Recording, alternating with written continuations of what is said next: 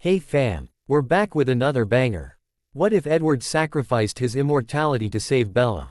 So before we start, if you are craving adult mature content joy, and my Patreon now, link are in the description box. Alright, enough talk, let's fire it up. Alice. I whined when my 12-year-old body was brutally slammed into the side of the yellow Porsche W. Hence she sharply turned on the long winding road. I picked up my glasses that fell to the floor and put them back on. I couldn't believe I got dragged into this, but it's not like I could just let Belle walk out of the house with Alice and head to Volterra, where the vampire kings lived, to save Edward's life.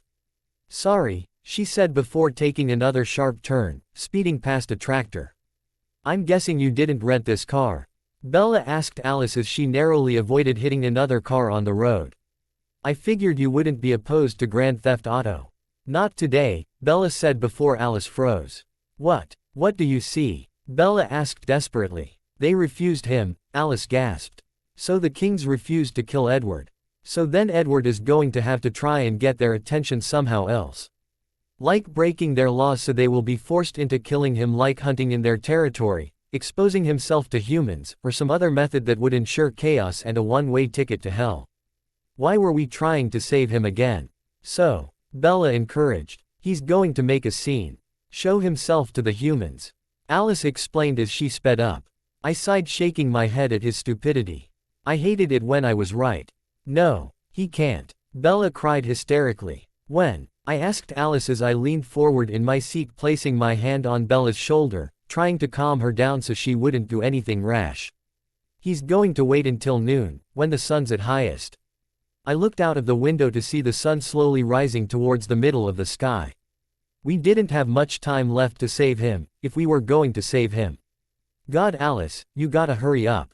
Bella complained. Past that tower, she pointed to a tall clock tower that was dead center in the middle of Volterra.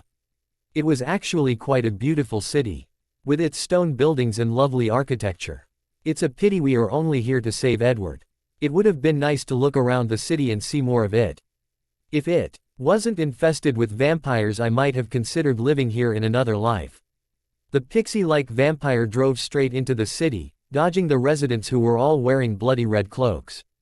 I winced when she became particularly close to hitting a few of them. Alice beeped her horn as we came across a large crowd of people all bunched up together, blocking the way through. Why were they all wearing red cloaks? Was it some kind of festival? Why are they all in red? Bella asked Alice and she gripped her hair tightly. Street Marcus Day Festival. I had read about that a while ago. It was the day when Street Marcus supposedly drove out all the vampires from the city, leaving Volterra to be the safest place from vampire attacks. But the vampires never really left. I guess the kings made that up so the people would have nothing to fear while living there. Well, technically that is true, since one of their laws is no one hunts in Volterra or they will immediately be dismembered and set afire. When we were on the flight heading to Italy, Alice explained most of the vampire laws to me. They're commemorating the expulsion of vampires from the city. It's the perfect setting. The Volturi will never let him get far enough to reveal himself, Alice told us as she rounded another corner, climbing higher and higher up the hill which the town resided on. 5 minutes. Bella started gasping for breath as she saw the time on the dashboard. I know. Bella just breathed. Before we could get closer to the clock tower, a policeman stepped in our way, demanding us to stop. Bella threw herself out of the car before turning back to Alice. Alice. Bella, you're the only one he can't see coming.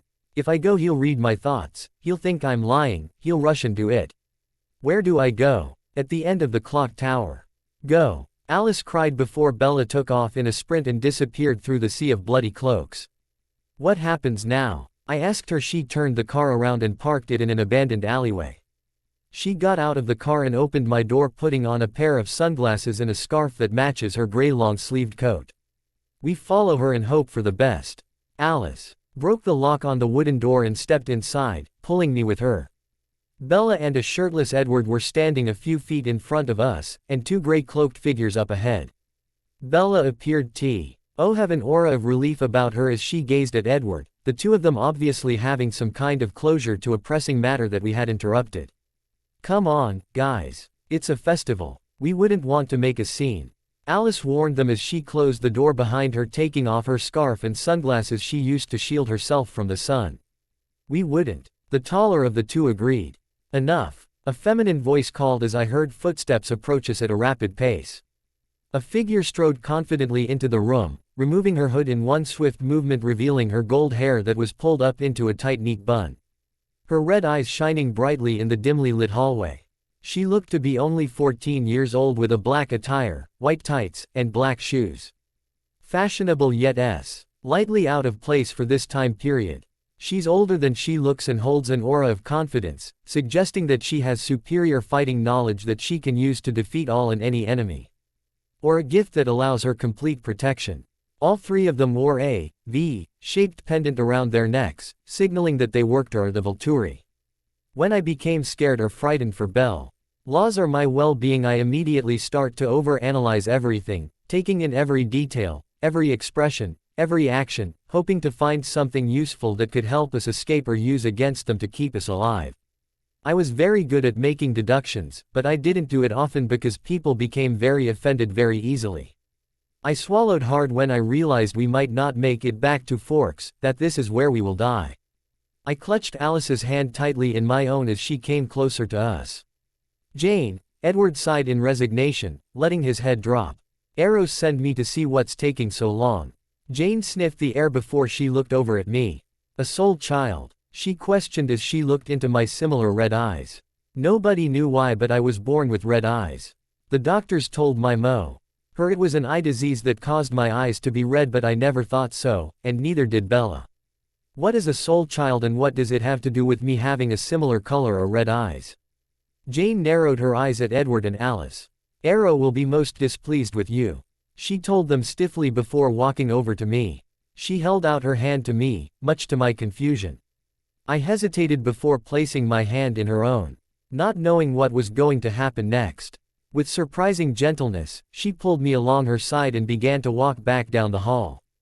Just do as she says. I heard Alice whisper to someone, most likely Bella. I heard them follow us as Jane pulled me along. At the corner of my eye I saw the big burly Emmett-like vampire hand Edward a bloody red cloak to cover up the fact that he was shirtless. Why was he shirtless in the first place? He was probably going to get himself killed by revealing his abnormal skin to the humans. That makes sense considering it's Edward we're talking about, and he likes to be as dramatic as Bella. Jane led us down a hallway to a set of stone stairs before we came across an elevator. Don't be scared, I heard Edward murmur to Bella. Easy said than done, I thought bitterly as I fought the urge to wince as the air became colder and colder the lower we traveled.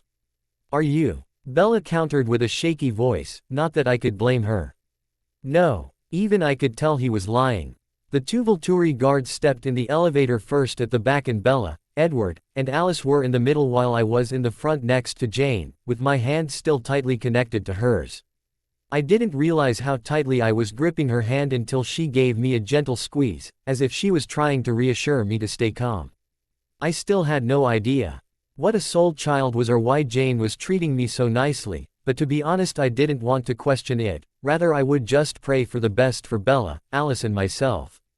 Edward could go to hell or all I cared for after what he had done to my poor big sister. I have never seen her so broken and empty before. All the nights Charlie and I would wake up from Bella screaming in her sleep, or when I held her while she broke down multiple times, or when she would just stare into space for hours on end not saying or doing anything. If we manage to get out of this alive, I pray that Bella has RNED her lesson and will kick Edward to the curb and find someone who will love and appreciate her and not leave her broken in the middle of a forest.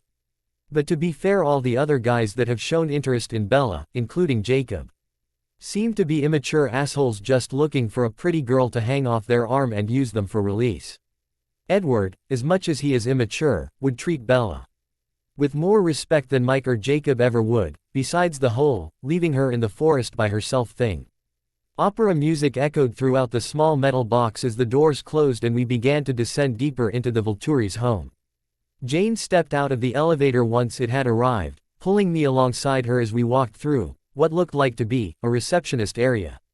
A pretty brunette behind a desk that held white lilies and a simple lamp greeted us in Italian. As we walked past her, Thanks to my glasses I could see the faint pink in her golden cheeks despite the makeup she had applied and the grace of a human as she sat back down. I could see her chest moving up and down at a normal rate, suggesting that she either didn't know what they were or knew and was at ease with it. I opted for the former, thinking no one sane could possibly know their secret and still be this calm. Or she's just plain insane. I absent-mindedly noted that this room had an instant calming effect for Bella but made Alice and Edward tense up. It was obviously made to have a comforting aura to relax humans, but I didn't know for what purpose. Is she human? I faintly heard Bella ask. Yes. EDW. Ard whispered back, a coldness in his voice suggesting it was what I hoped it wouldn't be. Does she know? Yes. Then why would she wants to be? Bella trailed off when she realized that the woman wanted to become one of them. And so she will be. The smaller Volturi guard said to Bella. Why on earth would a human willing become a vampire? Why isn't she screaming in terror? Do the Volturi have some kind of power to keep her calm and manipulate her into thinking she wanted to become like them? Maybe they had something on her. It's not like I could help her in any way, shape or form. As far as any of us know, we're heading toward our deaths. And if she was here willingly, then I would have no remorse for the woman if she turned out to be dessert instead of turned. Or dessert. Jane finished, smirking to herself darkly. I glanced back at her again. There wasn't anything that stuck out as valuable. She's pretty, I'll give her that, but other than that she doesn't look like the type of person that would be an asset to them. More like a hindrance if I'm being honest.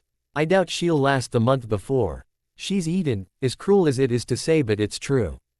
Besides, if she was valuable they would have changed her already. I had so many unanswered questions and hypotheses that I started to get a headache. I reached up and took off my glasses for a second, letting Jane lead me as my vision blurred. I rubbed my eyes before putting my black-framed glasses back on, sighing internally as the headache passed. We walked down a dimly lit hallway before we came across a set of double doors made of dark wood. Jane let go of my hand and used both of hers to push the doors open to reveal a massive marble room with 8 vampires residing in, not counting Alice, Edward, Jane and the 2 guards that followed us in. She reached back and grabbed my hand, tugging me forward into the room while I observed our surroundings. 2 vampires were guarding the door as we came through and 2 more on the left-hand side of the room, guarding another door that leads somewhere else. The room was shaped as a giant dome, the roof more than 30 feet above us that slowly caved upwards, with the smallest windows directly above, allowing the light to shine through. There were brilliantly carved marble pillars that littered the edges of the room with painted back rectangular shapes decorating the wall higher up. The room was very well designed and very well kept, but it had an aura of age, suggesting that it was older than it looked. There was also a large hallway behind the king's throne that led off somewhere. There were Italian words written in the marble on the walls and a drain at the bottom of the floor. I noticed the room seemed to slowly decline downwards towards the drain. If I didn't know any better, I would have assumed it was used as an escapeway through the sewers, but as I gazed around the room, they seemed rather protected and I doubt that any enemy could make it this far without dying, and even if they did I have the impression that Jane would be able to take them out, considering the 2 vampire guards that followed us wore simple silver pendants while Jane wore a golden pendant with gems and elegant swirls surrounding the V, suggesting that she is higher up on the guard, very important, and for a good purpose. Therefore that isn't an escape route, but a drain. A drain for all the unused blood that wasn't consumed. This was their feeding room and they were expecting their meal to arrive at any moment. Directly ahead of us were 3 thrones, no more than a foot apart, decorated in gold and the finest wood, where the assumed vampire kings sat in all their undead glory. The king on my right-hand side had pale blonde hair that flowed neatly all the way to his shoulders. He had a permanent scowl on his face as he looked us over, but there was a flash of surprise I caught when he looked into my eyes. He was probably the most ruthless, judging by his expression and posture. He had little care for humans as he looked at Bella with disgust and disinterest, obviously not seeing what the whole fuss was about her, and would most likely push for all of us to be executed and be done with. He had a medium build with pale skin and milky red eyes, and appeared to be taller than the black-haired vampire that sat in the middle but shorter than the vampire to my left. No more than 6'1", I would guess. He was a sadist and enjoyed other people's pain and had a very focused mindset and would get the job done no matter what the cost. He was wearing a black cloak with a red scarf that was wrapped tightly around his neck. In the middle was a black-haired vampire that had his hair fall a little ways past his shoulders. He had a small section of his tied to the back of his head, letting himself have clear view of us. He looked very calculating and manipulative, but had the curiosity of a child. His mindset was always changing, judging by the look in his milky eyes as he looked at all of us. He looked most joyed as he looked into my eyes. He stood up, showing his medium build, and appeared to be the shortest of the three of them, standing at 5 feet 11.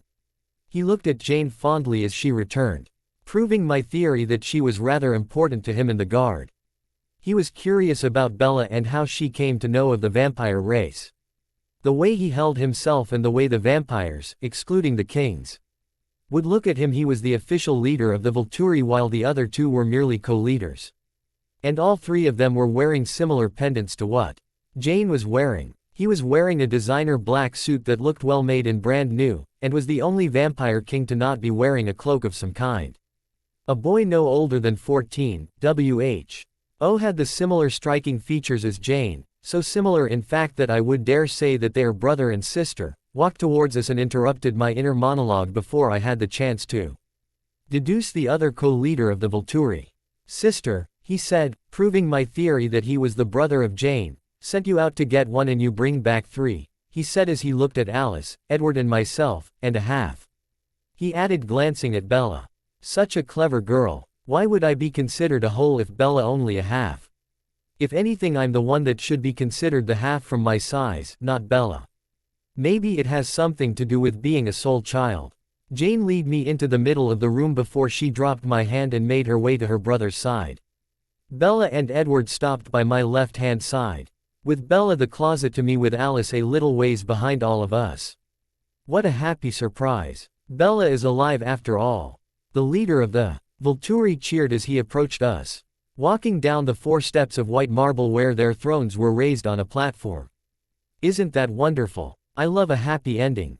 They are so rare, he murmured as he approached Edward and took the hand that connected him and Bella and cradled it in his own. Bella let out a small sound and opened her mouth to object. I reached over and tugged her right hand, holding her in place. His eyes glazed over and he bowed his head slightly over Edward's hand, suggesting that he had some sort of gift that allowed him to gain access to someone's thoughts, memories, or feelings through touch. La tua cantante. Her blood appeals to you so much, it makes me thirsty. How can you stand to be so close to her? He asked Edward, as he looked at Bella like she was some sort of snack. And I suppose she was. Well, we both were. We were at the mercy of the kings and, by my observations, I highly doubted we would live past this. It's not without difficulty, Edward replied stiffly. Yes, I can see that. He laughed as he focused on Edward's hand. Arrow can read every thought I ever had. With one touch. Edward explained to me and Bella, and now you know everything. So, get on with it. Edward spat while I shook my head at his idiocy. Because Edward was changed when he was 17, he seemed to have kept the immature, impatient, and childish side to him. It was very unwise to anger someone who could order his guard to kill us in a matter of seconds. Sometimes I think Edward has less self-preservation than Bella does. And she ran off to meet a serial killer vampire on her own in hopes to save her mother who hadn't even been kidnapped in the first place. You're quite soul reader yourself, Edward. Though, you can't read Bella's thoughts. Fascinating. He cheered, dropping Edward's hand as he turned his gaze to my sister. I would love to see if you are an exception to my gifts, as well. Would you do me the honor? Arrow asked as he extended his hand, palm up, waiting for her to decide. Not like she has a choice in the matter anyway. I nudged her forward, sending her a look to just get it over with already. I highly doubted Arrow would be able to read Bella's thoughts considering Edward couldn't read her. So her mind should still be protected from Arrow's because of similarities of their gifts. Bella raised her hand and hesitantly placed it in his, flinching when he grabbed her hand and pulled her closer to him. He bowed his head over their hands and concentrated. He looked up after a half a minute of silence. Interesting. I see nothing, he murmured, disappointingly dropping Bella's hand. Before his gaze turned to me, he slowly walked over to me before crouching in front of my 12-year-old self. I wonder if you possess the same ability as your older sister. Mia. Kara, he crooned to me, holding out his hand, still crouched down to my level. Will you let me see? I swallowed nervously before reaching up and grasping his hand, not trying to prolong the inevitable. Every thought, every emotion, every memory was laid bare for him to see. I knew Arrow's gift would work on me before he had even asked me, because Edward's does. My mind isn't shielded, like Bella's, because if it was Edward wouldn't be able to read my thoughts. Unlike what he did with Bella, he gently cradled my hands in his own and stared into my eyes as my whole life flashed before him. I absent-mindedly wondered, if vampires have photographic memories, does that mean Arrow remembers every memory of every man, woman or vampire he has ever touched? It must be hell to have so many thoughts, feelings, and memories that aren't even his, all crammed away inside his head. I felt a brief flash of sympathy for him. It must be hell to be constantly bombarded with their memories every time he touches someone. He blinked, shock passing through his eyes. Why was he shocked? Oh no, what did I say, or think even? Did I do, or think something to offend him? I tried to control my thoughts and not panic. The last thing I needed was to have my blood start rushing in a room filled to the brim with vampires. Nothing gets by you, does it, Mia Kara? Arrow cooed as he raised one of his hands and gently tugged on a lock of my brown hair, twirling it around his index finger. I surprised myself by not flinching. In actual fact, it felt quite pleasant. He looked up at Edward with a cold look on his face. I'm very disappointed in your father, Edward. I thought Carlisle, of all people, would know how precious a soul child is. And to leave her alone, unprotected, where anything could have happened to her. He sighed, before pressing a kiss to the back of my hand and straightening up from his crouch, letting go of the piece of hair he had wrapped around his finger. Arrow turned his attention back to Bella. I wonder if, let's see if she is immune to all our powers. Shall we, Jane? No. Edward snarled before lunging for the small blonde girl. Pain, Jane whispered before Edward dropped on the floor in a dead heap. His face contorted into agony. Alice immediately dropped to his side, trying to help him. Bella tried to go to his side, but Jane's brother stopped her by grabbing her wrist. I now know why she is so important to them. To be able to incapacitate someone with large amounts of pain will be very useful. She definitely earned that golden pendant. I wondered if she could incapacitate more than one person at a time, or if it was only limited to one person. This was what her gift was. What could her brother's possibly be? Stop. Stop. Please. Stop. Stop. Just stop hurting him, please. Please. Bella cried as Edward continued to writhe around in pain. Jane, Arrow asked, breaking her concentration. Master. Jane stopped her attack on Edward, while Bella let out a sigh of relief. Go ahead, my dear. Arrow nodded to her. This may hurt just a little. Jane smirked as she looked at Bella, but nothing happened. Jane's smirk slowly slid off her face as she realized it wasn't working. So her gift must just be an illusion of pain, something that has to do with the mind. So Bella was safe from Jane's attack, just like she was protected from Arrow's and Edward's gift, but Alice, Edward and I were completely vulnerable, as she just demonstrated. Jane took a step forward, her face contorted in anger just before Arrow let out a strange laugh, clapping his hands together in excitement, stopping her in her tracks. Remarkable. Arrow gasped, clasping his hands together. She confounds us all. So, what we do with you now? He questioned, cocking his head to the side, like a small child would. You already know what you're going to do, Arrow. My whole body physically jerked at the sound of his voice. My head whipped around, against my will, to find out who had spoken, only to meet the red eyes of the Vampire King on my far left.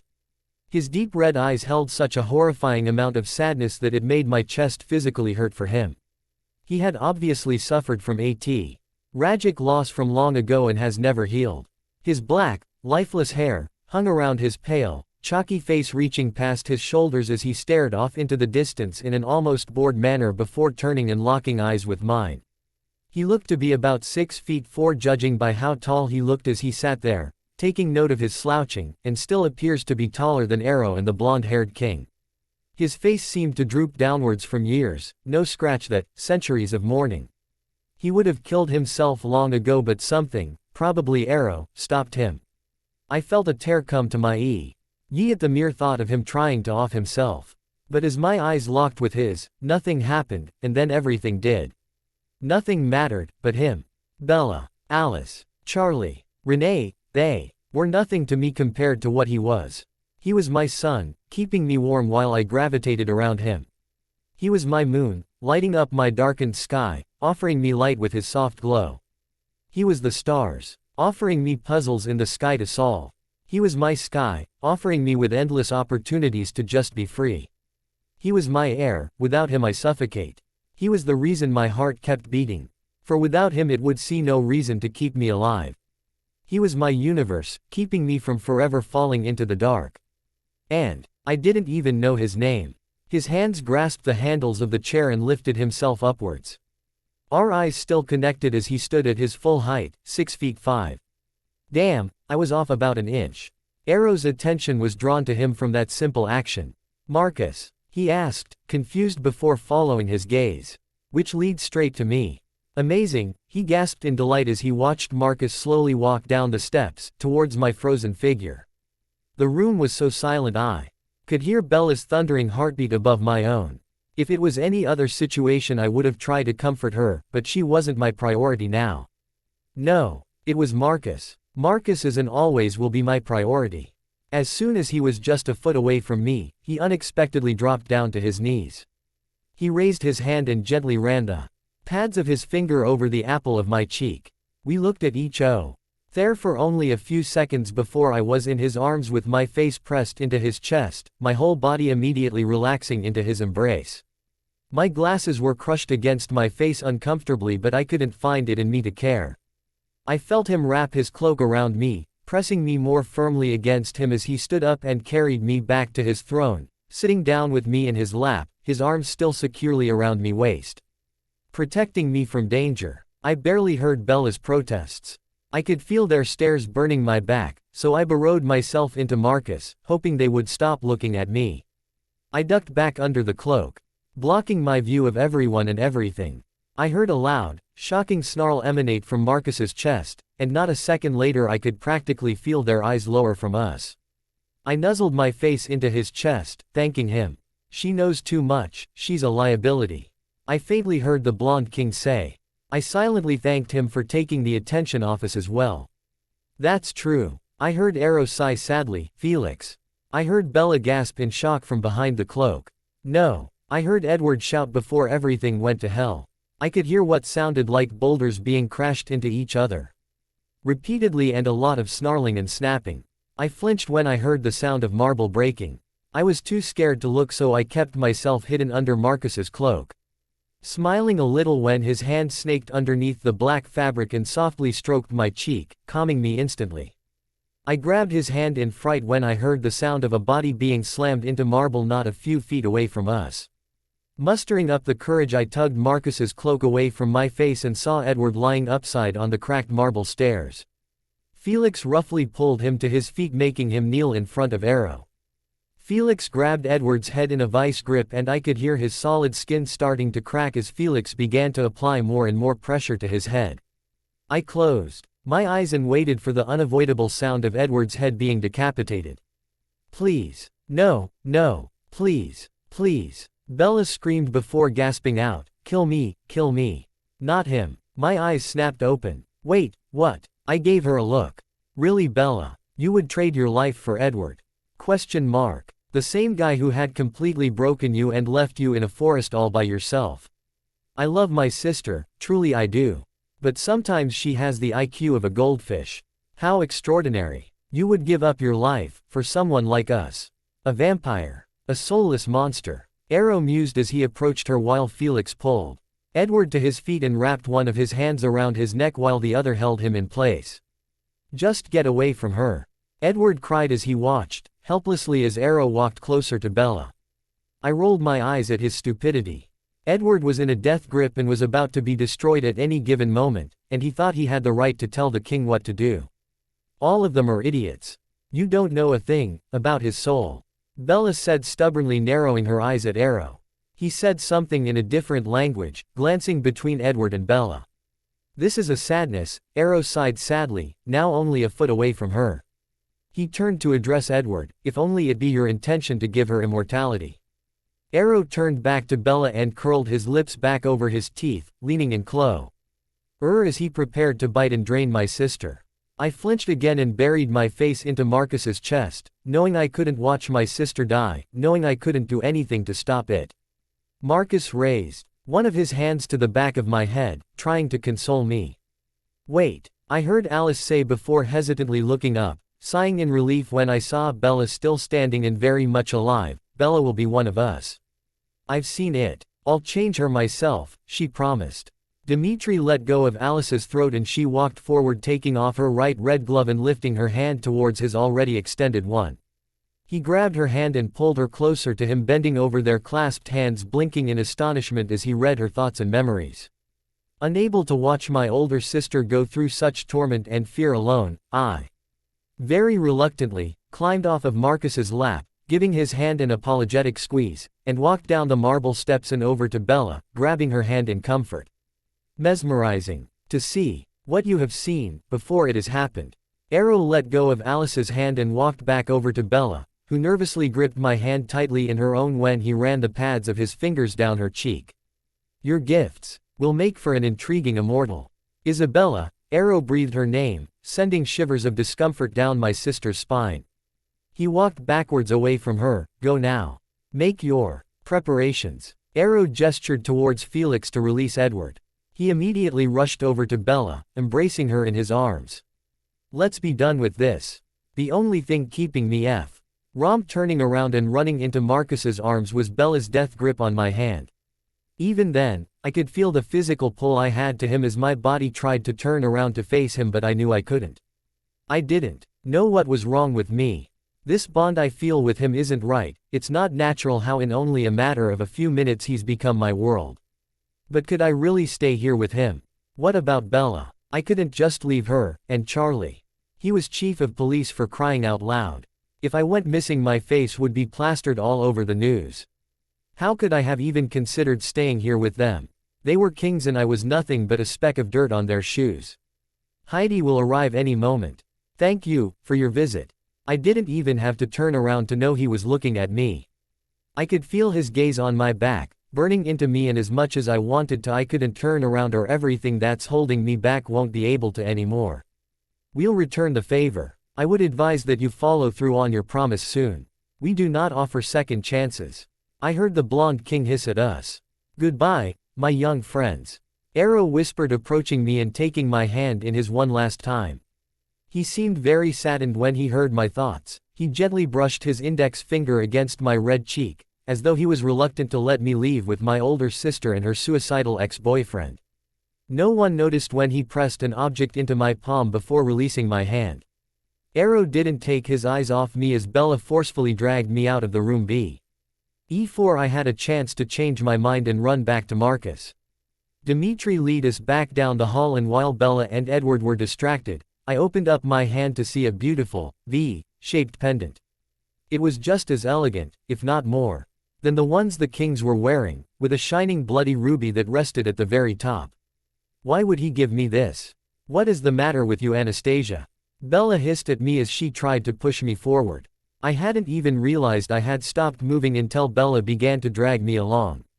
I quickly stuffed the magnificent pendant in my pocket in fear that she would take it away. I looked up when I heard the chatter and footsteps of humans approaching us. There was a stunningly beautiful vampire leading the group. Heidi. Her way of dressing screamed Fisher and bait. She attracted the humans to her and then reeled them in with false promises of a job with high pay, or a stunning vacation, but they all have one thing in common: they all end in their death. "How's the fishing party?" Dimitri purred at her as he leered at some of the humans. "Yes, they do look rather juicy," she winked at him. She reminded me of Rosalie, though they looked nothing alike. It was just that her beauty, too, was exceptional, unforgettable. I couldn't seem to look away. She was dressed to emphasize that beauty. Her amazingly long legs, darkened with tights, were exposed by the shortest of miniskirts. Her top was long-sleeved and high-necked but extremely close-fitting, and constructed of red vinyl. Her mahogany hair was lustrous, and her eyes were the strange saint shade of violet, a color that might result from blue-hinted contacts over red irises. "Save some for me," Dimitri hissed as she passed him. "This way, please." Stay together. Heidi turned and addr'd the crowd as she lead them through the door to the hungry vampire kings, but not before throwing me a curious look as she saw the color of my eyes. Men, women, and children. All of them completely different to one another but all going to die together, regretting their decision to come here with the false promises of luxury. They will share their blood, willingly or not, to keep the vampires satisfied. That was almost poetic of me. I feel so ashamed for not caring about their deaths. But they were just cattle to vampires. It was no different than a butcher leading the poor defenseless cows to the slaughterhouse so we could eat hamburgers. The long trail of all different kinds of humans entered to the feeding room, the doors swinging shut behind them. Then the screaming started. We entered the receptionist room again, sitting down at the couch farthest away from Gianna. She gave us a smile before turning her attention back to her desk. I could hear a strange ripping noise. It took me a minute to realize that sound was coming from Bella. She was hysterical. All those people, she cried as she clung to Edward. I barely paid her any mind as my mind wandered back to Marcus. Why did I leave him? What compelled me to go with Bella? Nothing. Absolutely nothing. I missed him. Out of the corner of my eye I saw Edward give me a strange glance. I ignored him. What gives him the right to judge me when he lead Bella and I into the devil's lair? Quite literally. He didn't get to judge me for wanting to be with Marcus. Screw him and screw morals. I wanted Marcus. I wanted to be with him. Even if he is slaughtering a bunch of innocent people, I don't care. I just want him. Why can't I be with him? I felt tears spring to my eyes at the thought of never going back to him. Of never seeing him again. I let my head fall back on the wall with a thump before I reached up and took off my glasses. My eyes drifted close and I fell asleep. My last thought was of Marcus. I wasn't going back to Forks. I was staying here. If I could, that is. My eye fluttered against my cheeks, as this annoying sound of grinding entered my ears. I cracked my eyes open to see. I was in an airplane. I sat up straight and looked out the window. I couldn't make out our location, we were flying too high off the ground. But one thing was for sure, I just left Marcus. I left him, after I promised I wouldn't. It's okay, Anna. Bella murmured to my right, we're nearly to Seattle. We're safe from them. I closed my mouth, knowing if I keep it open any longer I might just start screaming at Bella. I fell asleep and they took me away. They took me away from Marcus. Why would she do that? I felt the tears trail down cheeks. I don't know what to do now. Without him. Without my Marcus. What do I do? How do I fix this? I winced when I felt my chest tighten painfully. I was too far away from him. I started crying harder when my chest physically clenched in pain.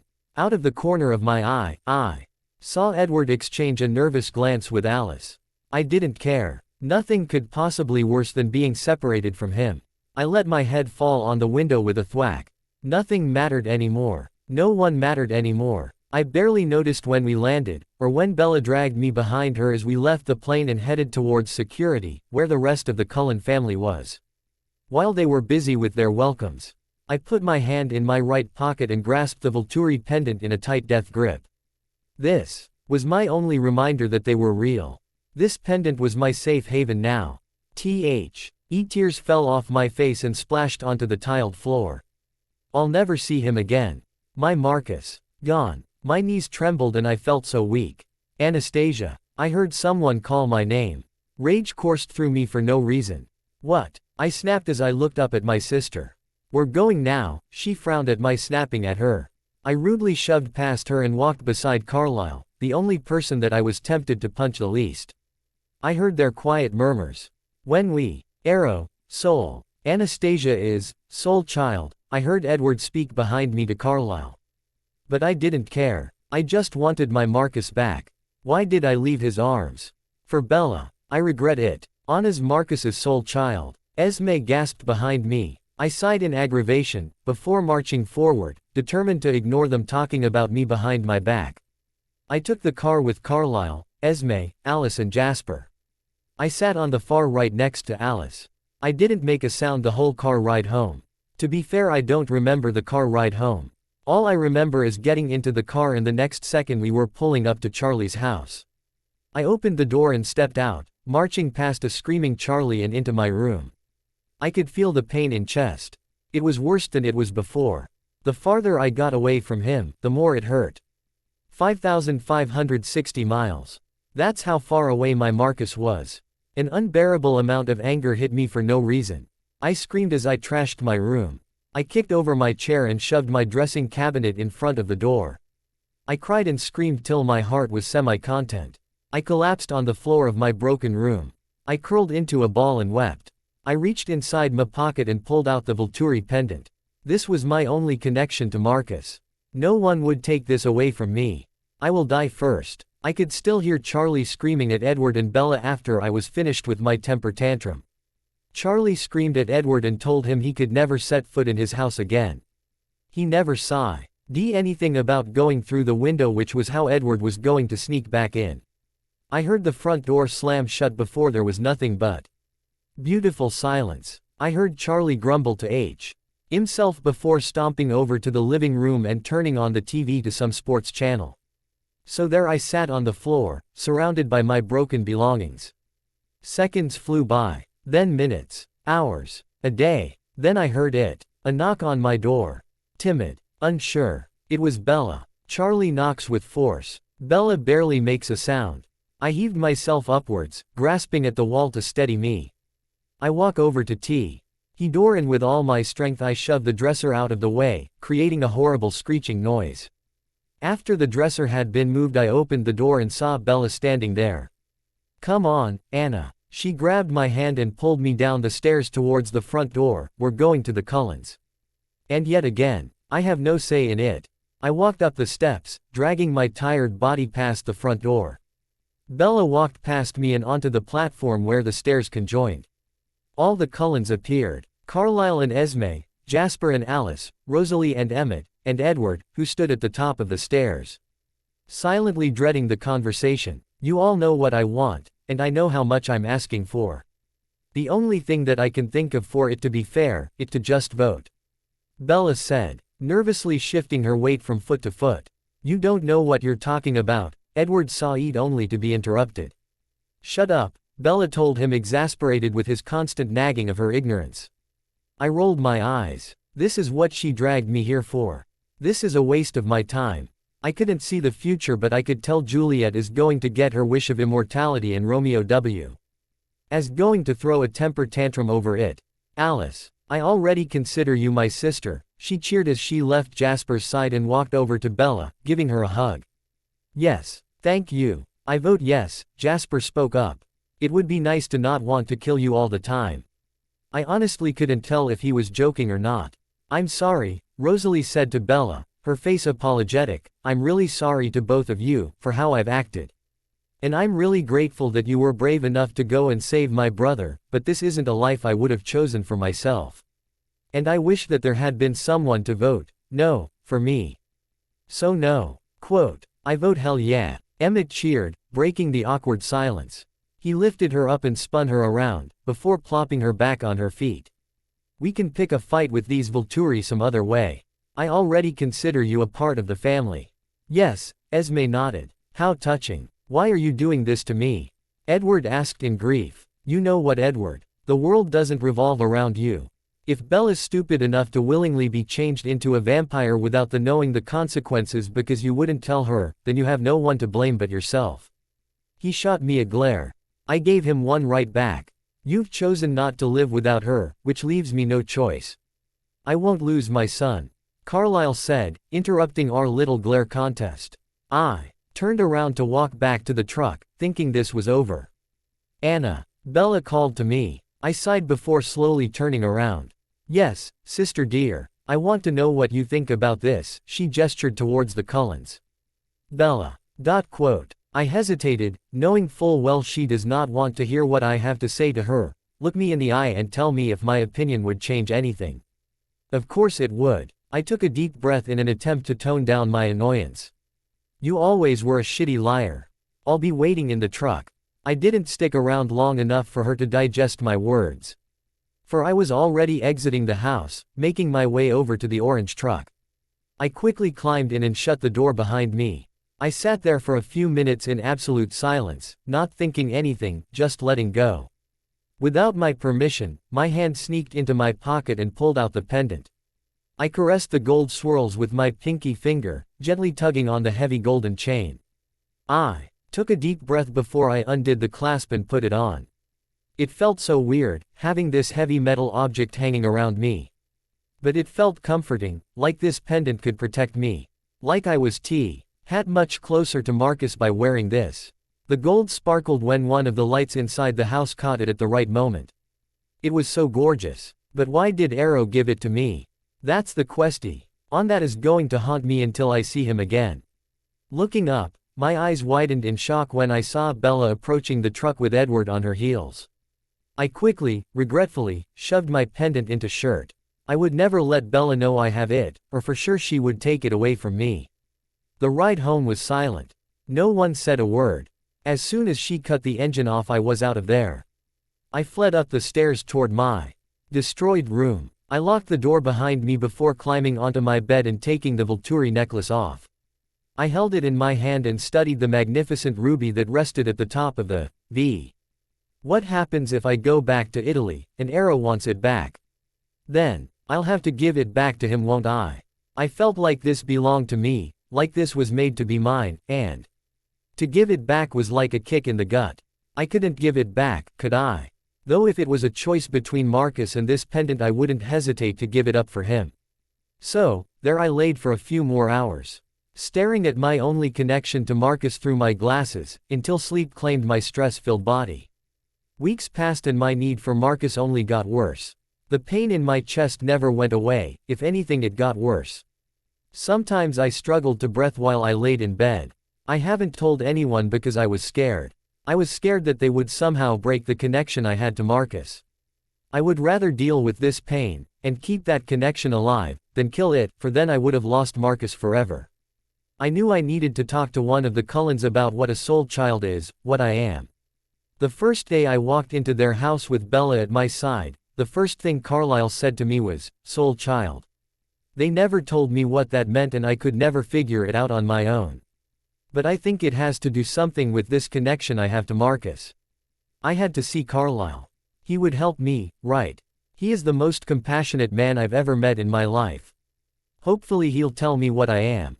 Hospitals. I hated them. I had enough visits to one of these places to last a lifetime thanks to Bella's clumsiness. I sneaked past the busy receptionist and made my way to the second floor, where Carlisle's office was located. I ignored the strange looks I got as I walked down the brightly lit, white hallway. Finally I found his office. Carlisle Cullen was written elegantly in the middle of the door.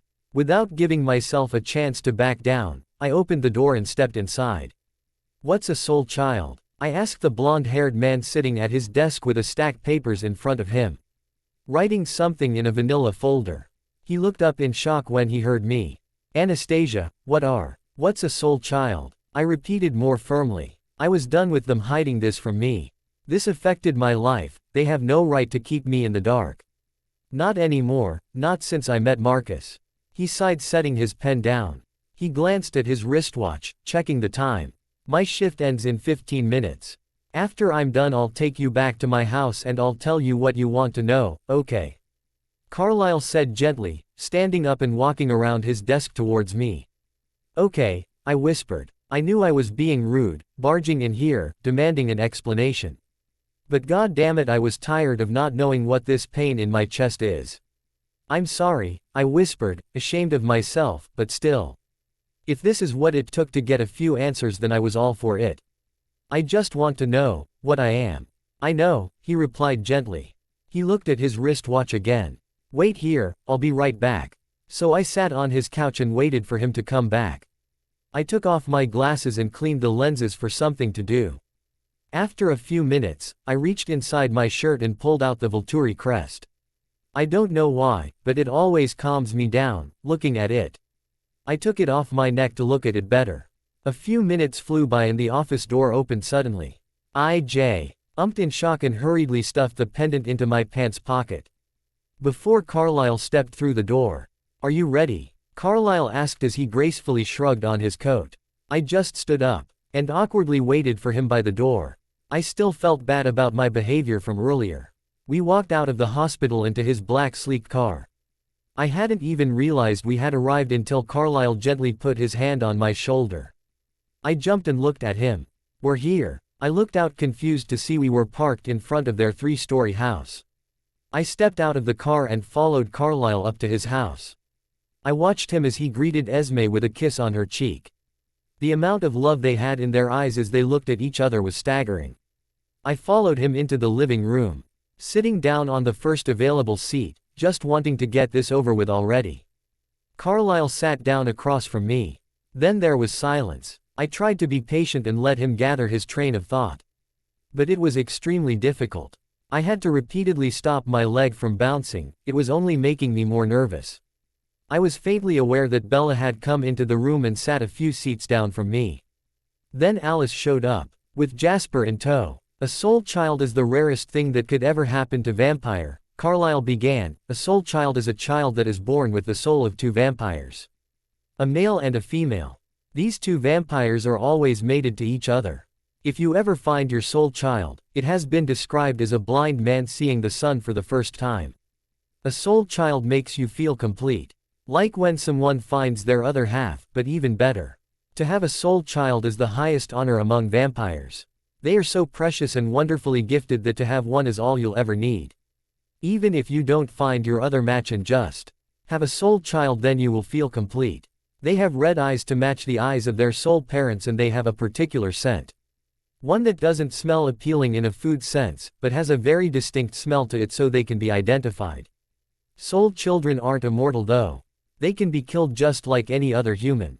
Before a soul child meets their soul parents, they can age just like any other human, but once the connection is formed, they stop aging.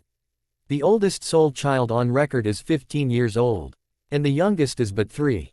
"So," Bella interrupted, trying to wrap her head around all this, "all you have to do is find a soul child and it's yours." Edward came into the room next, and sat down by Bella's side and started playing with her hair. He shook his head. "No. If you look into a soul child's eyes and you don't feel that connection, the unbreakable bond that forms, then you are not its soul parents. You cannot force the bond onto a soul child, nor can you break the bond of a soul child that has already found its soul parent. If you try to break the bond, hell will be unleashed."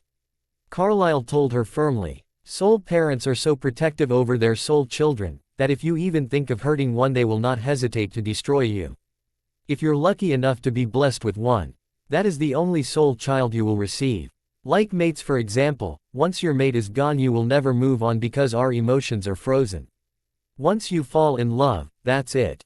So soul parents are not to be messed with, or they will kill you without remorse." I hesitated before saying, "Is that what happened to Marcus? He lost his mate." Rosalie and Emmett came in to the room and sat down on the loveseat. Carlyle sadly nodded. "He lost his mate millenniums ago and he has not healed since, but if he found his soul child," he looked directly into my eyes, as if he was trying to convey a message to me, "then it's highly possible he can be happy again." I felt my heart clench in sadness for Marcus. He's been like that for millenniums. "Does a soul child need both parents to survive?" Bella asked. I was annoyed that she kept interrupting, but I will admit she does have some good questions. "Not necessarily, no. A soul child can only have one parent their whole life. They will miss nothing. Because of their soul parent providing twice the love and affection to it, it would almost be like having 2 parents. But if the soul child met both of their par ents and one was to die, then it would take centuries of mourning to be able to be happy again. But if that vampire was already deceased, the soul child will not feel the pain of losing him or her. What happens if the soul parents are destroyed? What happens to the soul child?" Emmett asked him, glancing in my direction worriedly. "If the soul parents die, then the soul child's organs will slowly shut down. In a matter of days or maybe even hours, the soul child will cease to exist." "Can a soul parent live without their soul child?" I asked him. "If both of the parents are still alive and their soul child dies, then they can live on. But they will never be the same. They will never smile, or laugh. A piece of their soul was inside their child, and when the child was destroyed, that piece of their souls died. But, if the soul parent had already lost his or her mate and then found their soul child and it died as well, there is no coming back from that. They will go insane and rip apart the earth in a matter of hours unless someone destroys them first." Most of the time the Volturi are forced to intervene and take care of them. Are there still soul children with their soul parents today? Bella asked. Yes, there are some still alive somewhere in the world. Carlyle said vaguely. Why don't we see any then? Emmett asked his adoptive father. They're in hiding probably. Carlyle reasoned. They've probably traveled somewhere no one would think twice to look for them there so they can protect their soul child. They rarely if ever come out of their hiding holes. How many soul children are there? Rosalie asked from Emmett's side. It has only happened 11 times in our history. They are so rare and the Volturi are very protective of them. I was surprised that they let you come back here, Anna. So what? Bella asked, sounding appalled. They just take the soul children for themselves. No, Carlyle corrected gently, if they get wind of a soul child they'll have their guard search for him or her. And bring them back to the Volturi where they can be looked after and protected while they try and find the soul child's parents. Arrow values soul children more than anything and does everything in his power to make sure they are happy and protected in his care until their soul parents are found. Why does he take them away? Bella asked nervously as she shifted closer to me. Esme then made an appearance and sat down by Carlyle's side. Soul children are normally blessed with extraordinary powers so they can protect themselves until their soul parents find them. Some vampires want the power that a soul child has and will do anything to obtain it, even by force. So Arrow takes them with their permission. Bella scoffed at that, but Carlyle continued talking as if he hadn't been interrupted in the first place, back to the Volturi castle. He paused for a second. Actually, he didn't start taking the soul children and keeping them with him until there was an incident involving two soul children. Alec and Jane. My eyes widened. That's why they were so talented and why they had those golden pendants like mine. It all makes sense now. Bella shuddered beside, but I eagerly leaned forward waiting for him to explain what happened to Jane and Alec. Jane and Alec were born in England around 800 AD, and they were the children of an Anglo-Saxon woman and a Frankish soldier. Then Arrow came to visit them when he heard about their eye being red. He saw them happily playing with each other and how loved they were by their parents and decided to let them be. A mistake he still regrets till this day. Their talents had not taken a focused shape at that point, but bad things tended to happen to people who were unkind to the twins or their family. And good luck followed those who were friendly to them. Eventually, the superstitious locals found the twins too frightening to endure. They were accused as witches and condemned to be burned at the stake. Esme gasped in horror at the thought of two innocent little children being burned at the stake. But Arrow managed to arrive just in time to bite them, turning them to save their lives. The village was destroyed and everyone was killed. So on that day Arrow decided that he would take the soul children to Volterra where they will be looked after and cared for while the Volturi search for their parents. Wait, Emmett interrupted. So are Jane and Alec still soul children? Carlyle shook his head. No, they aren't. Once they were transformed they were just regular vampires now. He furrowed his golden brow. It's actually quite interesting since soul children are immune to their parents' venom but not foreign venom. So that's why Jane and Alec have their gifts, I said, causing everyone to look at me. I squirmed slightly, not liking being under the spotlight, and pushed my glasses up. I mean, with Jane's power, when she was being burned she was probably thinking of getting her revenge on the townsfolk. So her gift manifested into an illusion of pain. While Alec was probably thinking something like doing anything to get away from the burning pain, so that manifested into his power of cutting off senses. Carlyle looked thoughtful. I never thought about it that way, Anna. So what happens to a soul child if they're away from their soul parent? Esme asked him, clutching his arm and glancing between him and me nervously. I don't know. It's never happened before in our history, he said, glancing at me with the same nervous and worried expression. Why are they staring at me like that? So what does being a soul child mean for Anastasia? Bella asked in fear. Does this mean the Volturi are coming back here to collect her? And who's her soul parent? Marcus. Her whipped around and started at Edward. What do you mean, Marcus? Marcus is Anastasia's soul parent and Anastasia is Marcus's soul child, he told her gently. What? Bella gasped in horror before frantically shaking her head back and forth. No, that can't be right. So that's why Arrow gave me this, I murmured to myself as I pulled the Volturi pendant out of my pocket. It made sense. And I looked into Marcus's eyes. I felt something form between him and me, like we were connected to each other. I just didn't know how connected we were until now. What? Bella cried. When did he give you that? When we were leaving. I mumbled absent-mindedly as I stared at the pretty ruby. 1 minute it was there, and another it was gone, out of my hand. Bella snatched it from me and jumped up off the couch. What are you doing? I screamed at her as I jumped up and ran after her. This is bad, Anastasia. This is a sign that they'll be coming back for you. We have to get rid of it. I heard her holler from inside the garage. I ran towards the door and ripped it open just as Bella brought down a hammer into the beautiful pendant, my last connection to Marcus.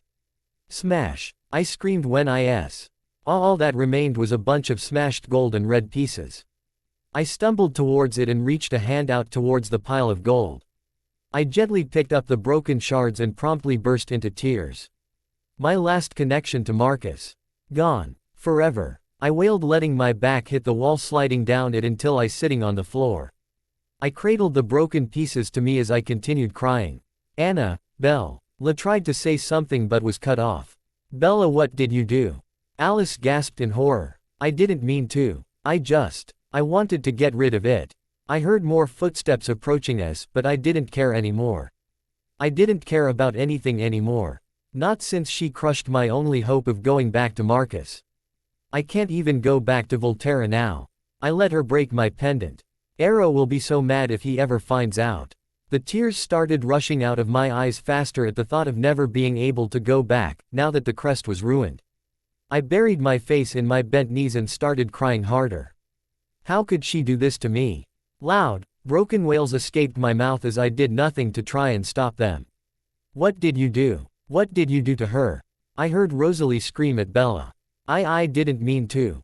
Get out of my garage, you little. Rosalie trailed off, too angry to continue. I felt a pair of arms wrap around me. They were too big to be feminine, but too small to be Emmett's, and Jasper wasn't the hugging type. And Edward was probably too busy defending Bella from Rosalie, so it only left one person. Carlisle. I buried my face into his chest and cried. The tears poured out of my eyes and onto his button-up shirt, but I couldn't find it in me to care. She broke it, I whimpered into his chest. I know she did, I know. I'm so sorry. I felt him pick me up and carry me out of the garage as Rosalie continued to scream at Bella. Why did she break it? I cried into his chest more as I clutched the pieces to my own chest as I felt us move upstairs. I felt Carlisle sigh as he unlocked a door and stepped inside, softly closing the door behind him. I don't know why. He gently laid me down on something soft and squishy. A mattress. I was in someone's bedroom. I felt him tuck the covers around me and gently take off my glasses. She broke my connection to him, I whimpered as I clutched the pieces to my chest impossibly tighter. He started stroking my hair back from my face. What connection did she break? I felt him pause. She broke my only connection to my Marcus. I didn't hear him respond, or maybe he did, but I was already gone, lost in my own head as sleep claimed me. I didn't want to wake up. I didn't want to face her. She broke it, she severed my connection, and I will never forgive her for that. My eyes opened, I stared into the dimly lit room. I grabbed my glasses of the bedside table and carelessly threw them on. The curtains were drawn over the windows, the sun shining high in the sky. I flexed my hands, they were very cramped from holding onto the pieces of the pendant all night long. I opened up my palm and saw what was left of it. The tears started trailing down my cheeks, slowly, one by one, until my vision was completely blocked by the salty water. My lower lip trembled as I tried putting the pieces back together, but to no avail, it was broken. It was shattered beyond belief, nothing could fix it now. No one or thing could fix my broken heart. With no reason to get up, I stayed in Carlisle and Esme's room for hours, silently crying to myself until I couldn't produce any more tears from lack of hydration. Until there was a knock at the door. Anastasia. I froze in dread. It was Bella. Anna, can I come in? Go away. I screamed at her and I scrambled off the bed. Anastasia, please. I just want to talk to you. The doorknob slowly started to turn. I dove into their closet and hid in one of Carlisle's big coats. I heard the door creak open before she entered the room. Anna, where are you? She Sked as I heard her footsteps circle round the room, before came the sound of rustling fabric. She was probably checking the bed. Anna, can you come out? She sighed, sounding exasperated with me. You're being childish. She cried as she searched the room harder. Look, I'm sorry I broke the necklace, but the Volturi are bad people. You can't go around wearing that in front of everybody.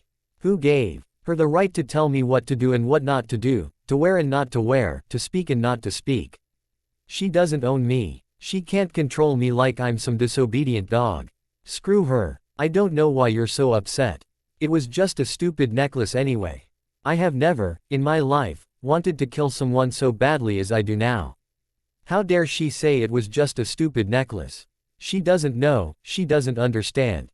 It wasn't just a stupid necklace, it was a representation of me going to Volterra, and when she broke it, she broke that hope. I have forgiven Bella for making a lot of stupid decisions. Running off to meet James, dragging me to a house full of vampires without a thought about our safety, and leaving me with the werewolves while she went off with Jacob, but I will never forgive her for this act of treason. For severing my ties to him. It was unforgettable, and it was most certainly unforgivable. Fine. Bella cried, giving up, be a child and hide from me. I don't care anymore. I heard her stomp away from the room, the door closing with a loud bang behind her. Look who's being childish now. Anna. I heard Carlisle call my name. I opened my eyes to see I was still in their closet. Using Carlisle's coat as a pillow for my head. I flushed in embarrassment. I must have fallen asleep here after Bella stomped away in one of her tantrums. I put my glasses back on and looked up to see Carlisle's form crouching in front of me. Sorry, I whispered, entangling myself from his coat. It's all right. Though I am curious as to why you thought taking a nap in our closet was such a good idea. He teased me before lifting me up off the floor and carried me back to his bed. I was hiding, I admitted. From who? He asked me as he settled me down on the bed. Bella. He sighed before sitting down next to me. Bella. He hesitated. She doesn't understand the bond between you and Marcus. She doesn't understand how much that pendant meant to you. To her it was a sign that the Volturi were coming back for you and were going to take you away. But I want to. I couldn't finish that sentence. You want to be taken away.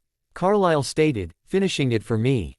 It's nothing to feel ashamed about, Anna. You want to be with your sole parent, and that's understandable to us, just not to Bella. Why couldn't she understand? Why couldn't she grasp that she wasn't the center of my universe anymore? Marcus meant everything to me, everything. I dug into my pocket, pulling out the shards. Can it be fixed? I asked in a small voice as I tried to hold back my tears. He gently took the shards out of my hand and studied them closely. After a few minutes of silence he sighed. The look in his eye said it all. It couldn't be fixed. I'm sorry, Anna, he whispered, gently patting my hand before standing up from the bed and walking out the door with the broken shards still in his hand. I laid down against the pillows and just existed. I couldn't be bothered to do anything else. Nothing was worth it anymore. The black Mercedes rolled to a stop in front of Charlie's house. I looked out the window to see the ugly, rusty truck was innocently sitting in the driveway. She was home. I curled my fingers around my newly restored pendant. Hours. That's how long it took Rosalie to try and fix it, but she did, and for that, I'll always be grateful to her. I think Rosalie almost hated Bella as much as I did, which made me respect her all the more. Besides Carlisle, she was my favorite Cullen, or Hale in her case. I stayed at their house for a few days. Esme called Charlie and told him Alice wanted me over for a slumber party or something like that. I didn't pay attention to the conversation, I was too busy crying over my loss before Rose fixed it. But I knew eventually I had to return, and I dreaded it with all my heart. I looked at Carlisle pleadingly. Couldn't I just stay in his room for the rest of my life? I'm fine with it, and Carlisle and Esme don't need a bed to sleep in anyway. I'm sorry, Anna, but you have to go back sometime, or Charlie will get suspicious, he told me, giving me a gently pat on the shoulder. I knew I was being selfish too. Towards his hospitality, and I knew he deserved better. I know. I muttered, but it doesn't mean I have to be happy about it, I grumbled as I opened the passenger door and climbing out. I gave him a small, half-hearted wave before he sped off towards the hospital. With every step towards the old house I could feel myself becoming more and more panicked. I nervously pushed my glasses up as grabbed the key from my pocket. Would she try and break my pendant again? I turned the lock, holding my breath as I prepared for the worst, only she wasn't there. I breathed a sigh of relief before printing up the same set of stairs my sister falls down on time and time again, and ran to my still broken bedroom. Slamming the door shut behind me, I immediately shoved my dresser in front of it, like last time, barricading the door so no one could come in and destroy my pendant. My precious, I thought to myself bitterly as I sank down on the floor with my back to the wall, my knees sharply bent. I reached up and took of my necklace, holding it in my hands as I marveled at its broken beauty. A tear fell from my eye and splashed onto the shiny gold. Never again would I let someone destroy this. Never again. Minutes turned into hours. Hours turned into days. Days turned into weeks. Weeks turned into months. But it was all the same to me. I couldn't function without him. It was almost anyhow now Bella was the one acting normal and I was the zombie. I still hadn't said 2 words to Bella and I never planned to again. She destroyed something of mine. She tried to take away Marcus from me. But I will not let her do it again. Seattle is in a state of terror. Police are baffled by the escalating murders and disappearances. Theories range from a vicious new gang to a wildly active serial killer. Reporting live. Don Chubai. CNN. Bella and Edward walked into the room, hand in hand. I pressed myself further in Carlisle's side as he grabbed the remote. It's getting worse. Carlisle switched off the TV. And pulled me into his lap, wrapping his arms around me. We're going to have to do something. It takes more than one of our kind to cause the damage they're reporting. Quite a few more. They're undisciplined, conspicuous. Jasper trailed off. It's newborns. Edward whispered. What, like new vampires? I rolled my eyes at Bella's stupidity. In their first few months after the change, Edward started. That's when we're at our most uncontrollable, vicious, insane with thirst. Jasper explained. I watched Bella cringe at the description. What did she think? She would just wake up a vampire with golden eyes and have as much restraint as Carlisle. Edward was right, she was only making the decision based on all the good things she heard about. But because Edward won't tell her any of the bad things, she is going to be in for quite the shock when she wakes up to her undead life. And you know what? It's all going to be your fault, Edward. He glared at me out of the corner of his eye. Something to look forward to. Emmett cheered, while Bella gave him a false smile in return. No one has trained these newborns, but this isn't random. Jasper told his adoptive father. Someone's creating an army. Carlisle frowned and held me impossibly tighter. Carlisle and I have grown very close since my pendant was broken. He did his best to help me when I couldn't function on my own. Whenever Bella dragged me here, I would always go to him. He was my safe haven along with my broken necklace. I would have probably given up without him. Oh, now we definitely going to Seattle. Emmett jumped off the couch onto his feet, shifting his weight in excitement at the prospect of a fight. An army of vampires. Jesus, try and keep up, Bella. And they've been created to fight someone. Jasper continued. We're the only clan even close to Seattle. Edward pulled Bella closer to him. Regardless of who or they were, if we don't put a stop to them, the Volturi will. I'm surprised they've let it go on this long. I buried my face into Carlisle's blue shirt, my heart crying painfully in my chest as the word, Volturi, bounced around. He pressed an apologetic kiss into my hair. Maybe they're behind it. In Italy, I read Arrow's mind. I winced when Edward saw Arrow's name. He wants me and Alice to join him. He knows we'd never choose him as long as our family is still alive. Well, an army could solve that for him. Jasper said dryly as he twitched in his seat, clearly uncomfortable of the fact that Arrow wanted Alice. To be quite honest, I did. Know why Arrow wanted Edward's power so bad. Arrow's was by far more superior to Edward's since he can read every thought at just one touch. Sure, it was a hassle to have to touch someone for their thoughts and he was vulnerable while doing so, but he had his whole guard to protect him from any and all threats, especially Jane. Even if he did add Edward to his guard, once it spreads to the others that they have a mind reader that can read your thoughts from a distance, they can simply not think about anything important. They can hide their thoughts from Edward, but they can't with Arrow. I understood Arrow wanting Alice. It would be a useful gift to have, to see the future, but I don't understand his wanting Edward's gift. Even if it was useful, his attitude and immaturity would just start killing the undead in a matter of seconds. I heard Edward's chest rumble in a growl as he glared at me. Edward, Carlyle sharply scolded him. Thank you, Edward, I said, as all eyes swiveled around to look at me. He looked at me confused. For what? For proving my point of how immature you are. I spat at him. It was no secret I wasn't fond of Edward or Bella. Emmett started laughing at Edward's dumbfounded expression on his face. Carlyle sighed before picking me up and carrying me out of the room before I could have another go at Edward. Carlyle placed me on his hip as he walked upstairs towards his office. He shut the door behind him and sat on the couch. Are you feeling okay, Anna? You only have a go at someone if you're feeling unwell. Carlyle placed his hand on my forehead and frowned. You are a little warm, he whispered in concern. He looked into my eyes for a moment before sighing and getting up off the soft leather couch he left the room for a few minutes before. He came with a blanket and a pillow. He sat down next to me and put the pillow in his lap. Try and get some sleep, Anna, okay? He whispered, tucking the blanket around me once I had laid down on the pillow, removing my glasses. I was feeling too sick to argue with him, not that I would have anyway. I trusted Carlyle. It was just the rest I had doubts about. Closing my eyes, I let myself drift off while Carlyle gently rubbed my back. They've already drawn too much attention, Dimitri said nervously as they gazed down at the newborns who were ripping apart humans left and right in an abandoned alleyway. So has R, in action. Others may begin to question the Volturi's effectiveness. Felix hissed as he gazed at the vampires with disgust. Let them, Jane said calmly. Felix turned around and walked a few paces behind them.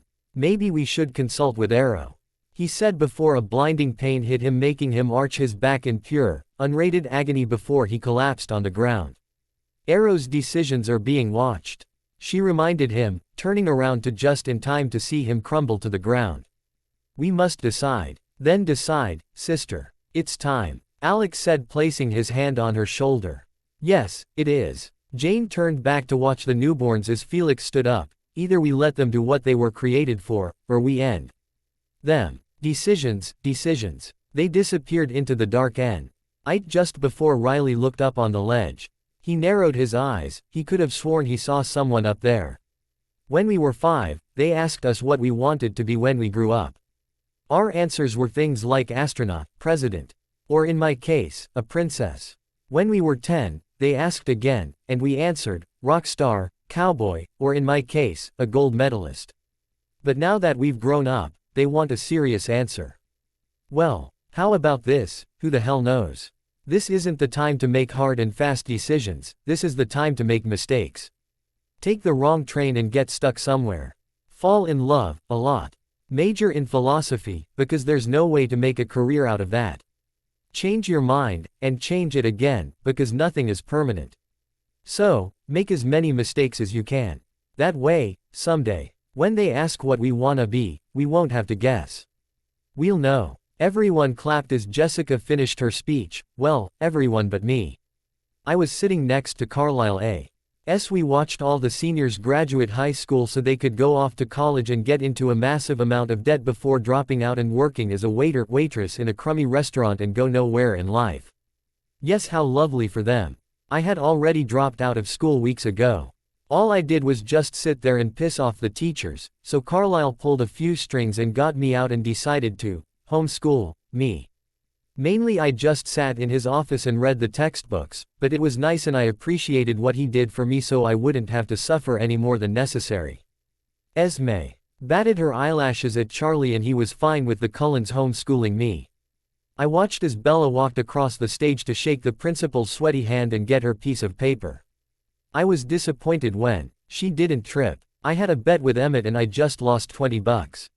I didn't pay any attention to the rest of the ceremony.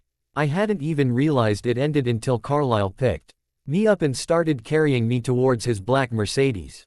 I buried my face in the crook of his neck, dreading what was in store when we stepped into the Cullen household. As soon as Carlyle carried me into the house, I knew my answer. This was going to be horrible. I flat out refused to leave Carlyle's side when the massive amount of people showed up. I clung to him as I started to get more claustrophobic the more the bodies kept piling in. When I started hyperventilating, he brought me to his office to calm me down. After that, he picked me up in his arms and just held me as he went back out to the party. My face was buried in his smooth cold neck as I heard the chatter of nonsense on my ears. My black dress, that Alice put me in, was swaying softly with every step he took. But before long, Jasper found us and told him Alice had another vision. "They'll be here in 4 days." Alice told us as I was still in Carlisle's arms, stood in a smaller room, with the part. Why right outside our door still in full swing. This could turn into a bloodbath. Carlisle said nervously, as he leaned against the wall with Bella on his right. "Who's behind it?" Edward asked Alice. "I didn't see anyone I recognize." "Maybe one. I know his face. He's local, Riley Beers." "He didn't start this," Edward denied. "Whoever did is staying out of the action." Alice rubbed her forehead in aggravation and leaned more into Jasper's side. "They must be playing with the blind spots in your vision," Carlisle concluded, rubbing my back. "Either way, the army is coming, and there aren't enough of us to protect the town." Jasper said. "I wondered why the Volturi haven't done anything about it. I mean, their number one law is to keep the existence of vampires a secret, and yet they let this happen. Or maybe it isn't them that's making the decision. Perhaps it's someone else, like a personal member of their guards, highly ranked and could be trusted. Jane maybe." "Hold up. What damn army?" Jacob demanded. I cringed in fright and pressed myself further into Carlisle's embrace. Jacob was just as immature, if not more so, than Edward, and his temper is even worse. I would rather die than trust him. "Newborns are kind," Carlisle told him, while he tried to calm me down as he felt my heart rate increase in fright. "What are they after?" Jacob pressed. "They were passing around Bella's scent," Alice whispered. "A red blouse. They're after Bella." "What the hell does this mean?" I flinched again and buried my face in my new home, Carlisle's neck. My black glasses pressed against my face uncomfortably, but I didn't care. If they say the wrong thing at the wrong time, then they are gonna have an angry mutt on their hands, and I did not want to stick around to see that. "It means an ugly fight. With lives lost," Carlisle said calmly, but his eyes were sad. No one hated fighting more than Carlisle because of his kind nature and soft heart. Jacob glanced between his wolf buddies he brought along for protection. They nodded at him in a silent agreement. "All right, we're in." "No." Surprise, surprise, it was Bella who protested.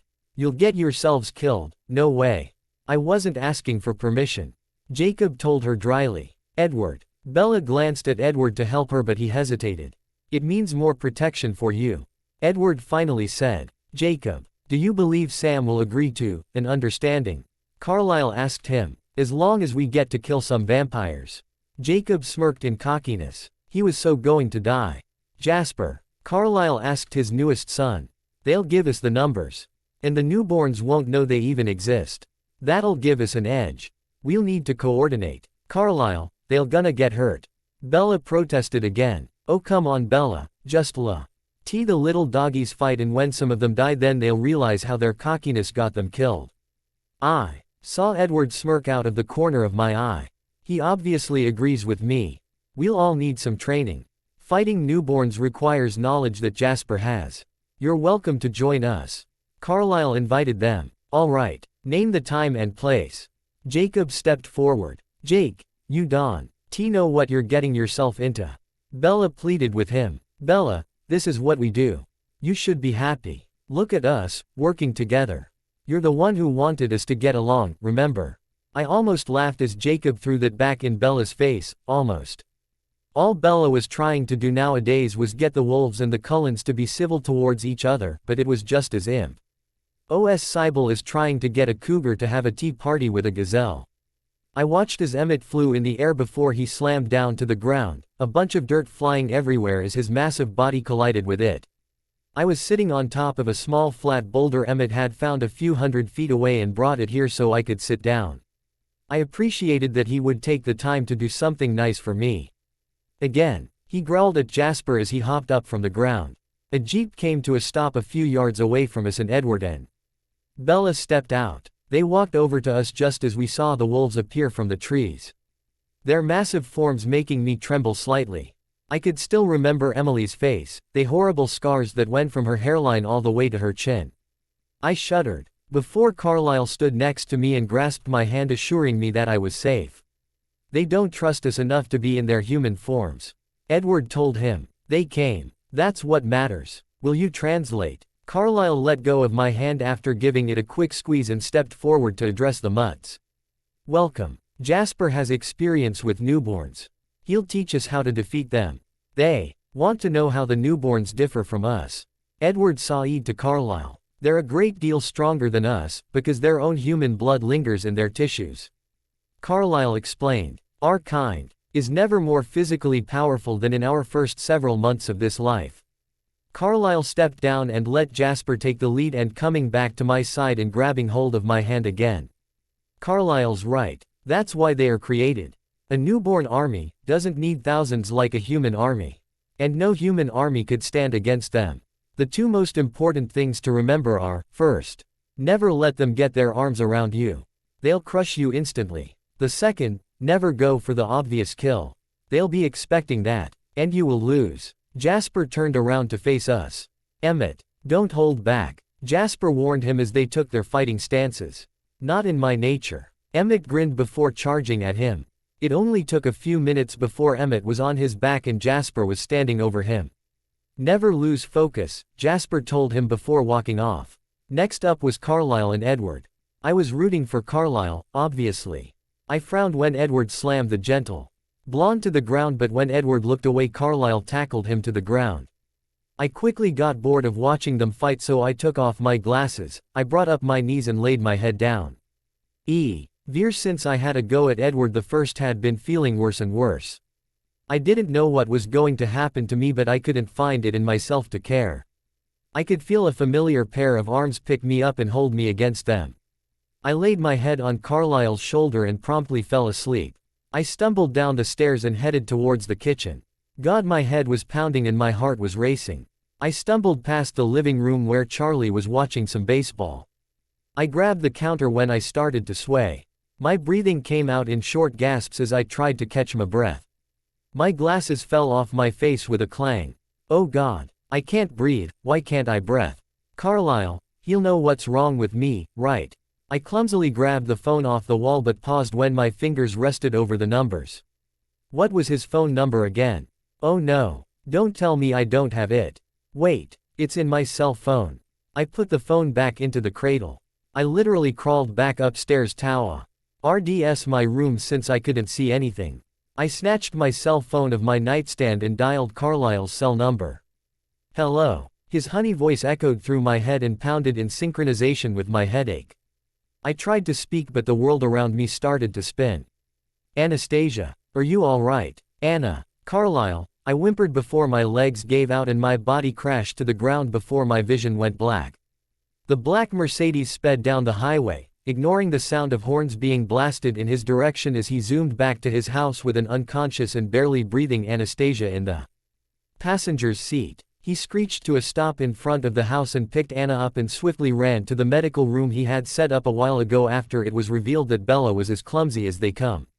He gently placed her limp form on the black gurney-type bed and brought out his stethoscope to listen to her heart.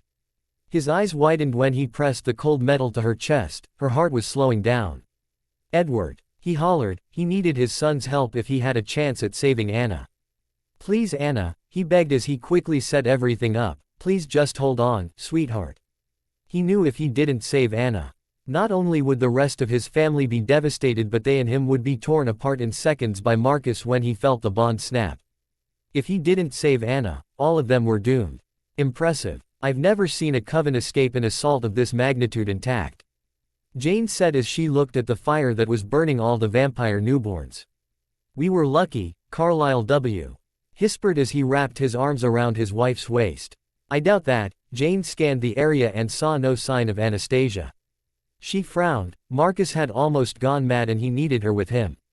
It appears we missed an entertaining fight, Alex said to his sister as he as well looked around the clearing and seeing the damages to the field. Yes, it's not often we're rendered unnecessary. She agreed, deciding to question them on Anastasia's whereabouts in a few minutes. And she would receive that information by any means necessary. If you'd arrived a half-hour ago you would have fulfilled your purpose, Edward sighed. A bitter note in his voice. Pity. You missed one. Jane looked behind them to see a red-eyed brown-haired newborn. We offered her asylum in exchange for her surrender, Carlyle admitted. Actually the only reason Carlyle didn't destroy her was because she reminded him of Anastasia. With her innocent appearance and chocolate brown hair, and white and fearful eyes, he couldn't bring himself to kill her or let her be killed. That wasn't yours to offer. Why did you come? Jane directed her question to the newborn. The newborn screams in pain as Jane used her gift of pain on her without mercy. Who created you? Jane asked again and upped her pain intake. The screaming became more shrill and higher pitched as the girl barely 16 years old writhed around on the ground. You don't need to do that. She'll tell you anything you want to know. Esme tried to stop Jane.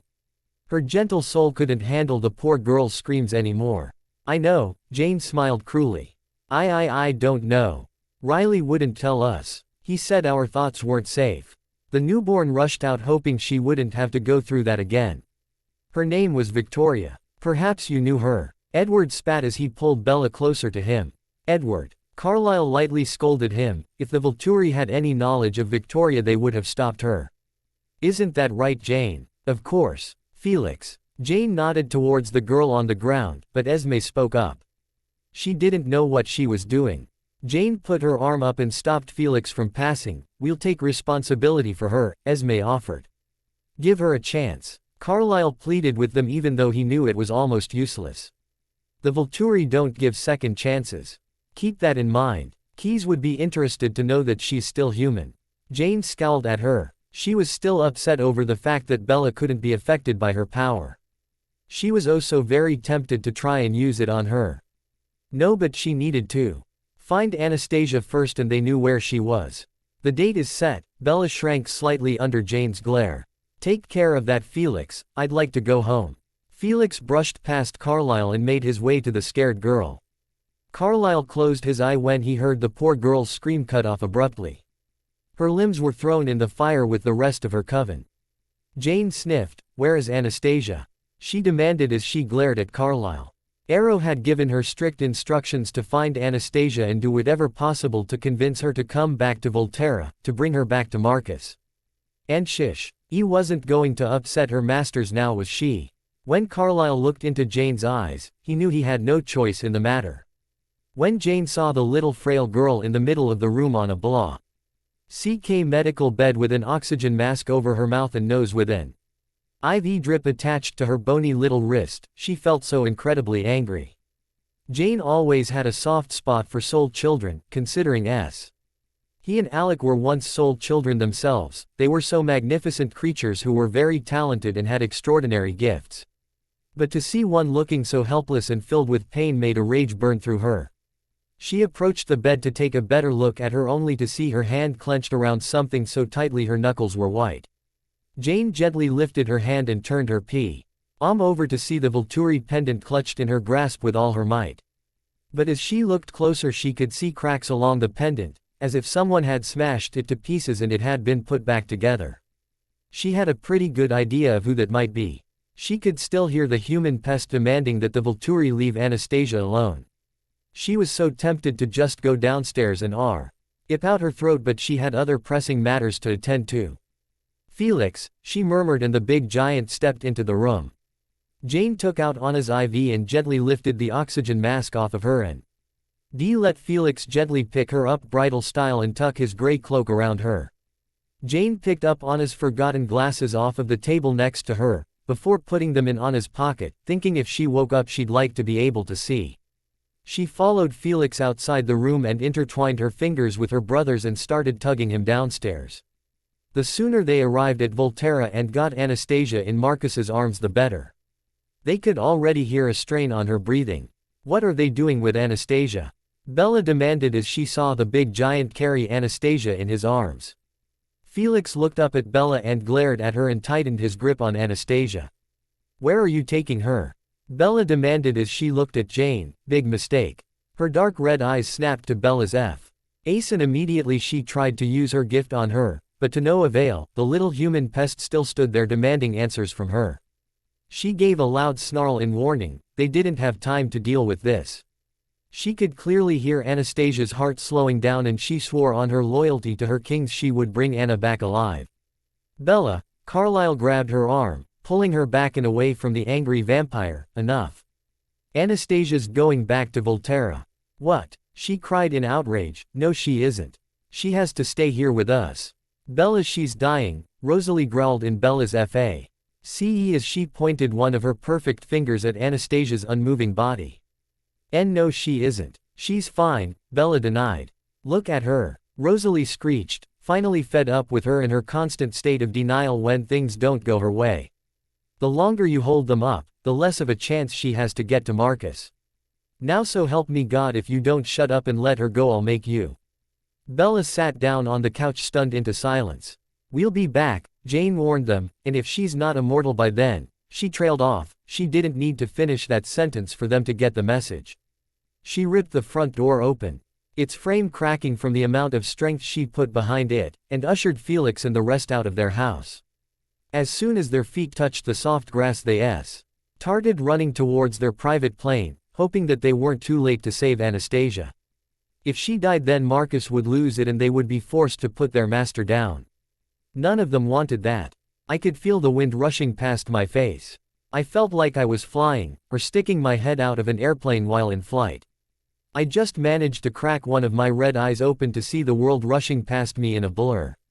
I could see a figure covered in gray running on my right side. I reached inside my pocket and pulled out my glasses, putting them on. It was Dimitri from Volterra. I looked to my left to see Alec and Jane running next to me. Wait, how was I running so fast? I looked up and almost did a double take. Felix was carrying me in his big burly arms and he was shielding me from most of the wind with his gray cloak. They were taking me back to Volterra, to Marcus. I could feel my throat close up in gratitude as I looked at them.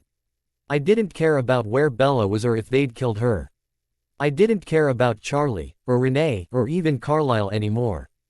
All I wanted was to be back into Marcus's arms. I wanted to reverse time back to that day and choose him instead of Bella. I will always regret that decision I made. Hopefully I can make it up to him later. I saw something silver and shiny hanging above my head. I looked up to see it was the silver crest of the Volturi. I looked down to see I still had mine clutched into my hand in a death grip. I felt a few tears escape my eyes as I looked at the broken pendant. It was so obvious it hadn't been taken care of properly. The once magnificent shiny ruby that sat on top of the crest now had cracks all through it.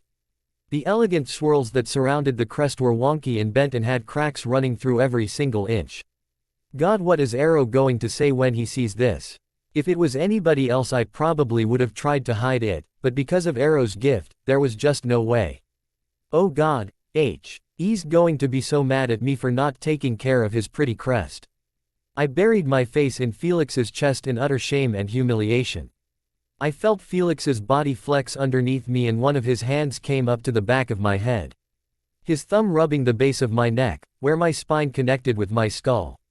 I appreciated the fact that he was trying to comfort me. After a few minutes I felt my eyelids getting heavier by the second. I struggled to stay awake for as long as I could, but it dragged me under. I put my glasses back in my pocket, knowing I was going to lose the battle. I let my head fall back into Felix's chest and let my eyes flutter close. I heard the sound of purring enter my subconsciousness as I woke up. With great effort I managed to open my eyes, only to see I was in a car. It was speeding past fields of green as it hurried towards its destination. I could see a blurry figure ahead of me, so I reached inside my pocket and pulled out my glasses. Felix was driving the car with Dimitri in the passenger's seat. I was sitting on the left side of the car with Jane sitting next to me in the middle and with Alec on the right. The twins were talking quietly amongst themselves until they realized I was awake. We'll be arriving in Volterra soon, Jane told me, and my eyes lit up.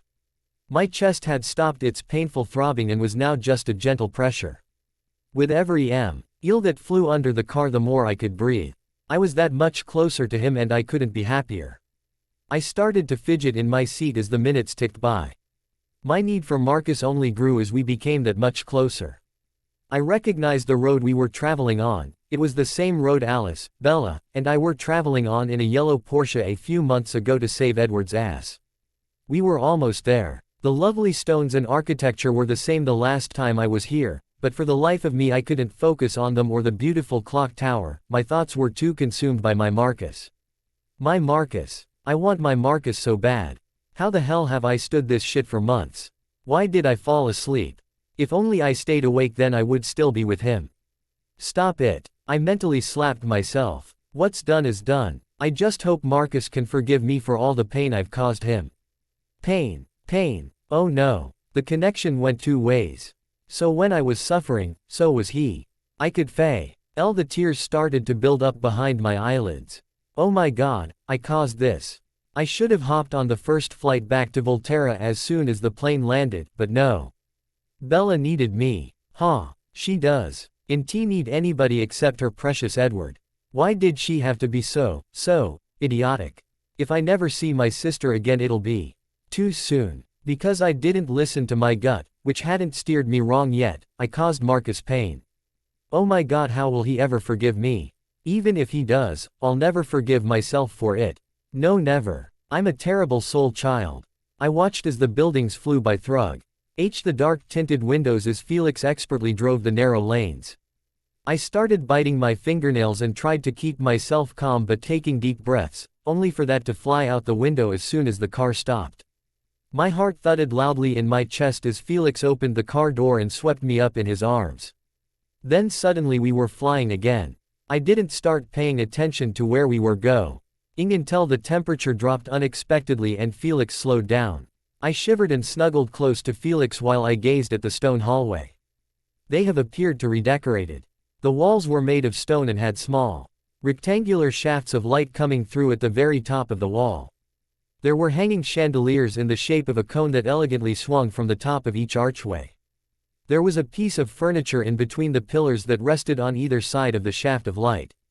I struggled in Felix's arms until he understood what I wanted and let me down, gently setting me on my feet. I started walking down the long hallway, barefoot, with Jane on my right side and Alec on my left. The name pounded away at my head, matching the sound of our footsteps along the path and down a few stone steps. Though we reached a set of black wooden doors with two knockers on the front with pretty carvings that swirled around its frame and entangled with each other. I didn't realize I had grabbed Jane's hand in a death grip until she gave me a reassuring squeeze. No matter how much I wanted to be here, I was still nervous about meeting Arrow again. I didn't want him to know about the pendant Bella smashed. I reached inside my pocket and pulled it out, wincing when I saw the cracks and imperfections. Jane tugged me forward when I stopped moving, giving me a small genuine smile. She seemed like the type that didn't smile very often, so I trusted her and let her guide me forward. I started shaking as she pushed both of the doors open with her right hand. And then we were inside the dome-shaped room. Arrow sighed to himself sadly as he heard Marcus destroy and demolish another room in their home. It has been a long 4 months for his poor brother, ever since his child left with Edward and Alice. They had redecorated the feeding room and hallways after Marcus thoroughly demolished them.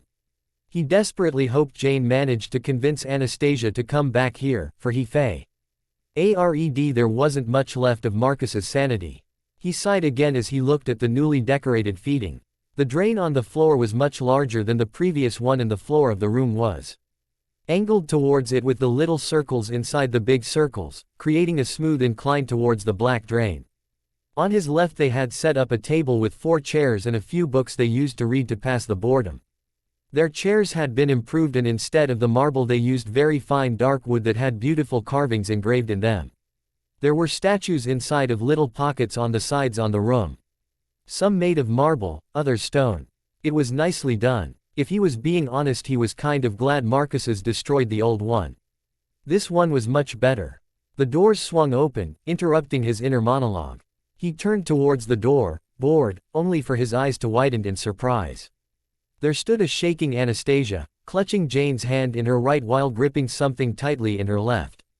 He immediately stood up, gracefully walking down the few steps, since their thrones were on a higher ground than the rest of the floor, and started walking towards her. Anastasia, he crooned when he reached her. He frowned when he saw her shaking and looking to be on the verge of tears. What's wrong, Anima Bambino? He cooed as he knelt in front of her. She led before letting go of Jane's hand and opening her left hand, showing him the broken pendant. I'm sorry, she whimpered, as he took the pendant from her. His skin came in contact with hers for just a few seconds, but it was all he needed to see what had happened in the past 4 months she's been away. He drew in a sharp breath as he saw the pain she went through, how her sister smashed the pendant. And how she almost died because Isabella thought she knew what was best. A snarl, too low for humans to hear, ripped through his throat as his eyes turned a darker shade of red. He swept up Anastasia and carried her out of the feeding room and down back the hallway, towards Marcus's room. I know it wasn't your fault, he cooed to her as he felt her tears fall on his neck. It's okay, Anastasia, I'm not mad about the broken crest. He lied. He was very upset about the broken crest, but not at Anastasia. No, it was at her sister, Isabella. Foolish little human, almost ruined poor Anna. He was very thankful Carlyle stepped up to the plate and took care of Anna when she couldn't. But that still didn't excuse his old friend neglecting to bring her back to Volterra because a human told him no. You're not. She sniffled as she took her face out from his neck to look at him, gauging his reaction. No, Anastasia, I'm not mad at you. I'll have another crest made for you immediately, he loved. The way her eyes lit up at that thought of him replacing her broken one. But in the meantime, I think a certain brother of mine has been waiting for you for quite a while now, he said as he stopped at a door in front of him. Anna immediately turned in his arms to see the door. Her little heart thudded loudly in her chest as he gently grasped the golden handle and opened the door.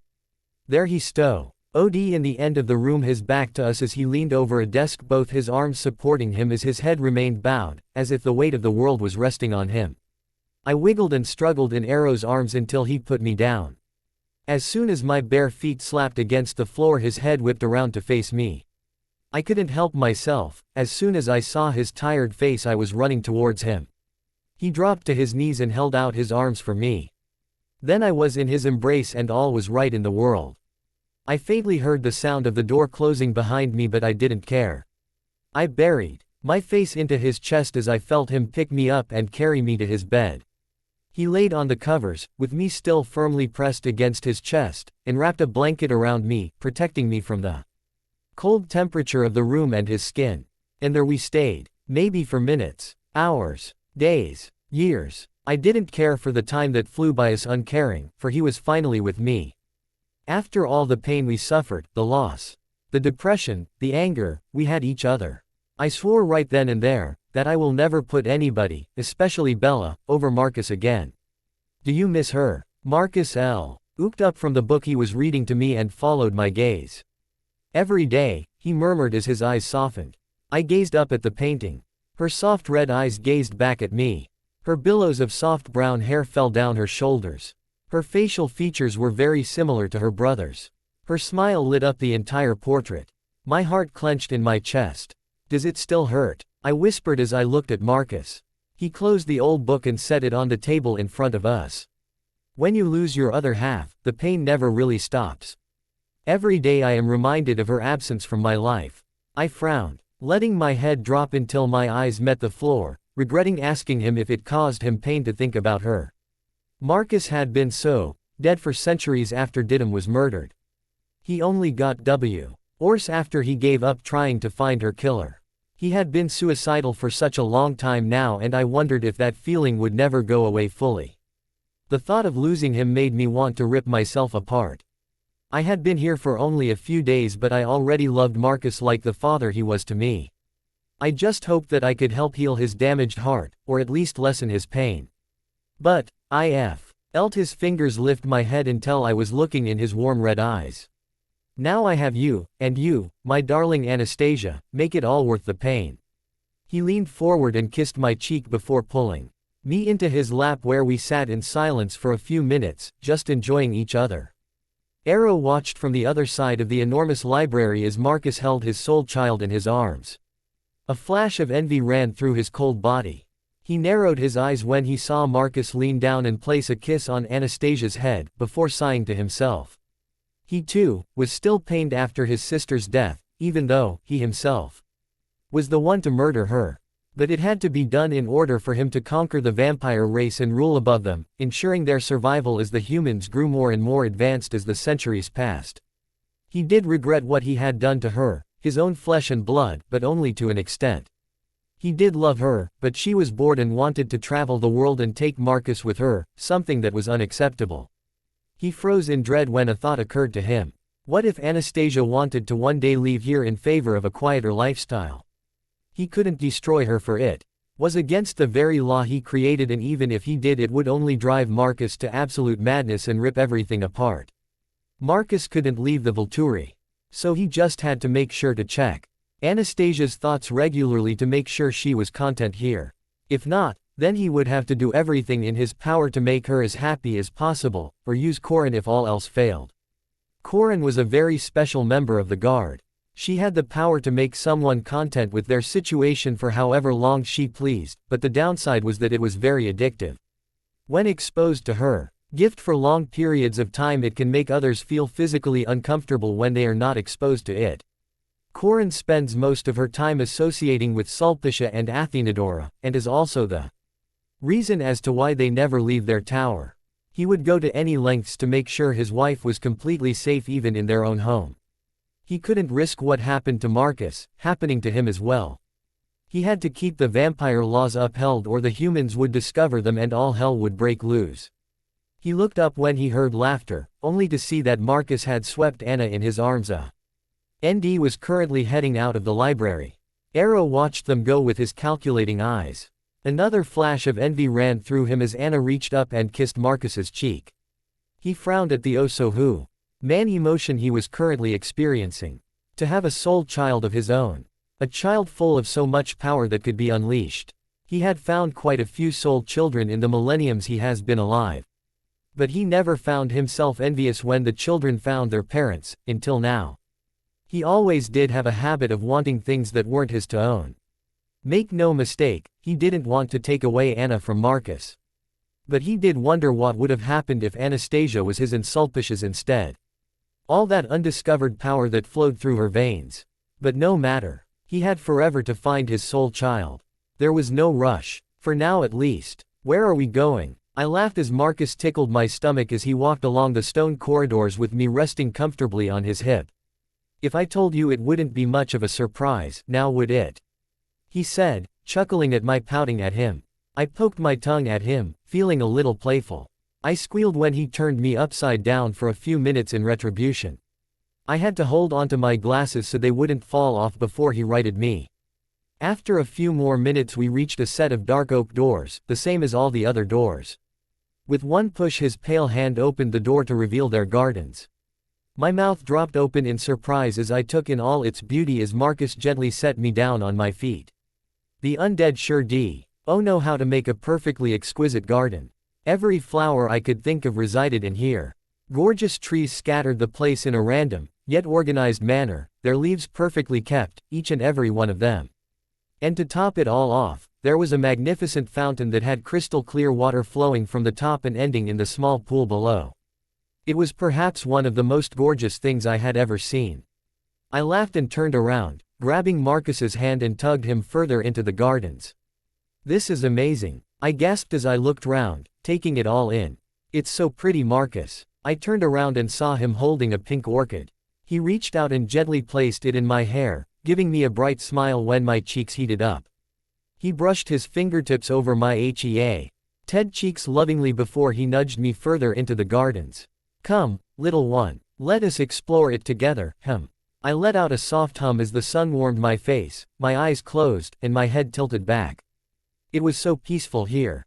I could see myself staying here right on the stone bench sitting next to Marcus and just never moving, listening to the sound of rushing water as it fell out of the fountain and dropped into the pool below it. A few minutes or so later, I looked up when I heard the sound of footsteps.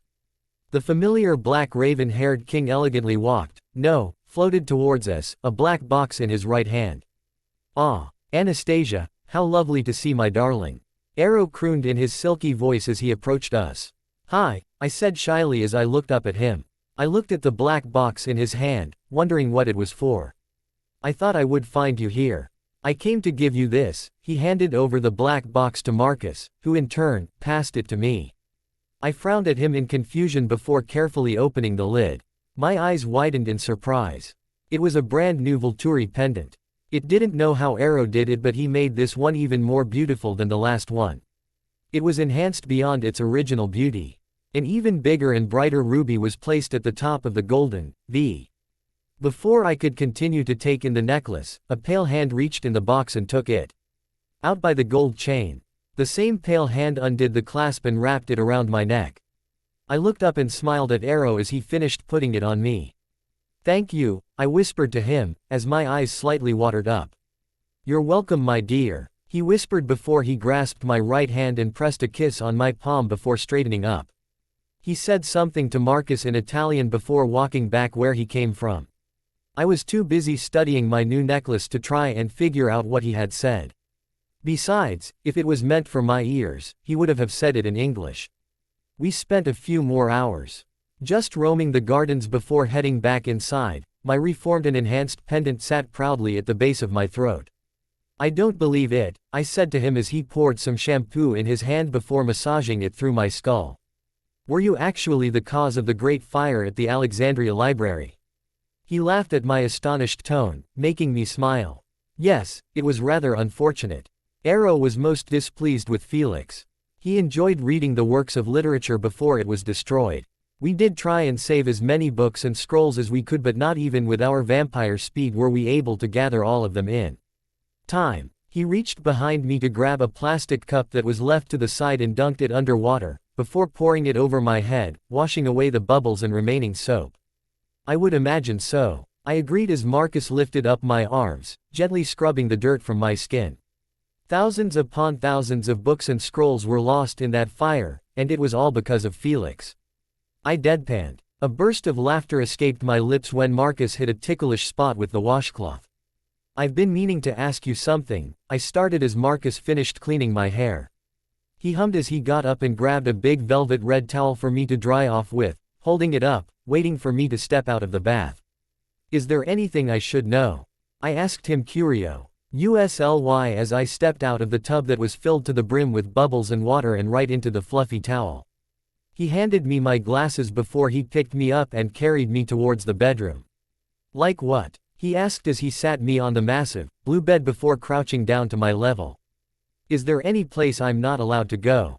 Is there a certain way I'm supposed to act when we're in the company of others? Or the way I dress?" I rushed out, feeling so bewildered. I had no idea how to act in front of others. I had only been with Marcus for a week and I have always been in Marcus's presence, with Arrow occasionally stopping by to make sure everything was fine. Though I did notice he had a habit of touching either my hand or cheek for a few seconds before he went.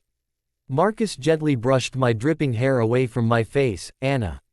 It's okay. I know it can be hard to adjust to your new home, but I'm here for you. If you ever feel confused or lost, come to me and I will do my best to help you." He gathered me up in his arms. "Now to answer your questions. There is no place where you cannot go, but I must ask you to stay away from the dungeons as they house some unsociable guests." "Ah," I nodded my head, understanding what he was implying.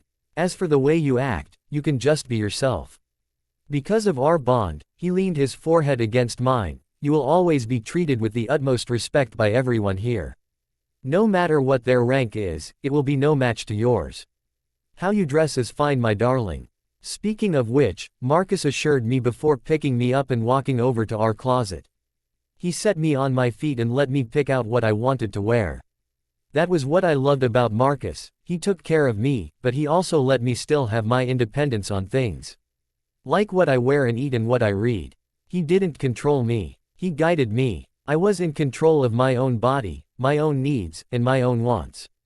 But I knew when I had to let my pride back down and let Marcus take over and instruct me on what to do and what not to do in certain situations. That was one thing I always hated about Isabella. She always thought she knew best, even when she knew she was out of her depth. She would throw herself at Edward and begged him to bite her without a single care for Charlie and Renee. She didn't care for the consequences as long as she was immortal and wasn't growing older than Edward. I mean, for the love of God, it was just a year. It's not like she was 2 decades older than him, but with the tantrums she pulled trying to get her immortality one would think so. I sighed to myself before shrugging on my clothes, decided I shouldn't waste my time thinking about her anymore. She was out of my life for good and I swear on my love for Marcus, that it was going to stay that way. Placing my pendant on my neck, I took just a second to admire it. This necklace symbolizes my place here. It established my person as someone who belonged here. I danced out of the closet, wearing my usual dark blue jeans and a simple button-up black t-shirt. Marcus picked me back up and brought me over to the bed, gently setting me down before taking something out of the bedside cabinet. I felt the brush move through my shoulder-length locks and tilted my head back, letting him do as he pleased. I loved feeling Marcus brush my hair, it felt very soothing. I let my eyes drift close as I felt the wooden brush untangle my knotted hair. Marcus. I love you. Silence. After a minute of him being unresponsive he came back to life.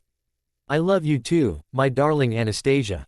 To hear the joy in his voice made the pain we both suffered through together so much more worth it. I was committed to my Marcus.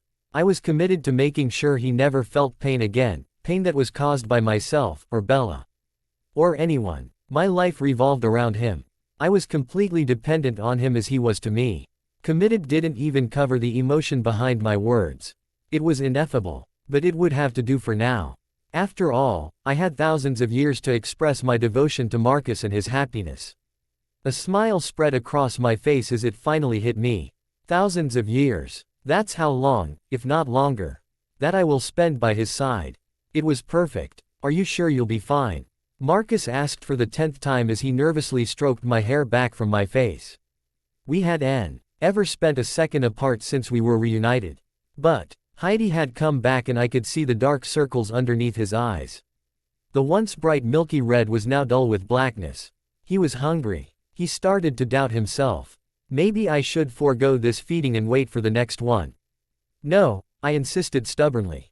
I knew he needed to feed and we had to get used to spending time away from each other. He was the co-leader of the Volturi, so I knew there would be times where we would have to go our separate ways for certain things. If we couldn't leave each other for our own personal health, then it would only get much more harder to get past this separation anxiety we both managed to develop in the short time we have spent together. Marcus needed to feed and I knew if he thought he could get out of this one then he could get out of all of them so he wouldn't have to leave me alone. It was sweet and a bit tempting but I was not going to let him starve himself for me and my safety. You need it, I stressed as I began the impossible task of shoving his large body towards the back doors of the library. You always make sure I'm fed 3 meals a day and I'm not going to let you skip out on yours either. I told him stubbornly, you know I hate double standards almost as much as Edward's immaturity. He chuckled as we reached the dark oak doors. All right darling, all right. I'll go. If anything happens to you or your well-being I'm holding you responsible and I'm ripping your bodyguard apart, he warned me before turning the last words towards my said bodyguard.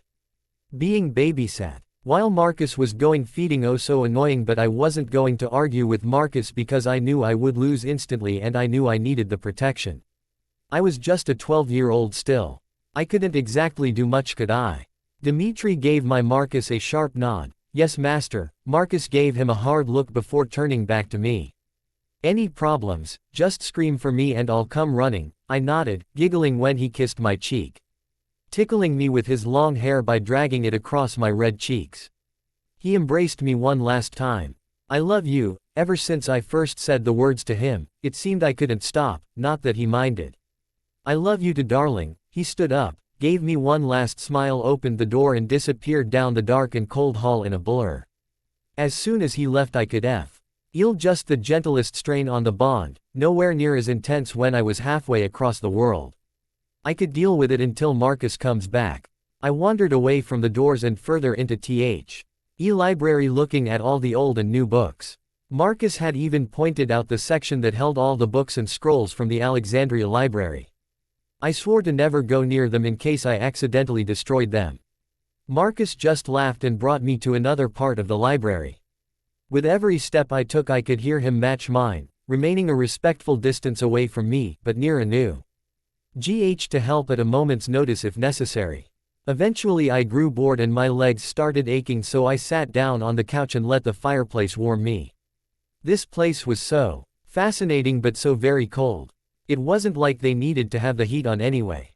I let out a breath as I relaxed against the red cushions. The feeling of content was always there, surrounding me. I was happy, healthy, and content with everything. My head snapped up when the doors of the library opened. I frowned in disappointment when it wasn't Marcus, instead it was two women. They were laughing together as they stepped inside, shutting the door behind them. Dimitri stepped in front of me from behind the couch, blocking me from seeing them and vice versa. "Oh, hello Dimitri. How are you?" one of them asked him. "Ma'am," he bowed slightly, giving me a slight peek of the two women. The first one had long brunette hair that fell in round curls all the way down her back. Her features were sharp and angular, while soft at the same time. Her body was slender yet not overly so, and she wore a priceless pendant, gold with a very bright and flawless sapphire on top instead of a ruby like mine. She wore the blackest, velvet cloak around her shoulders, enclosing her within it, though the cloak only made her bloody red dress pop out even more. She had, what looked to be, diamond earrings and a golden bracelet on, her wedding ring was the cleanest and brightest of all. If I had to guess, it would have taken half the money in Carlyle's bank account to just afford the golden band on which the stone rested on. Second had ash blonde hair that fell straight down to her shoulder blades. Her pink lips were pulled back over her blindingly white teeth and her ruby eyes were shining brightly, contrasting with her skin perfectly. She also wore a pendant around her neck, but with an emerald instead. Her cloak was as black as midnight that hugged her slightly shorter body lovingly, showing off her curves in a modest manner. Her blue dress outshines the sapphire on the brunette's neck, that flowed around her, reaching down to her ankles. She lacked the earrings but had a huge diamond rock on her middle finger, bigger than the other wedding ring. Both of the women had a milky film over their ruby eyes and chalky skin, looking like onion skin. I was currently in the presence of ancient vampires, but not only that. I believe they were the wives of Aro and Keys, Sulpicia and Athenadora. I swallowed, feeling my pulse quicken as I looked at the intimidating women. As if they were in sync, both of their yes shot down to mine while Dimitri was still in the middle of his bow. Their eyes widened when they heard my fluttering heartbeat and gazed at my red eyes. "Dimitri. Sulpicia, I assumed," said, not taking her eyes off me. "Are you not going to introduce us?" Dimitri gave a slight bow in apology before turning to me. "Sulpicia, Athenadora, this is Anastasia, Marcus's sole child." They both gasped in sync. Sulpicia's eyes lit up like a kid on Christmas. "Oh, you're Anastasia," she cheered, walking, no floating around the couch towards my frozen body and sitting down next to me. "Oh, it's so good to finally see you. I've been nagging to my husband, Aro, for ages to let us meet you. But he kept insisting to let you adjust first." I felt as if my eyes were going to pop out of my sockets if they got any wider. "Sulpicia, stop scaring the poor dear," Athenadora slightly scolded her as she sat down across from us, on the love seat. "My apologies, Piccolo." Sulpicia stood up from her seat next to Omi and sat down on the same love seat as Athenadora to give me a little breathing room. "I just get so excited meeting new people. As you can imagine, we often don't get to socialize very much. Add to the fact that you're Marcus's daughter and managed to get him to smile in almost a millennium. Well, I got ahead of myself." I gave her a hesitant smile. She seemed very nice, if a little exuberant at times. It's fine," I stuttered out, still a little imitated by their perfection and grace. "It's nice to meet you." When I saw the smile stretch across their faces, I knew I was done for. 30 minutes later and we were laughing our asses off. Sulpicia and Athenadora had been telling me about all the embarrassing things they had done and witnessed over the years. And that's what the three kings of the vampire world saw when they walked into the library after they were done feeding. "And pray tell, what have you three been up to?" Keys deadpanned as he saw us trying to control ourselves and failing miserably. "I have no idea what you're talking about," Athena, as she insisted I call her, purred to the unamused blonde. "We were just having a lovely conversation with Anna here," Sulpicia chimed in, "weren't we, dear?" She turned the attention to me. "Please don't bring me into this," I begged half-heartedly before giggling again, nervously twirling my necklace around. Marcus ached down and swept me off the couch and sat down, before placing me in his lap, wrapping his strong arms around my small figure, engulfing me completely as I tried to contain my giggles of laughter. After a kiss on the head from Marcus, I managed to calm down enough. Arrow reached down and brushed the back of his knuckles over Sulpicia's cheek, his eyes glazing over before grinning. "Well, brother," Arrow turned to Keys.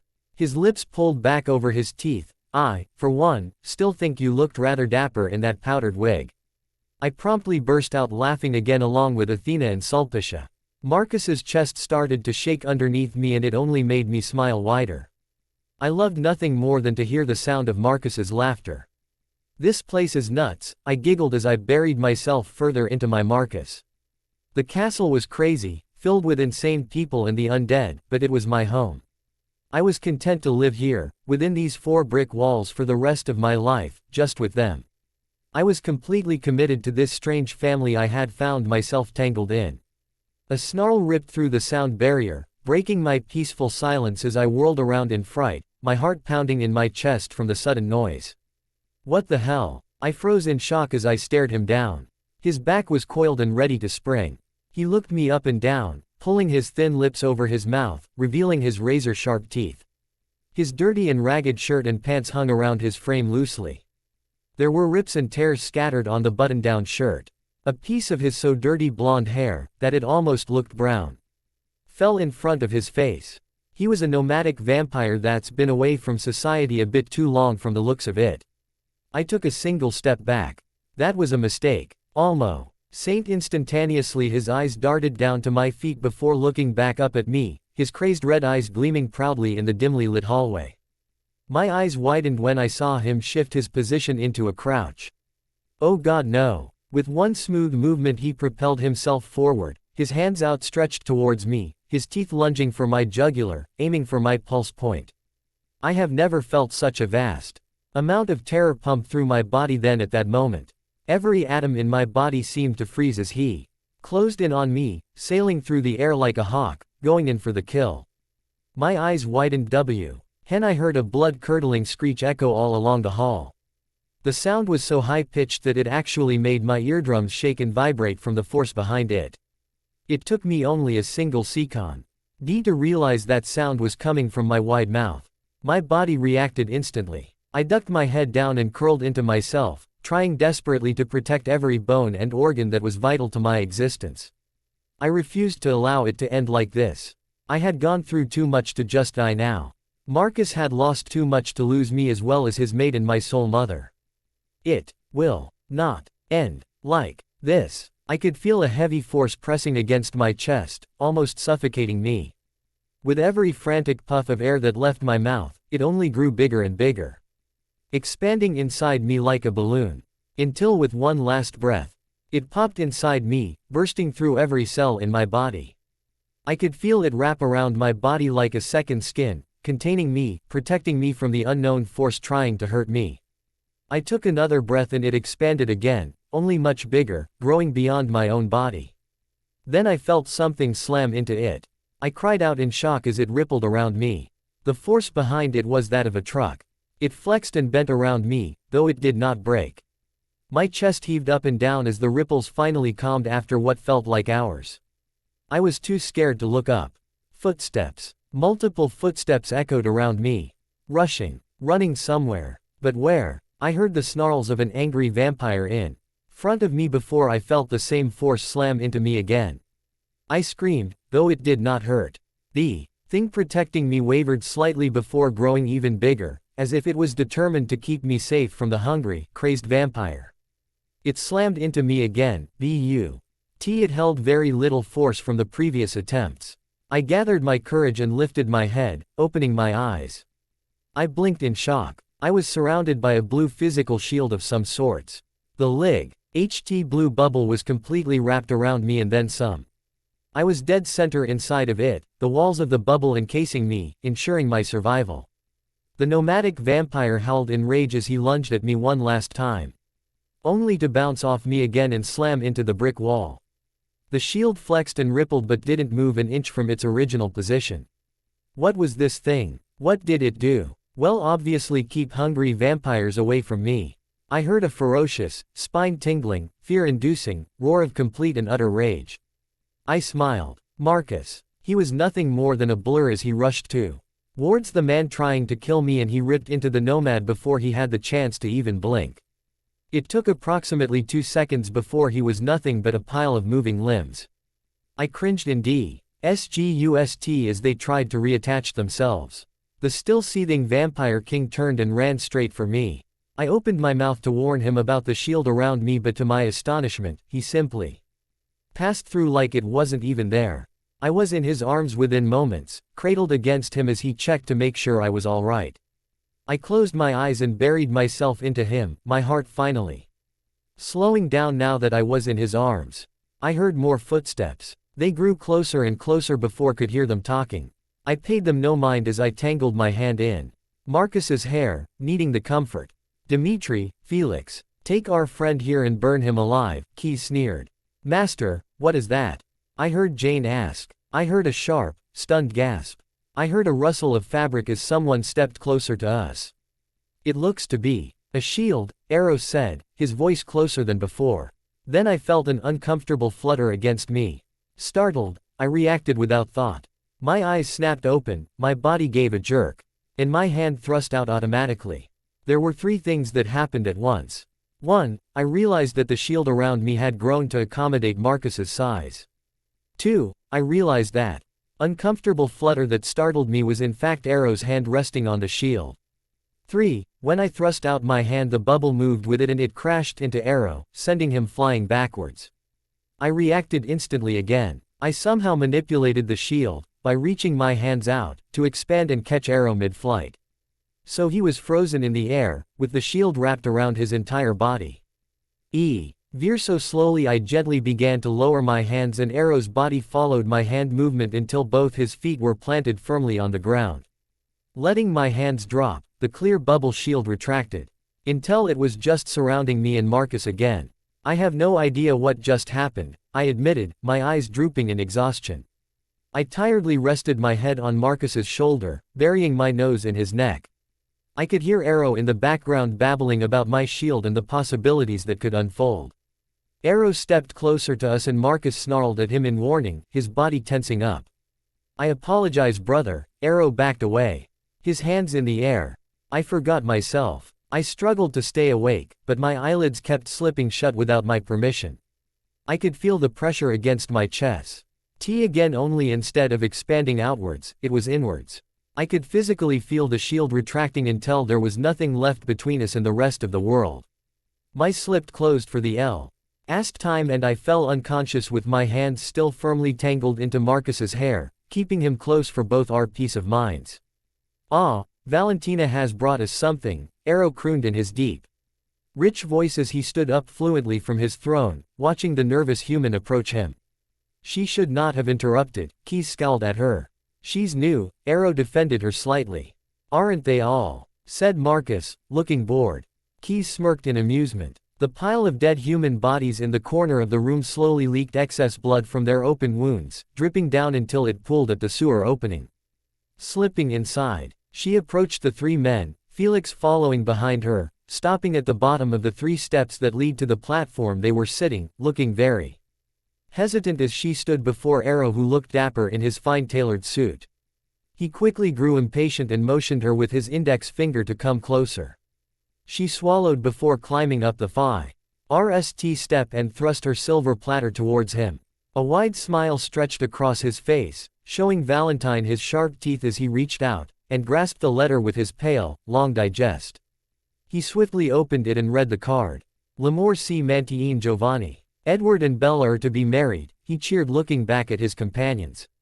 What joy, Marcus hissed sarcastically as his eyes flashed with anger, gripping the tops of his chair tightly within his grasp. This is the Cullens' way of announcing her transformation. They mock us with their delays. Keys spat, always eager for a fight. Patience, brothers. Arrow lightly scolded them as he walked down 1 step and put the letter back on the silver platter as his brothers stood up and walked towards him. He reached out and caressed her cheek. Valentina blushed and looked at him shyly under his attention. Though you do have a point, the human did interrupt. His warm, rich voice suddenly turned cold, as he looked at Felix was standing behind Valentina, giving him a silent message. Valentina's smile dropped from her face as the brothers brushed past her, dropping her platter on the ground in shock. "Oh, how I love weddings," Ero crooned as he made his way out of the room with his brothers, while Dmitri and Felix fought over who was going to feast on Valentina. Dmitri pushed Felix out of the way and bit into her neck, making a horrible crunching noise as he broke something gripping her too tightly. She screamed as she felt his teeth sink into her neck. "What?" I deadpanned. "It seems the Cullens have ever so gracefully invited you to their wedding." "Every damn time," I grumbled underneath my breath. "Every time I was happy Bella had to barge in on my life and ruin it. Couldn't she just die already?" I gritted my teeth together. I scrubbed my hands over my eyes, my blissful mood gone as Ero handed me the white envelope. Sneering at the swan part, I carelessly tore into it, bringing out the letter. The white card glared at me as I read it. To Anastasia Swan. From the Cullen household, Isabella Marie Swan and Edward Anthony Masson Cullen, together with their families, request the honor of your presence at T. He celebration of their marriage Saturday, the 13th of August 2011. 5 o'clock in the evening. 420 Woodcroft Avenue, Forks, WA. What a joke, I spat before throwing it behind me. I stood up and began to pace. Too angry to sit still, muttering and grumbling under my breath even though I knew they could hear me. I didn't even realize that with every angry puff of breath, the familiar bubble swelled in my chest before encasing me again within its walls. It would seem certain emotions cause Anna to bring forth her shield, Ero said, but I didn't register in my mind. Particularly fear and anger. Sighing in irritation, I turned to Ero. "What are you talking about?" I asked, still a bit put off from the letter. He pointedly looked at me. I glanced around only for my eyes to widen. "Oh," I mumbled as I saw the familiar pale blue color surrounding me. "Is no one else as freaked out as I am by this thing?" I asked them incredulously as I looked at the bubble. Huffing, I collapsed on Marcus's lap, burying myself into him and just letting go of the anger and annoyance clouding my judgment. The burning fire soothed my cold skin as I relaxed. Ero gracefully got up and floated to one of the many bookshelves and picked up an old-looking book before settling himself down on the love seat next to the couch me and Marcus were sitting on. After a few minutes of just clearing my mind, the bubble around us disappeared, collapsing in on itself. My eyes slid close and I drifted away to La La Land, still a bit pissed about the letter. "So, is she coming?" Bella demanded as soon as she stepped through the front door. Alice sighed. "Sorry Bella, but it's still no." Bella groaned, collapsing on Alice's bed. "I can't believe how selfish Anna is being. She just up and leaves us for the Volturi, for God's sake. Did you see the look of devastation on Charlie's face when we told him Anna ran away?" Bella huffed, crossing her arms across her chest, pushing out her lower lip. "Bella," Alice sighed in annoyance. "We've been over this. Anastasia wasn't happy here and Marcus is what she needs. She belongs with Marcus. She does not," Bella protested. Alice just rolled her eyes and let her rant it out, knowing she couldn't say anything to her almost sister to convince her otherwise. "Anna belongs here. She was supposed to stay behind when me and Edward were married so she could take care of Charlie and Renee and help them through the grief of losing me to a car accident or whatever. Instead she runs off the first chance she gets and completely leaves me and Charlie alone. I mean, who does that?" Bella ranted as she flung her hands in the air in exasperation. Alice cocked an eyebrow at her. She didn't even realize she was contradicting herself, as that's what she had planned after marrying Edward. Bella planned on running off with Edward and leaving Anna and Charlie behind. Bella was just upset that Anna had done it first. She will be the second to admit, after Carlisle, that she was genuinely happy for Anna. She had seen Marcus sitting on his throne looking even more suicidal than Edward when he found out Bella had jumped off a cliff. She was glad Anna Fina LLY had someone to connect with on such an intimate level with Marcus. She occasionally saw flashes of her and Marcus together, and every time it made her heart swell up with emotion when she would see the way they would look at each other. If she was being honest, she didn't really try too hard to be friends with Anna. She was only really concerned with being Bella's best friend. She didn't give Anna much thought, which she kind of regretted. But she was glad everything had worked out for her and Marcus. She knew Bella was going to be a pain about it for quite a while, but she would get over it eventually, and everyone could go back to focusing on their own needs of themselves and their families. The Volturi will leave them alone once they inform them of Bella's change, and that will be that. He didn't see their paths crossing again in the near future. Alice gasped when a vision of Anna being chased by Marcus in the garden hit her. She smiled, ignoring Bella's question of what she saw. Everything was as it should be. I screamed in surprise when Marcus caught me, wrapping his strong arms around my small form and heaving me upwards. I laughed as he tickled me, bringing me to tears. Stop! I giggled as his digits mercilessly ran across my belly. Daddy, cut it out! I squealed, trying to squirm away from him. He froze for a second. I quickly realized my mistake. I had never called Marcus Dad before. I didn't really know how he would take it. But my worries were out to arrest as a very large grin spread across his face as he started peppering kisses all over my face. I laughed as he smothered me in love and affection. My chest swelled and expanded until I felt the familiar flexible bubble wrap around us. For a reason no one could explain, it had been coming out more and more as days passed since I had first discovered it. I didn't particularly mind it as it meant I could protect Marcus, my daddy, from attacks. I knew I was physically weaker than everyone here, but it was nice to know that I could still protect the ones I loved.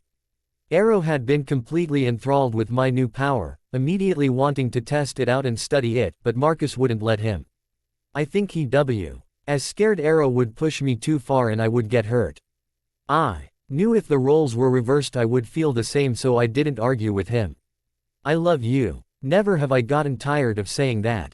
Ti amo Anchio, Marcus cooed at me, staring into my eyes lovingly before a mischievous smile stretched across his face. His fingers began assaulting my belly again. I screamed with laughter as I wiggled in his arms, loving every single minute of it. Keys scoffed as he watched the scene unfold in front of him. We have work that needs to be done and he's just frolicking about and playing tag with Anna. He sneered when he saw Marcus tickled her, rolling his eyes when he heard them declare their love to each other. Despite not showing it, he was pleased his brother had found happiness again. But not when it overtook his duties as co-leader of the Volturi. Calm, brother, Arrow cooed as he too watched the scene. Marcus needs time to further tie himself to his child. We have to respect that Anastasia comes first in his mind now. Quote. Keys just rolled his eyes in response, already knowing he was going to lose the argument. Besides, Arrow continued, now that she had brought life back into him, he will no longer be what do the humans call it nowadays? Ah yes, a stick in the mud. He cheered. The blonde wasn't amused, to say the least. And, now he has something to fight for. Arrow grinned when he saw the shield wrap around Marcus and his child. It was always a magnificent sight to see it flex and mold around the both of them. He wished he could discover more about her gift, but he wasn't about to upset Marcus. He wasn't given a name that meant God of War for nothing. Arrow knew he could very well live up to that standard if he pushed too far concerning his child. No, he would leave Anastasia be and let Marcus take care of her. The amount of power that radiated between them. It was fantastic. Arrow smirked in amusement as Anastasia's shield expanded around her and Marcus, reading a light blue fog around them as she buried herself further into Marcus. The bubble flexed and receded, only to expand again. The great dome around the two seemed to shudder as it conformed to their figures. Wrapping it around the two, fitting them like a second skin, only to change its mind and grow again, leaving them with plenty of room to fidget and move. It was absolutely fascinating to watch. Since Anastasia had returned home, days turned into weeks, and weeks into months as time flew under their feet. 4 months had flown by and Anastasia and Marcus only grew closer. He made Sir E to check on his thoughts regularly to make sure there were no thoughts of her leaving Italy and taking Marcus with her. He had to be more cautious this time around. He would not have history repeat itself. But thankfully Anna loved it here. But she especially loved their garden. He could feel the devotion she had to all of them through her thoughts. It warmed his dead heart to see her so determined to keep this clan together. Anna shifted in Marcus's lap and the shield shifted again, tightening around them. It was amazing how much control she had over her gift even when she was dozing, resting. against Marcus as he sat on his throne on Arrow's right-hand side. He was a little disappointed that his brother refused to let him test Anna's abilities, but he would not push it further. Marcus had the final say on Anna's well-being and nothing could persuade him otherwise. The sound of a nervous pair of high heels coming this way interrupted his inner monologue. The doors opened and in walked Bianca, their newest human receptionist. Her black dress clung to her tall, slim body as she walked along the drain before climbing the 3 steps, her blonde hair swaying with every step. She walked right up to Arrow, her little heart fluttering like a hummingbird's wings. She held the silver platter up to him, her arms shaking. He grabbed the white card off the platter, already bored. Bianca stepped back nervously as his eyes roamed the black letters. "Oh, it's from Carlisle." Arrow perked up. Anastasia's eyes snapped open immediately, her little fingers clutching Marcus's suit as she adjusted her crooked glasses. Her peaceful nap long since forgotten as she looked over at Arrow. Which is spelt with an S. Sweet Bianca. Arrow purred at the frightened human before lifting his index finger and motioning to Dimitri and Felix, who were standing off to the side of the room. They blurred over to her side. "He's added a new member to his coven," Arrow told them, a grin stretching across his face. "Ah." Marcus sighed, happy. Keyes smirked, increasing his power. Arrow gave a little chuckle before Dimitri and Felix began dragging a kicking and screaming Bianca out of the room, one of her shoes falling her foot as she flailed and struggled. Her shrill scream cut out after they disappeared down the hall and out of sight. Arrow noted that Anna didn't even flinch as she watched them haul Bianca away. She had become very accustomed to their lifestyle and their feeding habits over the months, and now she didn't even flinch. Arrow tsked, shaking his head, "First it's the spelling, then the grammar." He reached over and handed the message to Marcus, on his shield retracting just enough to let him hand her father the letter. She didn't like letting her shield down for an extended period of time. Ever since she first started doing it, it became less harder to bring it up, until finally she didn't even notice it anymore. It has become sort of an addiction to her, to shield her and her dad. It gave her comfort to know that they were safe, in their little bubble together. It made her feel better, to know that she could protect him like he protected her. Marcus leaned down and kissed the top of her head. "It seems our dispute with the Cullens is over." Arrow paused. "Over?" Marcus hummed. "Goodness, no. Our dispute goes far beyond the fate of a mere human." Both Marcus and Anna frowned simultaneously as the words left Arrow's mouth. Anna sighed in dismay, knowing what Arrow wanted. What he craved. Power. And the Cullens had plenty of it. And what might it be? Keyes asked in confusion. Arrow smiled. "Why brother, I thought you understood. They have something I want." "I guess this isn't the last we'll hear of the Cullens," Anna thought in dread, snuggling into Marcus, needing the comfort.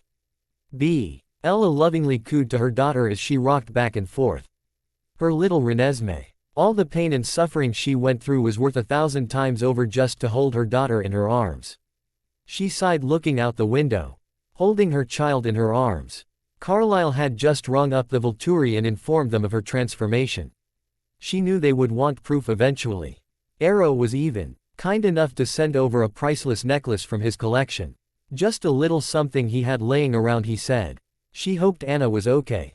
She wished that she had never dragged Anna over to Italy with them. Then she could still be here. With her, she could have met her little niece. Bella was sure that Anna would have loved her. How could she not? Renesmee was just so perfect and beautiful. Anna would have been smitten with her within the second of meeting her. Instead she's in Volterra with the Volturi. She couldn't believe her vampire family just let Jane take her. Maybe when Bella went to visit the Volturi and show them her immortality, then she could ask to see her little sister. Then she could convince Anna to come home with her, and then she could introduce her to her little baby. Alice had repeatedly told Bella that Anna was happy, but she didn't believe a word her pixie sister was saying. Anna couldn't possibly be happy there. They killed innocent people, for crying out loud. They slaughtered them in groups. She even remembered seeing a little boy, no older than Anna herself, walking with his parents towards his death. She shuddered, holding her precious baby tighter to her chest. She would never let that happen to her Renesmee. Anna must have regretted ever going back with them when she realized what horrible people they were. One day she'll get Anna back and make her see sense, if she hadn't already. But for now, she was happy with her husband and child. For now. What's this? I asked Marcus as he handed me a small black box, seating himself on the red velvet couch in front of the fireplace. Open it, he encouraged. I gave him a confused smile before untying the black bow and taking off the lid. My eyes widened in shock at what I saw inside of it, nestled within the bloody red tissue paper. Contacts? I asked him in surprise. He nodded before reaching up and taking of my black framed glasses and putting them on the coffee table for grabbing the contacts out of the box. And with such precision and delicacy placed them on my eyes. I blinked back tears as my eyes watered, trying to get used to the foreign things on my eyes before clarity hit me. Yes opened, and once my vision cleared I could see. To anyone else, to be given contacts as a gift seemed cheap and pathetic, but I had always wanted contacts. I hated wearing my glasses. Most days I would forget to put them on and I would have to stumble around school, trying to get by, and other days some of the kids teased me for having them. So for Marcus to give me contacts, something I had been wanting for such a long time now. It made my heart clench with such emotion it was ineffable, or too great to be expressed by words. My vision blurred again, but not because of my eyesight, it was because I was crying. I jumped up and wrapped my arms around his neck, crying into his black suit. I love you, I whimpered, crying into his arms. I didn't know why I had such a strong reaction from receiving such a thoughtful gift from him. I think it was because no one had ever put such thought into their gift for me before. With every look, touch, and kiss I knew Marcus loved me. His arms encircled my small body, holding me to him as he comforted me, kissing the top of my head, stroking my hair, and telling me he loved me. This is why I left Bella. She would never understand what I feel for Marcus. She was too thick to realize that she wasn't the center of my universe. I needed Marcus, more than I have ever needed someone in my life. I love you. Those words were sad and pathetic in comparison to the emotion I felt when I was with him. But they would have to do. Checkmate. I pouted at him. He just smiled back at me.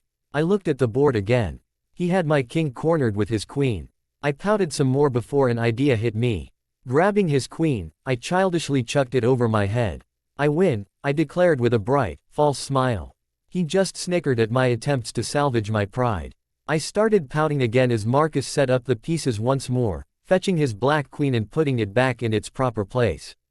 Again, he asked. I frowned at him. Fine, I sighed. Checkmate. I pouted at him again. No fair, I whined. I had officially lost 10 times in a row. You're thousands of years old. You've had more time to practice than me. I pouted again. Sore loser desk. Ribbed me so perfectly right now that it wasn't even funny. I glared at his stupid queen, hoping that if I stared long enough, it'll spontaneously blow up. He chuckled at my childish antics before there was a knock at the door. I jumped from the sudden sound, my shield snapping place so fast I couldn't register it. Marcus opened the door, revealing Sulpicia on the other side. Hello Marcus dear, she crooned. I just came to tell you that Hyde's back. I figured I could entertain Anna whilst you were away. Ah, he nodded in understanding, before stepping back and letting her through. Ah, how's my darling Anna? Sulpicia greeted me, stepping forward and embracing me in her arms. Hi Sulpicia, I said timidly. She flashed me a beaming smile before turning back to Marcus. Go, go, she waved him off, much to my amusement. I'll take care of Anna and you go feed. Marcus held up his hands in surrender. Right away Lady Sulpicia. He leaned down and kissed my cheek. Ti amo, he whispered nd without another word he strode through the doors leaving me alone with Sulpicia. Ah, Sulpicia cheered, as she spotted the chess board. Oh I love chess. Will you play with me Anna? I sighed. Oh no, I groaned but obliged her. Sitting down and watching her set up the pieces. I was going to regret this so much. Checkmate, damn it. Sulpicia giggled. I assume you're one of those people who don't take to losing very well. What makes you say that? I asked her sarcastically as she finished setting up the pieces once more. Oh I don't know, the fact that you've tried to throw my queen out of the window on more than one occasion. Sulpicia laughed. Anyway, I was distracted by the chess board. I actually came here to ask if you wanted to come see a show with us tonight. A show? Well, an opera to be specific. I've never been to an opera before, I mused, thinking it over. Just us, I clarified. Sulpicia nodded. Just you, Athenadora, and I. As well as some of the guards to escort us there and back. I thought it over. The thought of going to an opera show appealed to me, but leaving Marcus behind didn't. I sighed, weighing the pros and cons carefully in my head. After a few minutes of silence I made my decision. All right, I smiled at her, I'll go, as long as I'm not the one telling Marcus, I added quickly. She giggled before jumping. Come on then, she cheered. Pulling me up and tugging me out of my room. Let's go find something nice to wear this evening. A few hours later I was wearing a dark blue dress and blue flats. Sulpicia had on a bloody red drive that clung to her body like a second skin with dangerously high red heels, and Athenadora was wearing a midnight black dress with black pumps. I said my goodbye to Marcus, kissing his cheek after telling him I loved him and climbing into the black car with the wives. Dimitri and Alec were going to be escorting us to the show tonight. This was the first time in months that I would be separated from Marcus and away from the castle. The theater itself was only a few miles out of Volterra, but I was still a bit anxious about leaving. But I was determined to enjoy myself with Sulpicia and Athenadora. Marcus sat in his throne, almost oblivious to everything around him as he used his gift. It never ceased to amaze him to look at all the bonds and connections surrounding him. He hadn't been using his gift lately because he had a tendency to zone out and give off the impression that he was bored and uninterested with every happening around him, and he didn't want his daughter to feel neglected in any way. The little strands that represented Anna's bonds had completely entwined themselves with his, connecting and wrapping around his so tightly, it looked like they had combined into one. Were wound together so tightly he doubted someone could ever tear them apart. He could still vividly remember the day Anna had first entered his life, holding Jane's hand as she walked into the throne room. Taking in everything around her, analyzing everything. As soon as their eyes connected, their fate was sealed. Anna was meant to be with him. The first time he held her in his arms, feeling how small and vulnerable she was. When he saw her walk out with her sister, Isabella, his heart shattered for the second time in his undead, immortal life. The weeks that followed were some of the worst of his life. It was worse than looking for Didym's killer because he knew she was still alive. He could feel it. He could feel her pain. Every ounce of it. And it killed him inside, to know that she was hurting and he couldn't do a damn thing about it. Knowing she was hurting from their separation. Knowing the suffering and pain. He had always been good at controlling his emotions in dire situations. But years of containing his rage had ripped out of him. He demolished so many rooms and so many priceless pieces of art and books. The anger, rage and pain consumed him as he was forced to sit in this very throne and feel her suffering from worlds away. The day Anna had come back was the day he thought he was going to break. As soon as he heard her little feet hit the floor, he could feel his heart mend back together again. Piece by piece. The days he spent with her were the happiest he had ever been in a long time.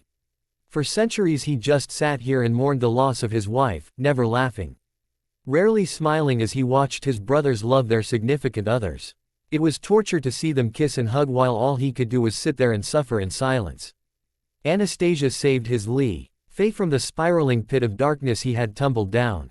She brought him to life and made him feel again. He's never laughed so hard, or smiled so bright before. The only thing he regretted was not saving Didym when he had the chance. He knew she would have loved Anna with all of her heart. But he made sure Anna never felt the loss of another soul parent. He provided twice the love, twice the affection, and twice the attention he ever gave to Didym. He would make sure she would want for nothing.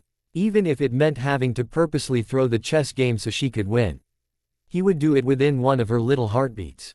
Knowing that she loved him like he loved her made him love her all the more. Knowing she was happy and content with everything he gave her. Knowing she would die for him. Her giggle echoed down the hall as her feet padded along the stone and towards him. A large grin stretched on his face as the door opened and she walked through, with Sulpicia and Athenadora shadowing her. Her eyes connected with his instantly, an even bigger smile blossoming on her face as she ran over to him. He immediately stood up and grabbed her in a tight bear hug, burying his face in the crook of her neck.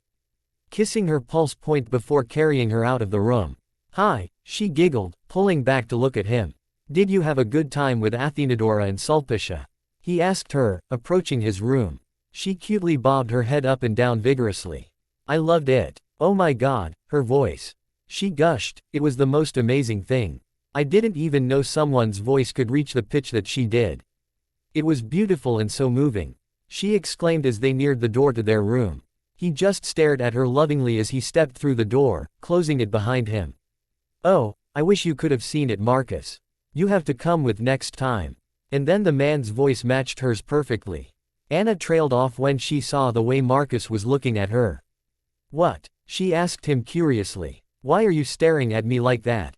He just shook his head, the emotion he was feeling was just too ineffable to describe. I love you, he settled for instead. She giggled as he set her on the bed. I love you too. Daddy, she whispered before jumping up and rushing to the bathroom to get ready to go to bed. After a few minutes she came back in her usual attire, one of his RGE button-down shirts and some pajama bottoms. He lifted her up and tucked her in, pressing a kiss on her forehead, before he laid down beside her and gathered her in his arms, just content to listen to the sounds of her heartbeat and feel her next to him. The snowflakes slowly fell down to earth, blowing in the harsh wind, swaying left from right before finally landing on the green grass, creating a blanket of white covering the grass. The three figures walked about in the snow, occasionally stopping, only to move forward again.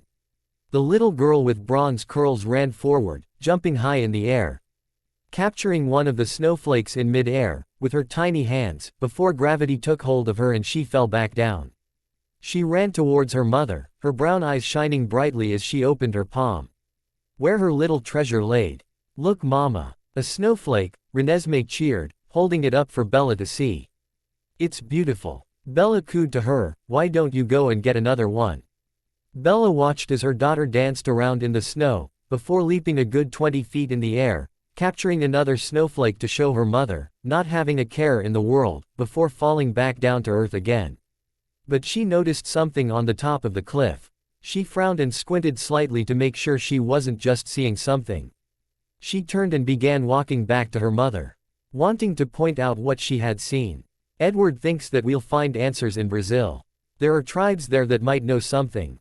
Bella told the russet brown wolf that towered over her. Jacob lightly nudged Bella's side, showing her that he was listening when the little girl approached them. Who is that? Renesmee asked as she pointed towards the top of a cliff, capturing the attention of her mom and Jacob. There was a familiar blonde woman standing there, looking at Renesmee in disbelief and anger. Irina couldn't believe her eyes as she watched a small child jump to heights only vampires can achieve. She could see her pale skin sparkle when she ran through spots of sunlight that managed to break through the thick clouds. The Cullens made an immortal child. She had met her sisters urging to reconcile with them and make amends, but instead she found a child that had been turned into an immortal creature of the night. How could Carlyle do this? He knows about her and her sister's mother. They told them the story of how their creator and mother figure was killed and he went and did this. Irina was furious. I think that's our cousin from Denali. Bella looked closer, recognizing her. Irina. Bella shouted, capturing the angry blonde's attention. She glared hatefully at Bella, her rage rising with every second she stood there and looked down on them. She couldn't believe the Cullens of all people would create an immortal child. She had to report this to the Volturi. She had no choice in the matter. The child had to be destroyed before it could say havoc on the mortal world and threaten to expose them all. Irina turned and ran just as Bella chased after her. Bella ran up to the top of the cliff, looking around for Irina, but she was a second too late. Irina had already jumped off the cliff and into the ocean below, heading straight for Italy. Tanya convinced Irina to come reconcile with us. Carlyle explained as he placed the phone back in its holder after saying his goodbyes to Tanya. It looks like she changed her mind. Edward saw Ede from the piano, his daughter sitting next to him. Seeing Jacob must have been too much for her. Esme concluded, snuggling into Carlyle's side. Bella sighed, leaning against the piano, I wish I could have just spoken to her. She didn't like the way Irina was looking at her daughter. It made her feel uneasy. She's family. She'll come around. Carlyle assured them before placing a kiss on his wife's head. Edward nudged Renesmee, capturing her attention, before resting his hands on the piano keys, letting the soft Soothing melody filled the room, evaporating the tension as everyone listened. Irina strode down the dimly lit hallway, following Santiago, a member of the Volturi Guard. With a flick of his wrist he pushed the double doors open, revealing the kings and a brown-haired girl on the right-hand side of the room. Arrow and Keys were flicking through some very old-looking books, while Marcus was standing with the girl in his arms, holding a book in his spare hand. He seemed to be reading to her. She looked up and Irina gasped. Her bloody red eyes stared down her golden ones as they looked at each other. For the second time today, Irina was speechless. For a split second she thought it was an immortal child as well. But then she heard the fluttering of her heart. They had a soul child. But not just any soul child. Marcus's soul child. Anna frowned when she saw the blonde-haired woman standing there. She looked familiar. It didn't hit her until she saw her eyes. Denali. She was one of the Denali sisters. Anna wondered which one she was. Tanya. Irina. Kate. What was she even doing here? What a pleasant surprise. Arrow remarked dryly as he turned the page of his old book. Keys slammed his book closed with a thump, before turning around and facing her. What do you want? He demanded. Irina opened her mouth but she couldn't speak over the lump in her throat. Keys demanded again, quickly growing impatient with her. Irina stepped forwards, Felix and Dmitri shadowing her.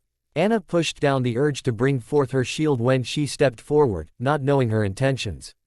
I have to report a crime, Irina stated, walking towards them a few steps. The Cullens. Arrow's eyes flashed as he heard the name escape her lips. They've done something terrible, she breathed. Anna stiffened. Of course it was the Cullens. It just had to be them. What in God's name did Bella do now?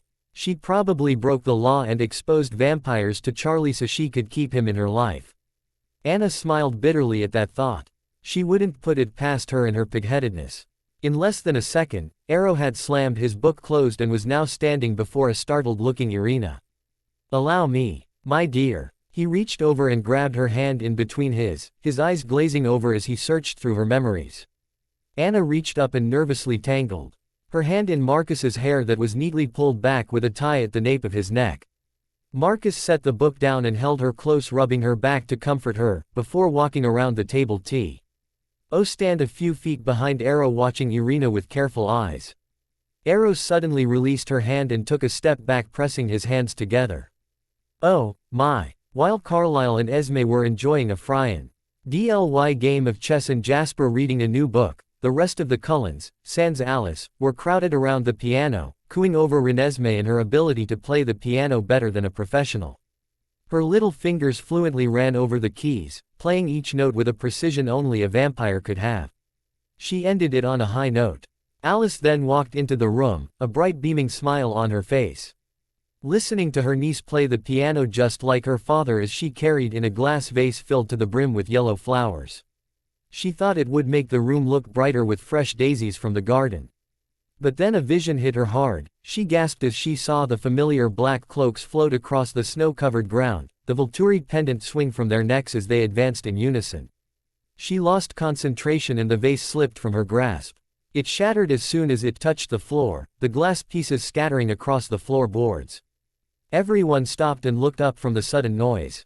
Jasper slammed his book down and rushed to her side. What is it, Alice? The Volturi, Alice whispered, her eyes wide with horror. They're coming for us. Arrow, Keys, Marcus, Anna, the guard. And Irina. Honey, come here. Bella beckoned her daughter to her. She needed to hold Renesmee in her arms, to keep her safe.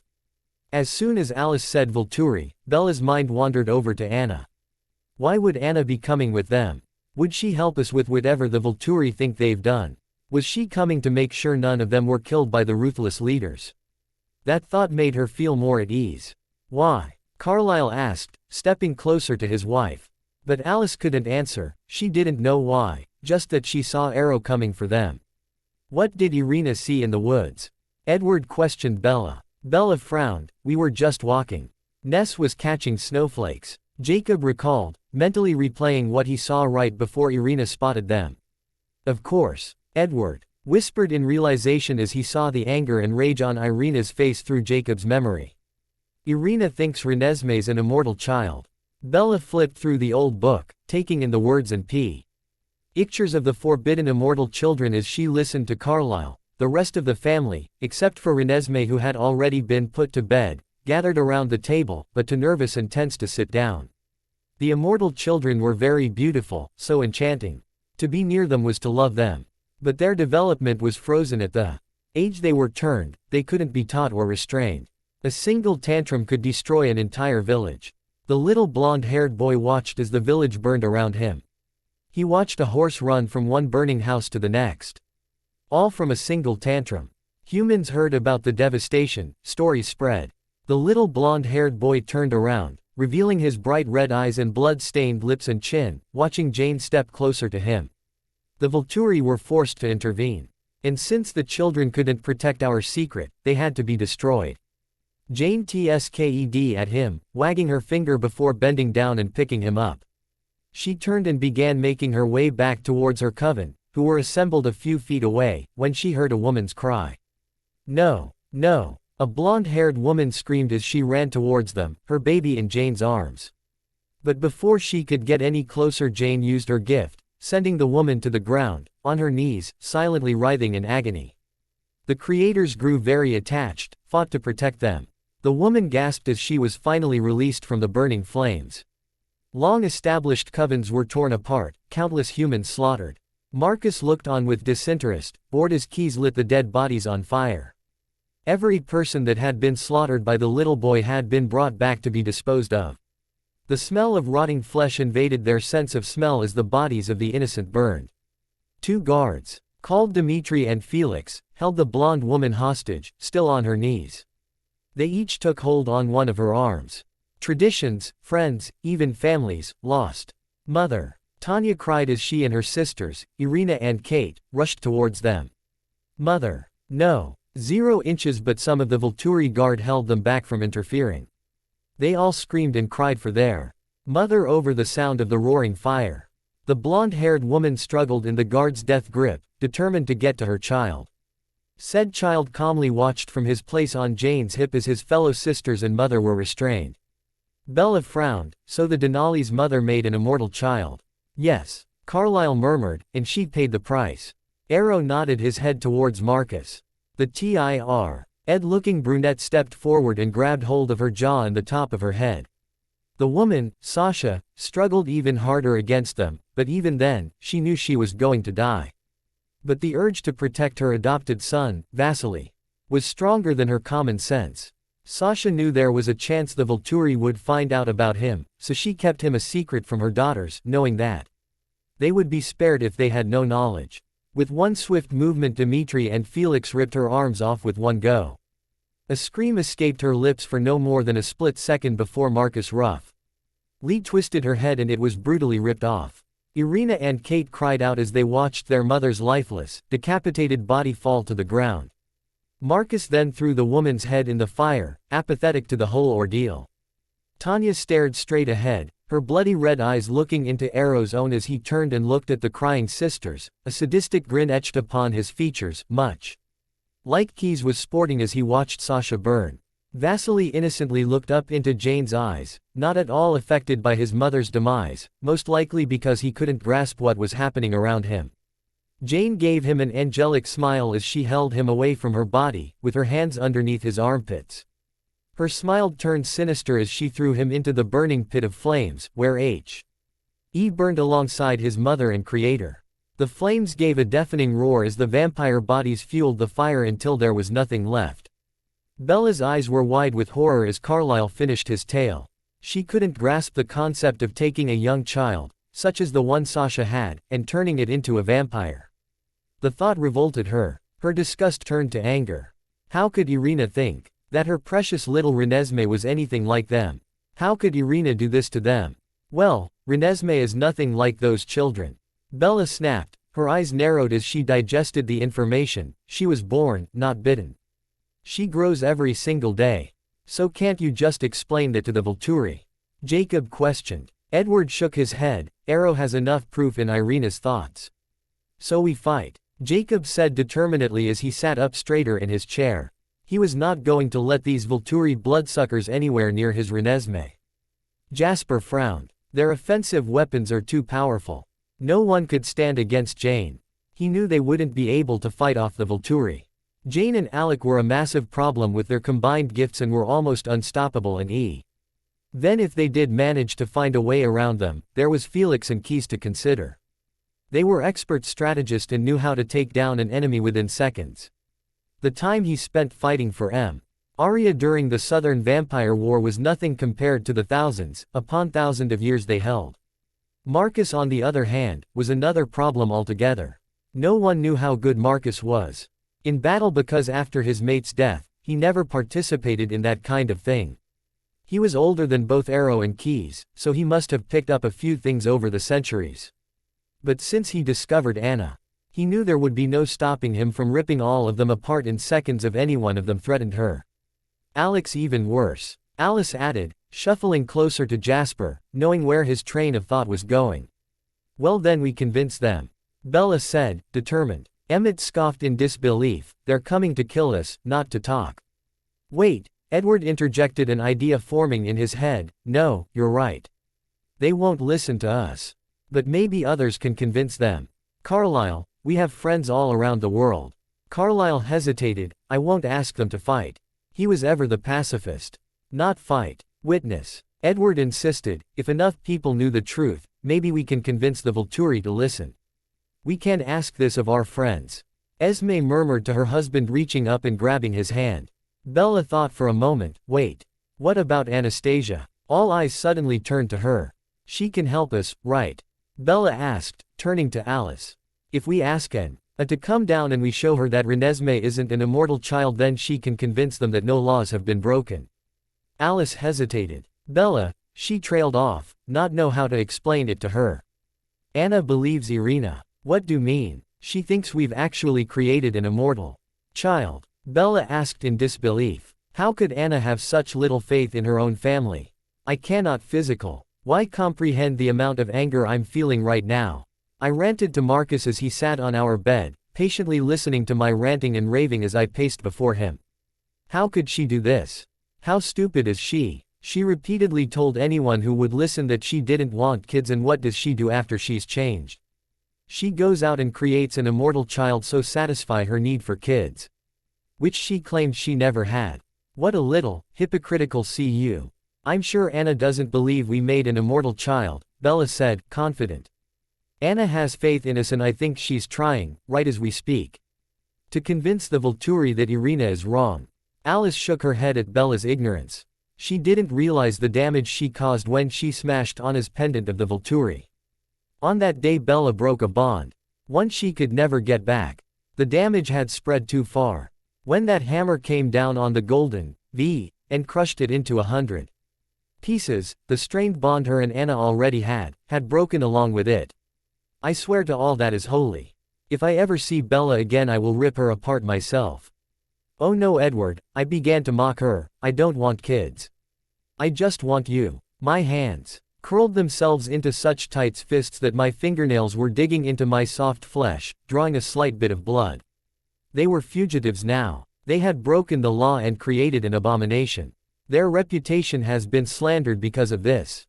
Because my big fugitive of a sister wanted to have a child she never desired. She was too dangerous. I knew she would never leave us in peace as long as she still breathes. What a bunch of bullshit. She always has to have everything she wants, doesn't she?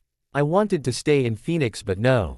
Bella wanted to go to Forks and live with Charlie, and I was forced to follow her, having no say in the matter. Did I want to walk into a house full of vampires that could eat us? No. I wanted to stay away from them as far as possible, but Bella, being the stupid little ignorant human she is, decides to waltz right in there and drag me with her. IWLNYG. Anna is not going to help us, Bella, Alice said softly. We're on own here. Bella huffed. How selfish could Anna possibly be right now? How could she not stick up for them? Bella gave Anna so much and did her best to make sure she chose what was right for Anna. The least she could do was have faith in them and stick up for them when something like this happens. It's almost insulting how much Bella doesn't care about my well-being. She obviously doesn't care about her own health and safety. But that is no excuse to drag me down with her. If I hadn't spent 12 years of my life living with her, then I would have been shocked to see how little she cares for her safety or mine. I seethed, not realizing that my shield had been extended since I began ranting, or that it had been shrinking and growing in synchronization with my emotions. Bella thought Anna would be smarter than to stand to Irina and not confirm it with them first. But when the Volturi do come, she was sure once she showed them proof that Renesmee wasn't an immortal child, then Anna will stick up for them. Perhaps. She was just waiting to hear both sides before making a decision. Bella gave a sharp nod. That was it. Once Anna realized that she was wrong, she'll risk her life to defend her precious baby, like she should. I stood there, stiff and tense as blood started dripping down my hands from the amount of force my fingernails were digging into my palms. My muscles were locked in a tight, rigid position, my teeth locked together. Fearing that if I released the pressure currently holding them together, then I would start screaming in pure rage. Ineffable. The anger that was flooding through my system was ineffable. My shield shuddered and warped around us, flexing and twisting, trying to find some way to accommodate my anger and soothe it. I felt him before I saw him. His hands gently wrapped around my waist, lifting me up and bringing me to the bed, setting me down on the edge, where Marcus had just been sitting, listening to me rant like I was an immature child. In a sense, I guess I was. He rattled my tiny hands into his very large ones before he unraveled my curled fingers from my palms, flinching when he saw the amount of damage I inflicted upon my body. He leaned down, his lips hovering over my right hand, as if he were about to kiss it better. But instead he used his tongue to wipe away the excess blood. I watched, my anger subsiding as my curiosity skyrocketed. My eyes were wide as my wound sealed shut, the skin sticking itself back together right in front of my eyes. He bowed his head over my other hand, repeating the same process, licking the wound, sealing it shut. I didn't realize I was crying until Marcus lifted his head and kissed away my tears. There, darling. It'll be okay, he cooed, gathering me in his arms as I broke down. I cried in Marcus's arms for hours. Well into the morning before finally falling in a restless slumber, still cradled in my daddy's arms. All I could think about when I was in Marcus's arms, crying my heart out, was that Bella didn't ruin this for me like she has done everything else. I prayed that Bella wouldn't take Marcus away from me. But I knew she would try. My fugitive of a sister. Practice almost makes perfect. At least that's what I kept telling myself as I expanded my shield again and again, each time making it bigger and bigger. I could feel the strain on my little body, but I kept going. I kept pushing myself to the limit, determined to master my ability as much as I could before we faced off with the Cullens. But I knew when it was getting too much for me and would give myself a break. Marcus wouldn't be happy with me if he saw Ma collapsing because of the strain of it all. As soon as I woke up in Marcus's arms after having my breakdown, I was dead set on making my shield as strong as I could so I could protect my daddy from Bella. I knew she would try her best to take him away from me, but I will kill her before she can do it to me again. So I was practicing with some of the guard in the training room, strengthening my shield as they helped me become more in tune with my gift. Renata was a big help. She helped give a few pointers on how to expand my shield over a massive amount of land without using too much energy at once. She was Arrow's personal bodyguard whenever he left Volterra. She could create a small shield around herself and whoever she was touching. When someone ran into the shield, they would quickly become confused and find themselves going the other way. She was a big help on the battlefield. Again, Felix crouched down and looked to me, waiting for my okay. After a few seconds I nodded my head at him. He shot off faster than a bullet and charged towards the small boy, Alec, who had closed his eyes and braced himself for impact. Felix was only 4 inches away from Alec's body before he hit my shield and flew backwards, crashing into the ground and leaving a crater in the form of his massive body. Alec laughed in relief when he saw Felix pick himself up off the ground. Well done, Anna. Alec congratulated me. My shoulders slumped forward as I tried to fight off the wave of fatigue that crashed over me. Having someone as big and strong as Felix crash into my shield. It took a lot of energy to repel him and keep my shield up. But I squared my shoulders and pulled my shield back up. Again. At least we get to go to London again, we haven't been there in a long time. Esme murmured to her husband as he helped him pack. Jacob walked into the living room, a bag slung over his shoulder. "All right, let's get this show on the road." He trailed off when he saw Sam approach the house. Everyone gathered outside on the porch besides Renesmee, who was still inside, sleeping. "Alice asked me to give you that. She and Jasper crossed our lands to the ocean last night," Sam said to Carlisle as he stood on their porch. Carlisle took Alice's note from Sam, opening it up and reading it to himself. "Carlisle," his wife whispered, urging him to tell the others what it said. He sighed before turning to his family. "They've left us." "Why?" Rosalie balked in surprise. "She didn't say." Carlisle shrugged helplessly at this new development. Bella stepped forward towards him, her hand outstretched. "Can I see that?" He gave Alice's note to Bella. After she read the note, she realized Alice wrote it on a torn piece of paper. She flipped it over and saw it was from The Merchant of Venice, by William Shakespeare. She frowned. Why would Alice go to all of that trouble to rip out a piece of paper from one of her books? She sighed in aggravation, upset with Alice for leaving them. Bella glanced at her family to see the dejected looks on their faces. She put the note in her pocket, refusing to let Alice's decision to abandon the family put a strain on their plan. Renesmee's life was at risk and she was not going to rest until she knew her baby was safe. "Gather as many witnesses as you can before the snow sticks to the ground. That's when they'll come." Alice's instructions were clear, but the question remained. Why would she and Jasper leave at the moment we needed most? What did they know? Our search for witnesses began with a trip north to our closest relatives. Soon after, we managed to convince them that Renesmee wasn't an immortal child through Renesmee's ability to project her memories and thoughts into someone's mind. The arrival of Sen and Safrina meant that our plea was being heard in even the most remote corners of the world. While others searched for witnesses closer to home, a patriot Carlisle first met on the battlefield at Orktown would become our most unlikely ally. Garrett. Each of them was won over, each was made to see. Carlisle convinced his Irish friends to make the journey to Forks. Although we were grateful for their help, their thirst for human blood complicated the situation. The nomads Rosalie and Emmett sent were even more unpredictable, especially Peter, who had fought alongside Jasper as a newborn. Finally, Carlisle and Esme returned with our last witness, Alistair. He wasn't exactly thrilled to be there, but it was another person to help protect Renesmee. We opened our home to 18 vampires, many with gifts of their own. I just hoped it was enough to save Renesmee. But eventually we ran into a few undesirable vampires. Vladimir and Stefan. They used to be the rulers of the vampire world. Before the Volturi tore them down and took their place, they told us about Arrow's witnesses. It turns out we weren't the only ones gathering people for our cause. When Arrow wants someone from a coven, it's never long before evidence turns up proving that coven committed some crime. Eliezer explained to everyone as they all stood in the living room. Bella frowned in anger. So he's done this before. It happens so rarely. I never realized it was a pattern. Carlisle spoke up. Apparently he always pardons one person whose thoughts he claims are repenting. This person always has an ability, and always given a place with the guard. Eliezer told them. Edward scoffed in realization. This is all about Alice, he has no one like her. Which is why she left. Bella continued his train of thought. It all made sense now. Her anger at her sister-in-law disappearing. Alice didn't abandon them, she was trying to protect them. But why does he need witnesses?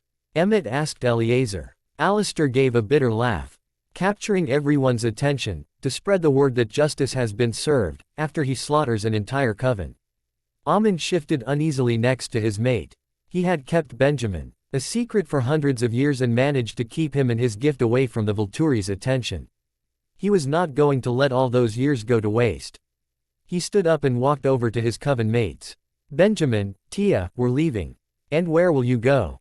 Edward asked him incredulously. What makes you think they'll be satisfied with Alice? What's to stop them from going after Benjamin next? Or Safrina, or Kate? Or anyone else with a gift, anyone they want.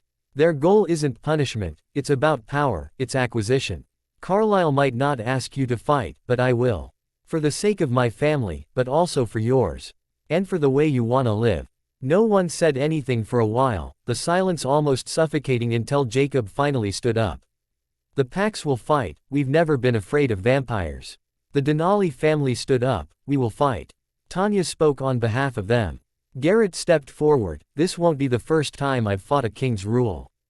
We'll join you. Benjamin nodded towards Carlyle. No. Amon gasped. Ben turned to the man he viewed as a father. I will do the right thing, Amon. You may do as you please. We will stand with you. Senna declared with her sister. Siobhan and her husband and daughter stood. So will we. The rest of the vampires all stepped forward, declaring their willingness to fight. Vladimir smirked, leaning towards Stefan. That didn't take much. Edward glanced at them, uneasy. Let's hope it doesn't come to that. We'll see, Alistair told Carlyle before walking out the room. Bella narrowed her eyes at his retreating back, upset at him for his unwillingness to fight if it came down to it. She sniffed, offended. This family was worth fighting for, and Alistair should see that. A terrible thought crept inside my head, making me freeze mid-step. I had just finished my training, planning to collapse on my bed and sleep the day away when my sleepy mind connected the dots. My mind flashed back to the first time I entered the throne room. With Bella by my side. Arrow had tried to use his gift on her but it didn't work. He saw absolutely nothing from her mind. I would love to see if you were an exception to my gifts, as well. Would you do me the honor? Arrow asked as he extended his hand, palm up, waiting for her to decide. Not like she has a choice in the matter anyway. I nudged her forward, sending her a look to just get it over with already. I highly doubted Arrow would be able to read Bella's thoughts considering Edward couldn't read her. So her mind should still be protected from Arrow's because of similarities of their gifts. Bella raised her hand and hesitantly placed it in his, flinching when he grabbed her hand and pulled her closer to him. He bowed his head over their hands and concentrated. He looked up after a minute of silence. Interesting. I see nothing, he murmured, disappointingly dropping Bella's hand. Then Arrow had Jane test it out on Bella as well, only to have the same results. Bella was unaffected to her illusion of pain. This may hurt just a little. Jane smirked as she looked at Bella, but nothing happened. Jane's smirk slowly slid off her face as she realized it wasn't working. So her gift must just be an illusion of pain, something that has to do with the mind. So Bella was safe from Jane's attack, just like she was protected from Arrow's and Edward's gift. I was a physical shield. Bella was a mental shield. It kind of made sense in a way. Bella was always so concerned with keeping her thoughts to herself, and keeping her mind a secret. But I didn't bother. Instead I just tried to avoid people like the plague and stay in my room all day. Our two personalities converged into our gifts. My physical shield, and Bella's mental one. I just had an epiphany. What if Bella was doing what I was doing? If Bella discovers her mental shield, then she'll want to expand it to keep her perfect little family safe from Alec and Jane's gifts. If she learns how to expand her shield over everyone, then they'll all be safe from the Volturi, at least from the mental attacks. From what I've seen, Jane and Alec rely heavily on their gifts as their defense.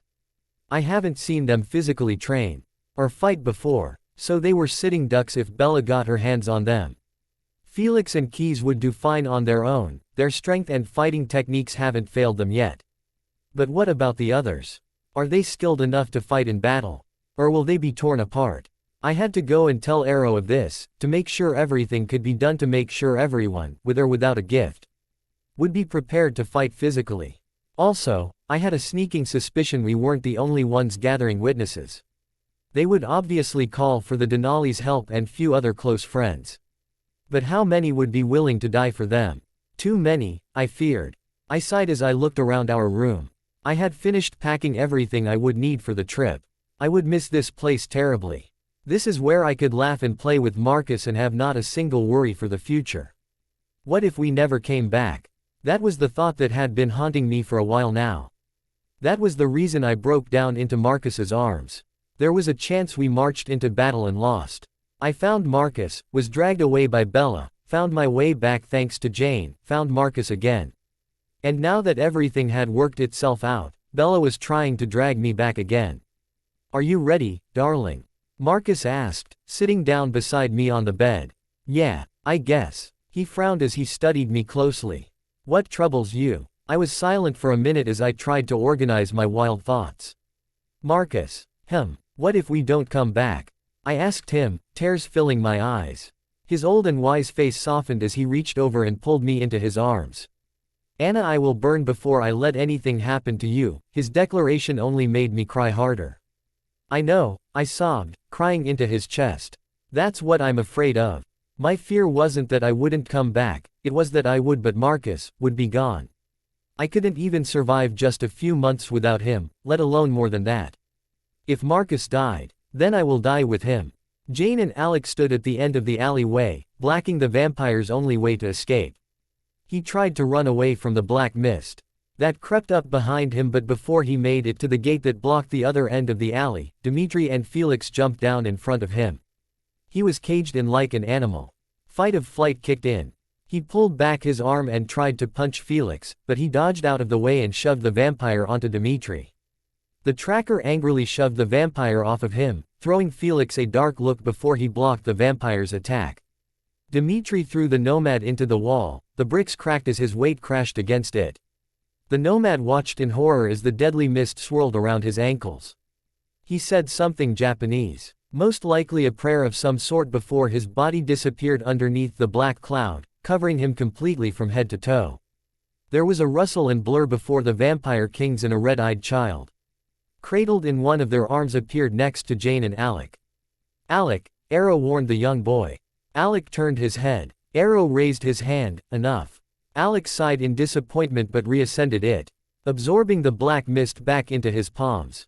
Arrow, Keys, and Marcus, with Anna in his arms, walked forward until they were standing before the nomad. I will never go against you, he insisted, looking into Arrow's eye with pure fear. Of course not. My dear, Toshiro. Arrow crooned before he raised his hand to Toshiro. He swallowed before reaching out and grasping Arrow's hand, knowing he had no choice. Arrow frowned as Toshiro's memories flickered before his eyes. It seems Carlyle is still expecting you. Toshiro swallowed hard as Arrow gently placed his hand on top of Toshiro's head, smiling at him, before giving Dimitri and Felix a pointed look before turning around and walking away, Marcus and Keys shadowing his every step. Anna didn't dare turn around when she heard the sound of limbs being torn and ripped apart. She didn't think Toshiro needed to be killed, but she wasn't going to question Arrow's leadership. Carlyle is all but ensuring his own destruction. Keys smirked as they walked off. Arrow sighed, sad, isn't it?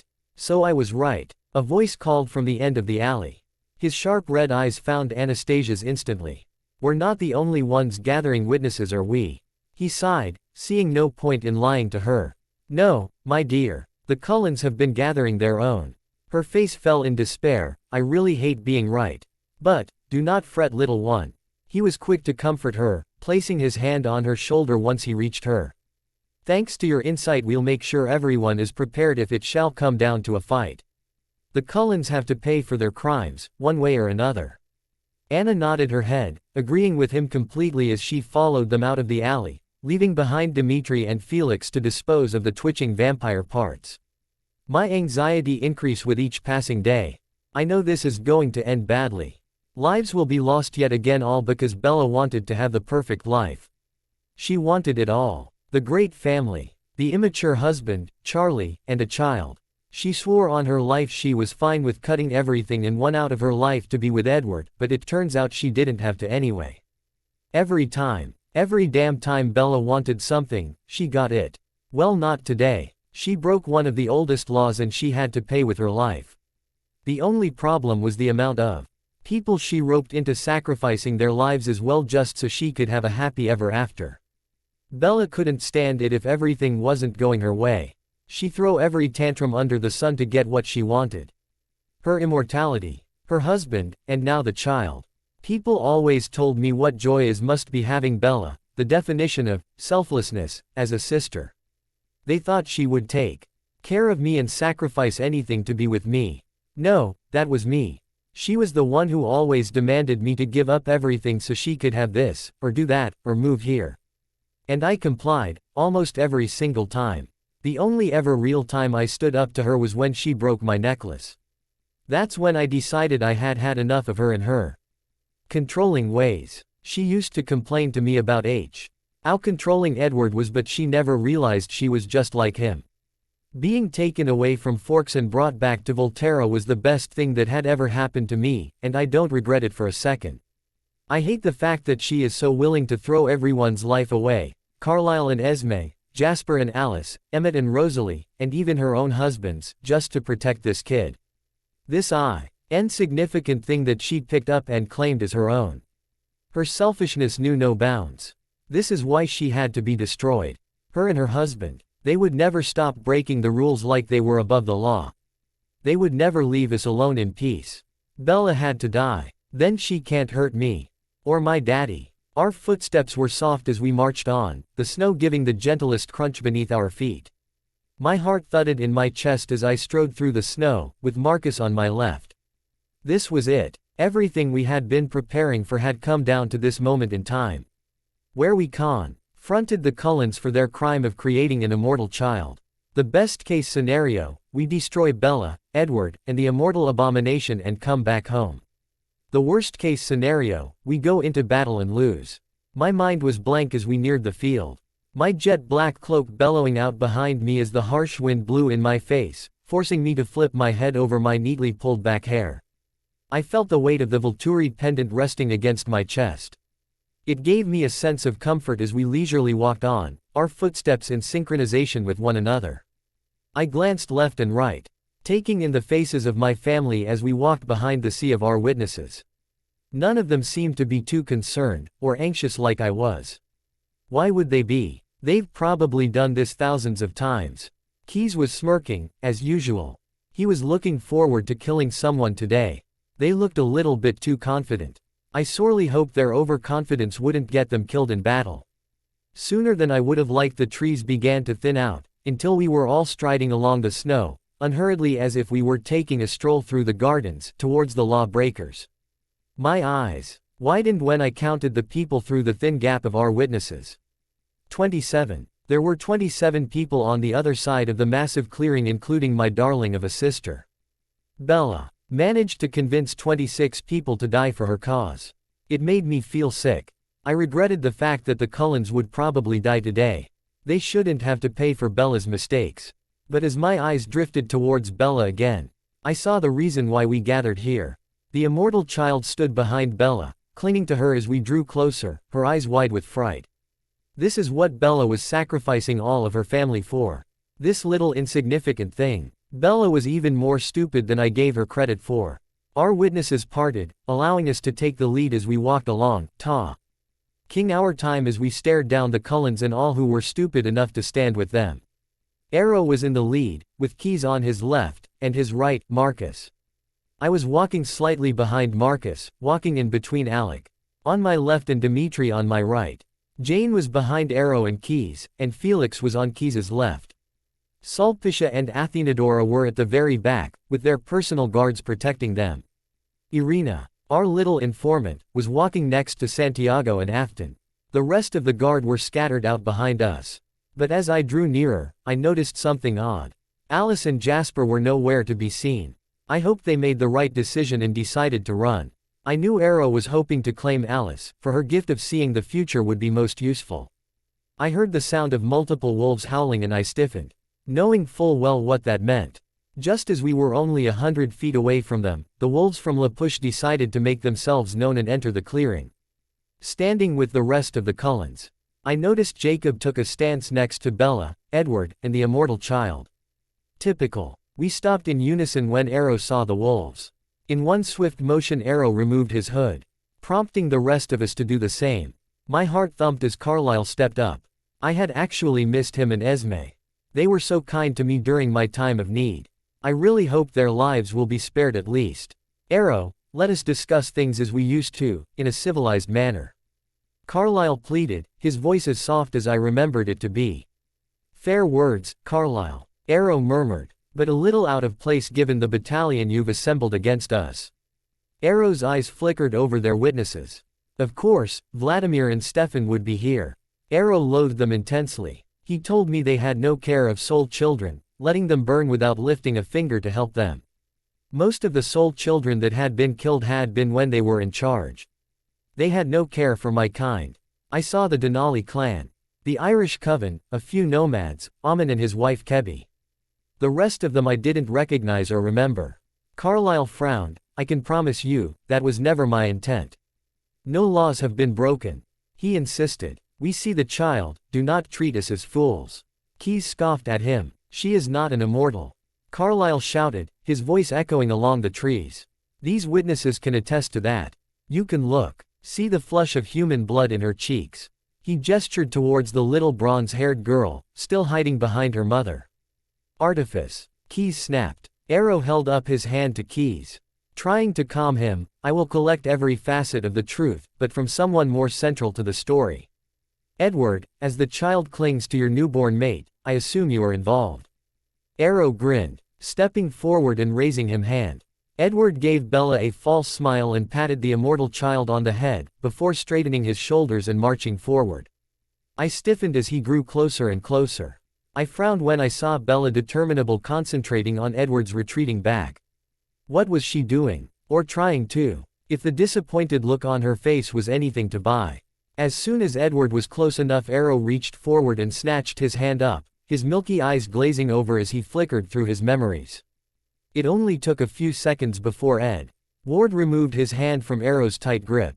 Arrow smiled, curiosity burning within his eyes. I'd like to meet her. Edward, very reluctantly turned and looked at his wife and the immortal child. Bella reluctantly began leading the child towards Arrow, while Jacob shadowed them, baring his teeth at us. But after a few steps she froze before turning to look at Emmett, who was standing next to Rosalie. Emmett nodded. Understanding what she was asking, kissed Rose on the cheek, and started creeping forward, with them, as they drew nearer and nearer to us. Arrow's smile was bigger than a Cheshire's as he looked at Bella. Her skin as pale as the snow around her, and her golden eyes glowing. Ah, young Bella. Immortality becomes you. No, Arrow, no it does not. I seethed silently at the attention he was bestowing on her. A horrible thought crossed my mind. What if he tried to recruit Bella? I knew he probably would. When I informed him about the possibility of my sister having a mental shield, I could see the familiar gleam in his eyes. He wanted her. He wanted her mental shield. If Arrow somehow got Bella to join us and have her live in the Volterra castle, then I simply couldn't stay there no longer. I loved Volterra. It was a beautiful place, and it held the man that I loved so dear to my heart. But another reason I loved it so much was because we were so far away from Bella and manipulating ways. So, if Arrow decided he wanted Bella, he was going to lose me. A strange, crazed laugh invaded my ears. I looked at Arrow in slight concern. I hear her strange heart. Arrow gasped in wonder as he stared at the child. Bringing out his hand and holding it out in front of him, his intentions clear. Hello, Arrow. I winced when I heard the bell-like voice chime as she stepped closer to him. But, she completely ignores his hand and instead, places her palm against his cheek. What was she doing? Arrow looked lost for words as he stared down at her chocolate-brown eyes. Magnifico, he cooed. I held in my scoff of disgust. She removed her hand and stepped away from him. Bella took the opening and quickly pulled the child back into her embrace. Her eyes, unfortunately, caught mine. Anna, she mouthed to me. Her eyes pleading with me to help them. I just stared at her with no emotion on my face, before taking one step backwards, making my stance clear. She frowned at me, appearing heartbroken. We were both distracted by Arrow. Half mortal, half immortal.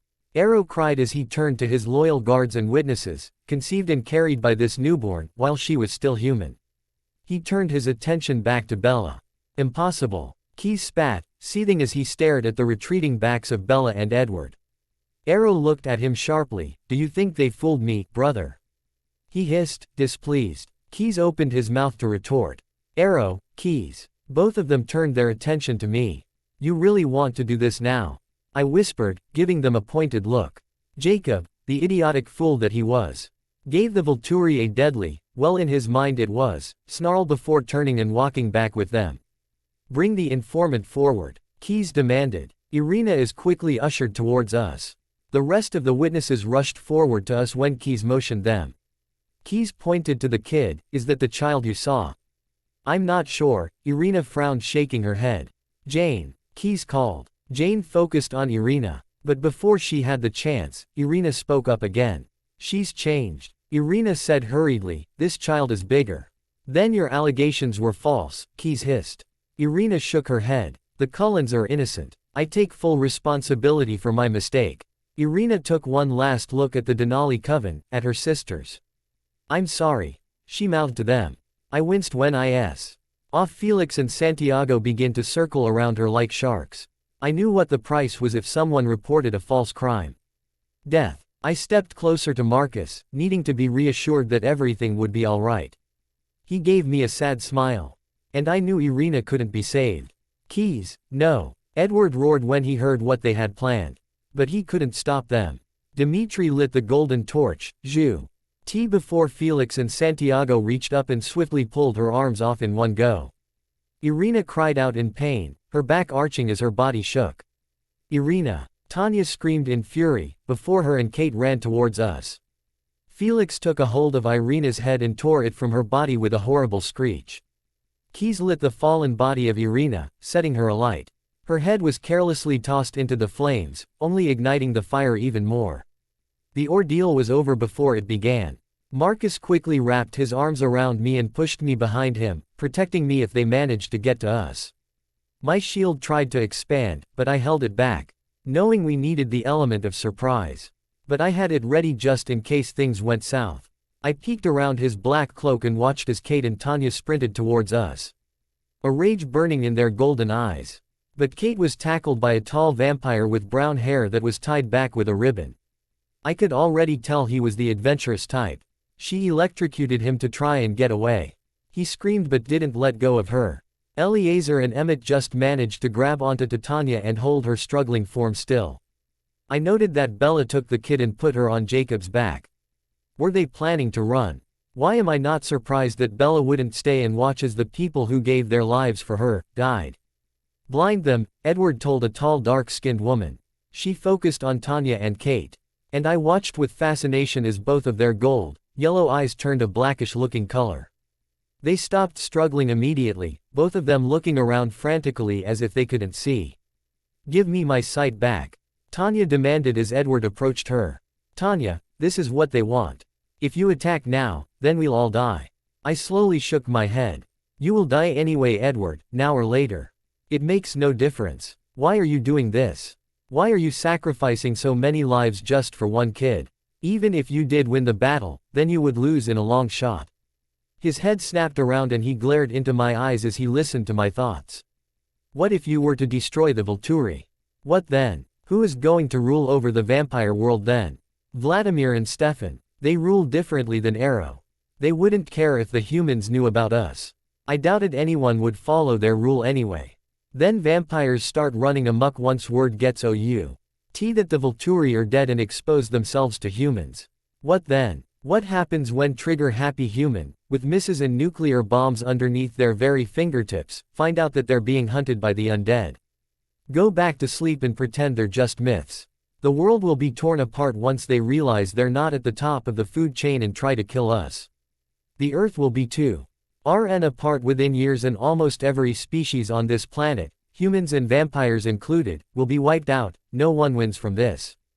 Do you see now? As much as you hate the Volturi, they are the keepers of the peace. I'll admit Arrow can sometimes be a bit greedy, but he saves your lives in one way more than one. Think about that. Edward shook his head at me in denial. You're still just as stupid as when I first met you, Edward. I'm trying to help you here. Fine, be like that. I shouted at him mentally when he gave me heated glare. Safrina. Edward looks at the tall dark-skinned lady again. Tanya and Kate's eyes turned back to their original golden color. The Volturi guard walked forward a few steps, shifting their weight from foot to foot, anxious for a fight to break out. While Edward D was making his way back to his wife and supposed daughter, I saw, out of the corner of my eye, Arrow look at Jane. She nodded and then looked at Edward. Pain, Jane whispered, watching with satisfied eyes as Edward collapsed on his knees, grunting and moaning in pain. I scowled when I saw Bella frown in concentration, baring her teeth, before suddenly I saw the faintest shimmer of a shield expand from her and wrap around her husband, before she managed to expand it over everyone else. Arrow, I whispered. His red eyes flickered down to mine. Remember what I told you about Bella and the possibility of her shield expanding? Of course, my dear. It happened, I deadpanned, nodding towards Bella just as Edward stopped moaning and slowly stood up. He looked over at us before walking over to his wife, giving her a proud smile. "It's working," Edward murmured in her ear. I stiffened when I saw Jane tried to use her gift on Carlisle, before moving on Safrina, or Emmett. I saw her starting to get angry, and made my way to her side. Bella smirked at Jane cockily. She bared her teeth at my sister and tried to lunge forward, but I grabbed her wrist and pulled her back. "Not yet," I whispered to her, "not yet." She took a deep breath to calm herself down before standing next to her brother again. Alec opened his palms, the back mist slowly started to creep out, but I put a hand on his shoulder. When he looked at me, I shook my head. "Her shield's too strong. Any mental power on our side is now useless," I not only warned them, but everyone as well. I made my way back to Marcus's side, tangling my hand on the back of his shirt, needing the comfort as my heart raced. Carlisle stepped forward again, his eyes flickered to mine for a brief second. I gave him a sad smile in return. I would give nothing more to save Carlisle from his son's stupidity. "Arrow, you see there's no law broken here," Carlisle said. Arrow nodded his head, walking forward a few steps. "Agreed. But does it then follow that there is no danger?" He turned around, giving his back to the Cullens as he addressed us. "For the first time in our history, humans pose a threat to our kind. Their modern technology has given birth to weapons that could destroy us. Maintaining our secret has never been more imperative. In such perilous times, only the known is safe. Only the known is tolerable, and we know nothing of what this child will become. Can we live with such uncertainty?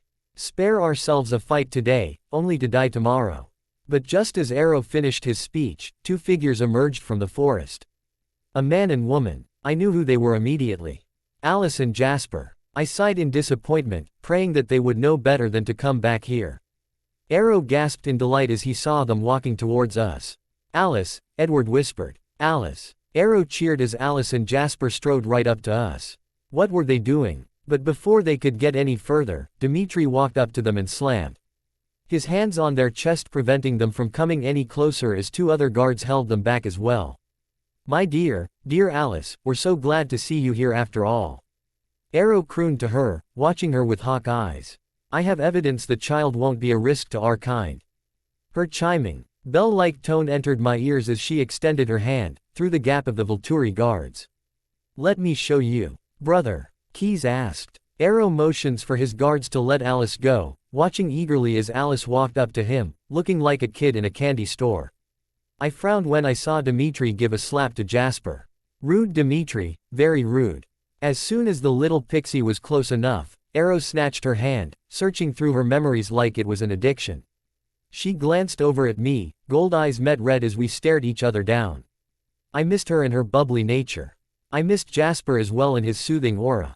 And Emmett and Rosalie. His charming smile and mischievous nature, and her bitchiness. I never got the chance to properly thank Rose for trying to fix my broken pendant. Nor did I thank Carlisle and Esme for looking after me when I sank into a deep depression and couldn't get up on some mornings. I straightened up when I came to a decision. Bella and Edward had taken too much from them and gave nothing in return. Bella just expected everyone to lay down their lives for her. Well, not this time. I will not let them sacrifice their lives for Bella and Edward, even if they wanted to. I will not let Bella and Edward's selfishness lead to destruction of the Cullens. I will save the Cullens. Just as I thought that, Alice suddenly gasped, before roughly snatching her hand from Arrow's grasp. "It doesn't matter what I show you," she hissed, furious. "Even when you see, you still won't change your decision." Alice whirled around with the grace of a ballerina. "Now," she whispered to Bella. I watched as Bella gave her daughter one last look, before turning to Jacob. "Take care of my daughter." Without any further warning, Jacob turned and began to sprint away from the battle, with the child still on his back. "Get them!" Keyes barked at Santiago. Alice swiftly began to move her body, so she could kick Arrow into the air and create a distraction long enough for Jacob to run further, but I wouldn't let her, knowing Arrow would use that as an excuse to take Alice by force. I ran around Marcus and slammed my body into Alice's. We both tumbled to the ground, our limbs tangled together. I quickly jumped to my feet before wrapping my shield around Alice, grabbing her upper arms in a tight grasp. I gave her a quick apologetic look, that everyone else missed, before I threw her as hard as I could into Jasper, sending both of them flying back, right on the other side of the field, landing with a crash next to Carlisle. As I suspected, all of the Cullens, sans too, surrounded them both, making sure they were okay while using their bodies as shields to protect their weakest link.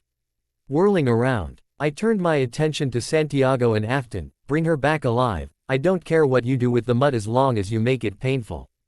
They both nodded, not questioning me for a single second before they took off in a sprint after the kid and her pet dog. No, stay away from her. I heard Bella cry before she and her husband charged forward, determined to stop them from reaching Jacob and the child. The rest of the witnesses began to rush forward with her as well. Eros simply raised his hands, and everyone from our side began to sprint into the battle. I raised my shield around myself, the kings, and their wives, creating a bubble of protection for us. The pounding of feet echoed through my head as I watched our witnesses and guard throw themselves into battle. I saw Alice and Jasper quickly climb to their feet, the rest of the Cullens just about to charge into battle, but before they could, I did something incredibly stupid. I wrapped a separate shield around them, protecting them from any and all attacks, but also preventing them from joining the battle. They were going to sacrifice their lives for Bella and Edward. I selfishly wasn't going to let them. They showed me kindness and I was returning the favor. I felt them bang against my shield a few times before they realized what was going on, but I guiltily refused to meet their gaze, instead. Atching as vampire bodies begin to collide as both sides reached each other. Flinching when I heard the horrifying sound of boulders being smashed together, I quickly made my back to Marcus, his arms enveloping around me, shielding me from the battle like I was doing to him. Arrow cocked an eyebrow at me, silently asking for an explanation for why I had shielded them. They were kind to me when I was at my most vulnerable. I am simply returning that kindness, I whispered. Keys scowled at me, but, I continued, needing to reassure them that I was on their side. If they break the law again, I'll personally come back here and kill every single one of them. As much as it pained me, this was their last chance. I could tell the bloodthirsty king didn't like it, but he let it go and watched he fight with a satisfied smirk on his face. I turned to the battle and watched. What is she doing?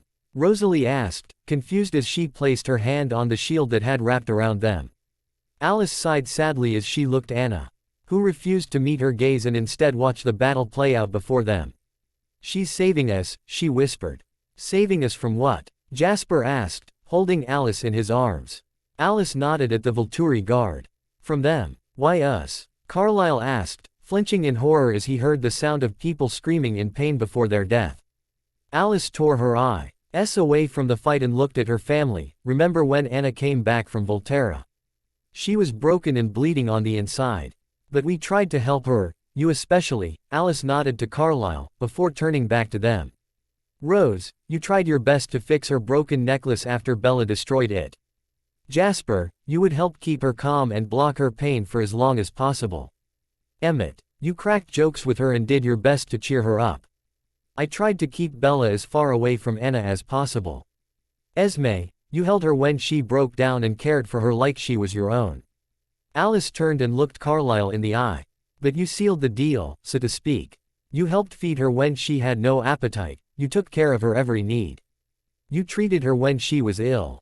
You protected her and comforted her when Marcus couldn't. That's why we've been spared. We showed her kindness and now she's returning the favor. Carlisle turned and looked at Anna, seeing her watching the battle in horror. Emmett frowned, looking forward at all the people laying their lives down for them, but we should be out there, helping them. Alice shook her head at him, her shield is impenetrable.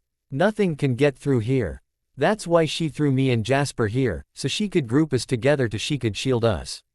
She won't let us sacrifice our lives for Bella, Jasper realized. As the Cullens looked at the devastation, not being able to help in any way. Despite what Anna had gone through, she was risking herself to save them. The horror of it was ineffable. Every second there seemed to be a new death.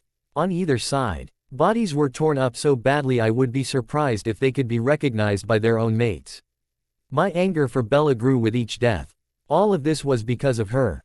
Every life that is or will be lost today is all on her. The wolves tore through vampire flesh like their diamond skin was as soft as butter. The dead bodies quickly piled up as limbs were thrown all over the place. I watched as Jane tried to use her illusion of pain on Garrett, but Bella quickly shielded him, rendering her useless just as someone quickly began to engage in a physical fight with her. Someone has to take out Bella, her shield's too dangerous. I muttered as I watched her hold her own against one of our guard. Alec came from nowhere and lunged at her, tackling her to the ground. Breaking her concentration, just in time for Jane to take her out her opponent as he was quickly gaining the upper hand in their ephemeral fight.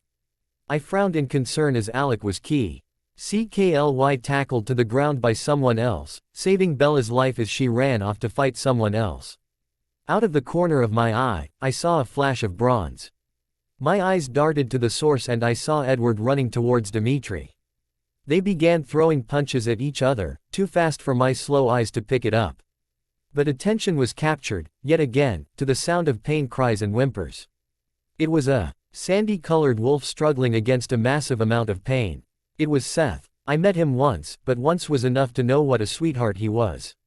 I frowned when Jane increased her power on him as he struggled to walk away from the blinding pain.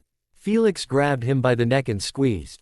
A single tear fell from my eye as I heard the nightmare-inducing crack as his neck broke. His eyes turned SLIGHTLY blackish as his body was carelessly dropped on the ground. His body twitched once, twice. Then, he was gone. I heard her heart-breaking howl before I saw the silver wolf. Leah. She saw her TTLE baby brother die right before her eyes. My breathing sped up rapidly as my chest heaved. My blood boiled beneath my veins as rage consumed me. Leah's mournful howl reached Jacob's ears as he sprinted through the forest. Unaware of the two vampires closing in on him. His eyes widened when he heard Seth's connection break. Seth was dead. Sweet, lovable, kind, selfless Seth had been killed in battle. Jacob lost focus as his eyes glazed over, the pain of losing his brother too much to bear, leaving him and Renesmee completely vulnerable to the Volturi guards. Afton had cloaked him and Santiago, making them blend into the background as they both ran up behind the distraught wolf. They lunged in synchronization and managed to take down the big, russet-colored wolf. Renesmee screamed as she was flung off of her Jacob and into the snowy earth. Renesmee watched in horror as they broke some of Jacob's bones, a horrible crunching sound echoing around them as they broke half his body to immobilize him. Stop! She screamed fanatically, climbing to her feet and rushing towards them. Only for Santiago to grab her and restrain her. Afton quickly grabbed Jacob's back legs and they dragged both of them back to the battle. To the Volturi, to Anastasia. I nodded in satisfaction as our side gained the upper hand and began to restrain them. Dimitri was kicking Edward's ass. One of our witnesses had their hands around Bella's neck. The wolves were being held down and subdued, and the Cullens were still safe inside my shield. I honestly didn't know if what I was doing was the right thing. Letting them sit there and watch as their friends are destroyed, being able to do nothing. I knew how badly that could affect such kind-hearted people like Carlisle and Esme. But I knew I couldn't let them die today. Tomorrow was a different matter entirely, but today, I decided their fate.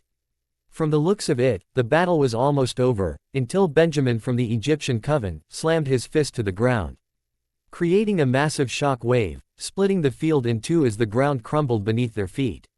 I physically snarled in irritation, pacing as the battle continued, as more and more of our witnesses were torn apart or thrown into the massive ravine, landing in the lava down below, turning to ash within seconds. The ground gave way underneath Bella's feet as she struggled to free herself from the death grip one of our witnesses had on her. They both tumbled into the abyss, but Bella grabbed onto the side, her fingers desperately trying to find purchase on the ground. But it wasn't enough. Both of them slowly began slipping into the ravine, much to my relief.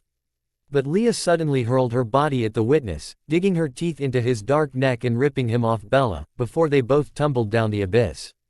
My chest rumbled as I physically restrained myself from charging towards Bella. Not yet, not yet, not yet.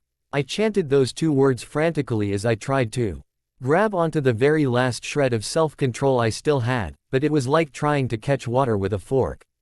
My hands shook in fury as I curled them into fists, my body physically vibrating from the force I used to keep myself inside the bubble. Dmitri was holding Edward to the ground, his hand around his throat, but the ground crumbled beneath Edward, sending him falling into the ravine, where Leah fell only seconds ago. I saw Dmitri lean over the abyss, searching for him, only to turn around, looking satisfied. I saw Bella on the other end of the cliff, looking horrified as she watched her husband die. My fury grew as I watched her mourn. She didn't have the right to mourn her husband's death, when people were laying their lives down for her right this second. Did it never occur to her that Edward would die sooner or later? I'm guessing my thick little twat of a sister never even considered when she charged at us, that she forfeited his life as well as her own. But then, Edward fucking Cullen soared out of the ravine and grabbed Dmitri by the head. He looked directly into my eyes before he violently snapped Dmitri's head off. He put so much force into that Dmitri's body flew through the air, landing on the white earth with a thump. "Felix!" I roared through my clenched teeth. Felix's attention was on me in an instant. I nodded towards Edward, who still held Dmitri's head in his hands. I really liked Dmitri. He was normally my guard when Marcus went to feed. He was a dear friend to me, and Edward had to take that away too, didn't he? Felix charged at Edward and they began to dance. As their limbs blurred together, I began to pace again. Too much anger was flowing beneath my skin for me to stay still. Arrow watched in concern as Anastasia paced before them, growing more wild and out of control with every death contributed. He knew Bella had to be killed, not just because she had broken the law, but because Arrow sorely believed Anastasia would go insane if she was kept alive any longer. A fleeting thought of recruiting her had crossed his mind, but as he watched Anastasia shake with fury, a dark spark in her black eyes, he knew that was not possible. Despite his greed and hunger for power, he knew when the gift they possessed simply wasn't worth the effort. Now was one of those times. The shield began to flutter around them, pulsing with unused energy as Anna slowly lost her sanity. Watching the battle with hate-filled eyes, Marcus was about to take a step forward to see if he could comfort his shaking daughter, but Arrow held up a hand to him, stopping him. He thought it would be best if he tried. He slowly approached her, gently laying his hand on her shoulder, pausing her pacing, trying to offer the distressed child some form of comfort. She took a deep breath, trying to calm herself down. "They won't win," Arrow cooed in her ear. "They are inexperienced, squabbling children compared to our centuries of experience." He took his index finger and gently ran it down her flushed cheek, seeing her thoughts and memories flicker through his mind.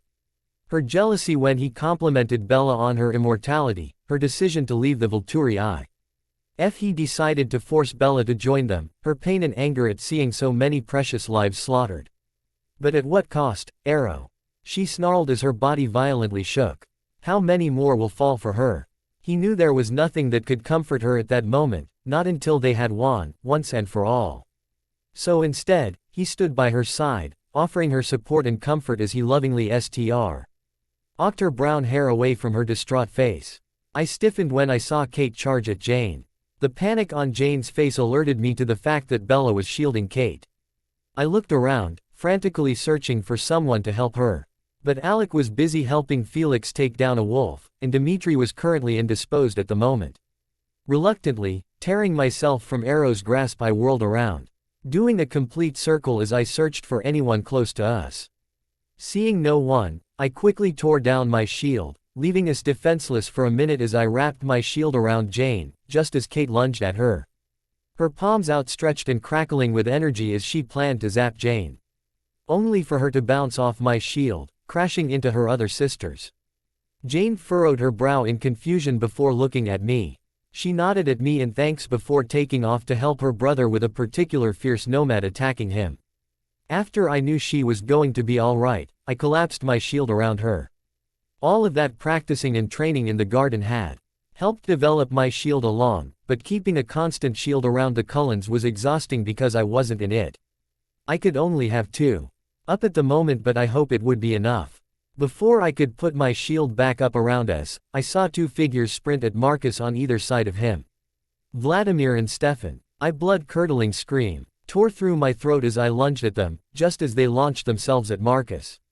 Not my Marcus. Protect. Must protect. Protect, protect, protect. Marcus, Marcus, Marcus. Protect, protect, protect. I was unstoppable as I grabbed Stefan and flung him into Vladimir, much like I did with Alice and Jasper. I physically couldn't stop myself if I tried, I was too consumed with the need to protect my father. I wrapped my shield around them again, trapping them inside as I threw myself out of my own shield and charged towards the monsters that thought they could hurt a hair on my father's head. They were going to pay. Grabbing Stefan's foot, I lifted him up and slammed him into the ground, before whirling around and swiftly removing one of Vladimir's arms with a satisfying crunching noise. I back-handed Vladimir before turning back to Stefan and hauling him to his feet, only take off his hand. I quickly wrapped my shield around him and squeezed as hard as I could, dismembering him and flinging his severed torso into Vladimir. Stefan's head in my hand. I could feel the strain on my body from bring forth a third shield while I already had two active. Vladimir roared when he saw his disassemble. Ed friend's limbs thrown all over the place. He crouched down and lunged at me, reaching over and grabbing my hair, lifting me in the air. I screamed in pain and rage before reaching down and grabbing Vladimir's head. Cracking his head roughly to the side. He cried out, dropping me. I scrambled to my feet before kicking Vladimir back into someone's hold. It was Felix. I'm guessing he saw me fighting them off and figured I could use a hand. I jumped up on Vladimir's shoulders and wrapped both of my hands around his neck. I gave him an insane grin, filled with rage and madness before digging my fingernails into his skin. Slowly tearing his head from his body, relishing in every second of it. Once his head was officially decapitated, I left Felix to dismantle the rest of him before returning to my place. But I didn't step back inside the shield as I saw Santiago and Afton return with the kid and a whimpering Jacob. They approached me, roughly dropping the wolf down in front of me. I looked into his brown eyes and saw hatred, pain, and concern for the kid. Without even thinking twice, I lifted my foot and slammed it down on his neck. He gave a strangled cry, which was silenced as his eyes turned back. Just like Seth's did. No, Jacob. I heard the kid scream as she struggled in Afton's unmoving grasp. I slowly turned my body to her, her brown eyes connecting with my bloody ones. Walking up to her, I snatched her from Afton's grasp and held her up by her bronze hair. So this is the cause to so many dead. I snarled as I roughly shook her, causing her to cry out in pain. Look, I roughly turned her head. To the fight. Look at how many people are dying for you. Because of your mother's selfishness, everyone dies. Including you. She cried and wiggled in my grasp, big fat. Tears rolling down her cheeks as she screamed. Something glinted, catching my eye. There was a silver locket resting on her chest. I reached up and yanked it from her neck, smirking when I heard her scream. I ripped it open to see a picture of Bella and Edward inside. I flipped it over and saw the writing on her locket. More than my own life, I spat as I read the writing. How fucking noble of you, Bella. I held the kid up. Scream. I demanded her. She stubbornly shook her head. I backhanded her across the face, my patience long since gone. Scream. She shook her head once more. So I head over and slowly began to pull on her little arm, smiling through clenched teeth as she whimpered in pain. Until a loud crack erupted. That did it. She screamed as loud as she could as I twisted her broken arm. Capturing Bella and Edward's attention, like I was hoping for. Renesmee. I heard Bella scream. Renesmee. That's what she named her kid. Was Bella just asking for this little brat to be beat up at school? Anna, please. Bella called to me. I stopped and turned to Bella, who was halfway across the battlefield. Please, Anna, she begged, don't hurt my daughter. Do what you want to me, I don't care, just let her go. My eyes softened when I looked into Bella's venom-filled ones.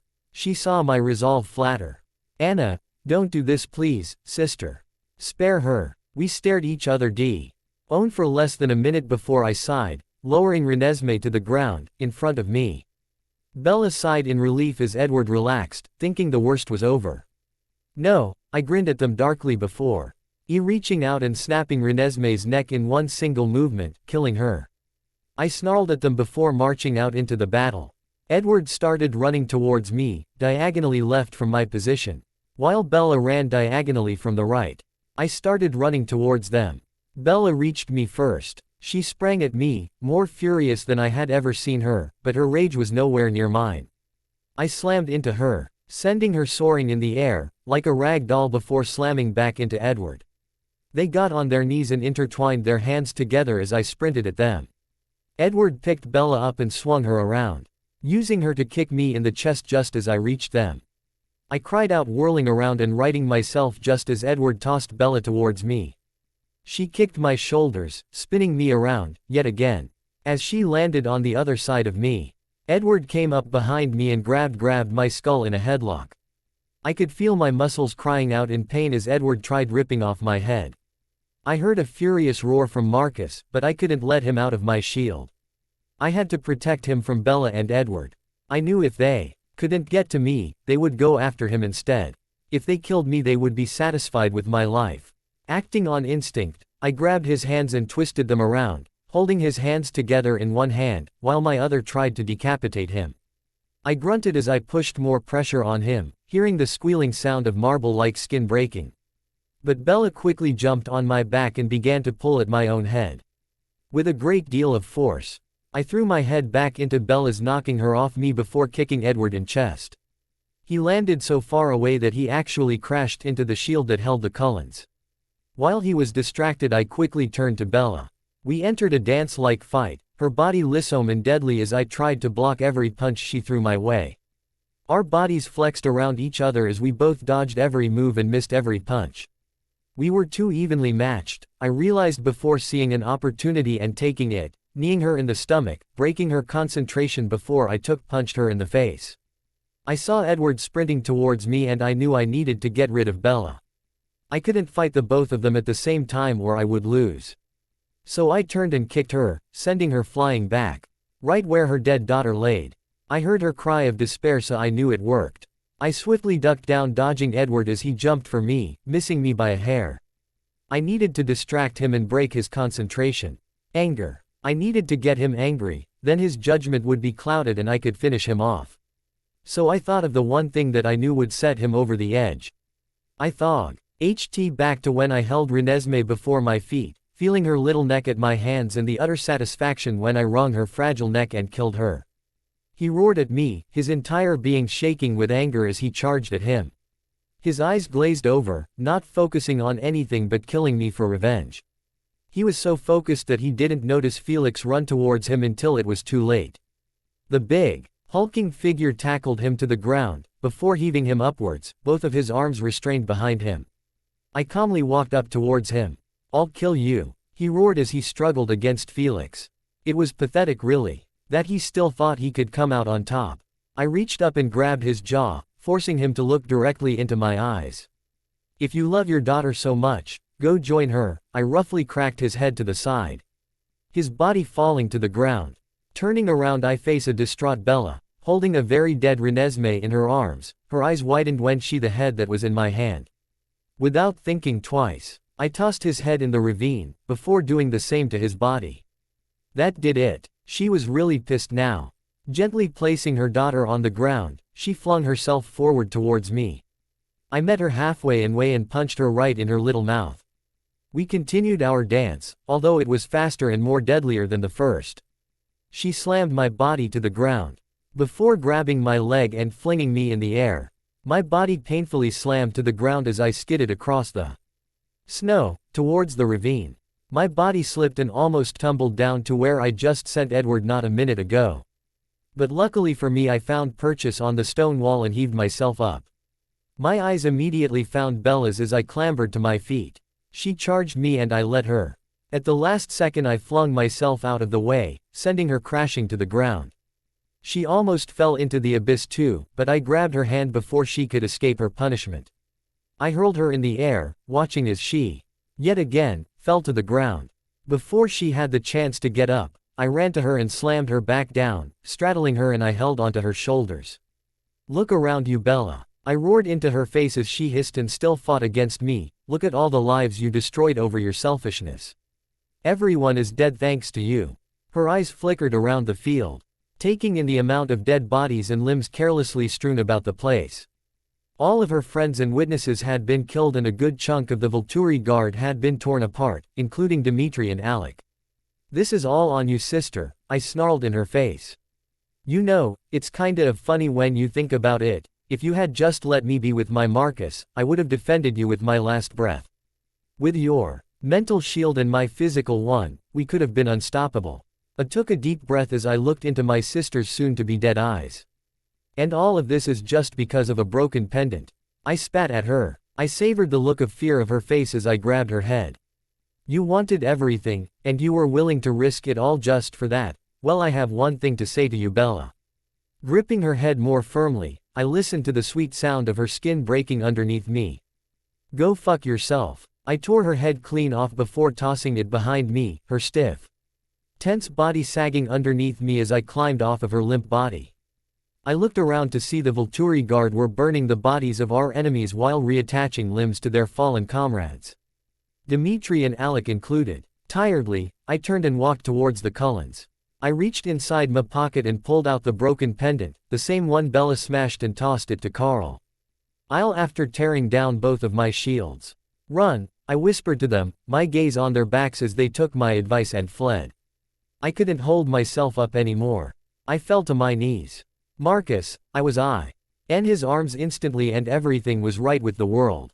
When I pulled Bella's head off, I finally felt peace. I knew I would miss her. The deadly fight was a blur. Until everything became nothing. But there was still something. Her head rolling on the floor. Something I had never felt before. We shared our blood and tears. Looking out for each other for years.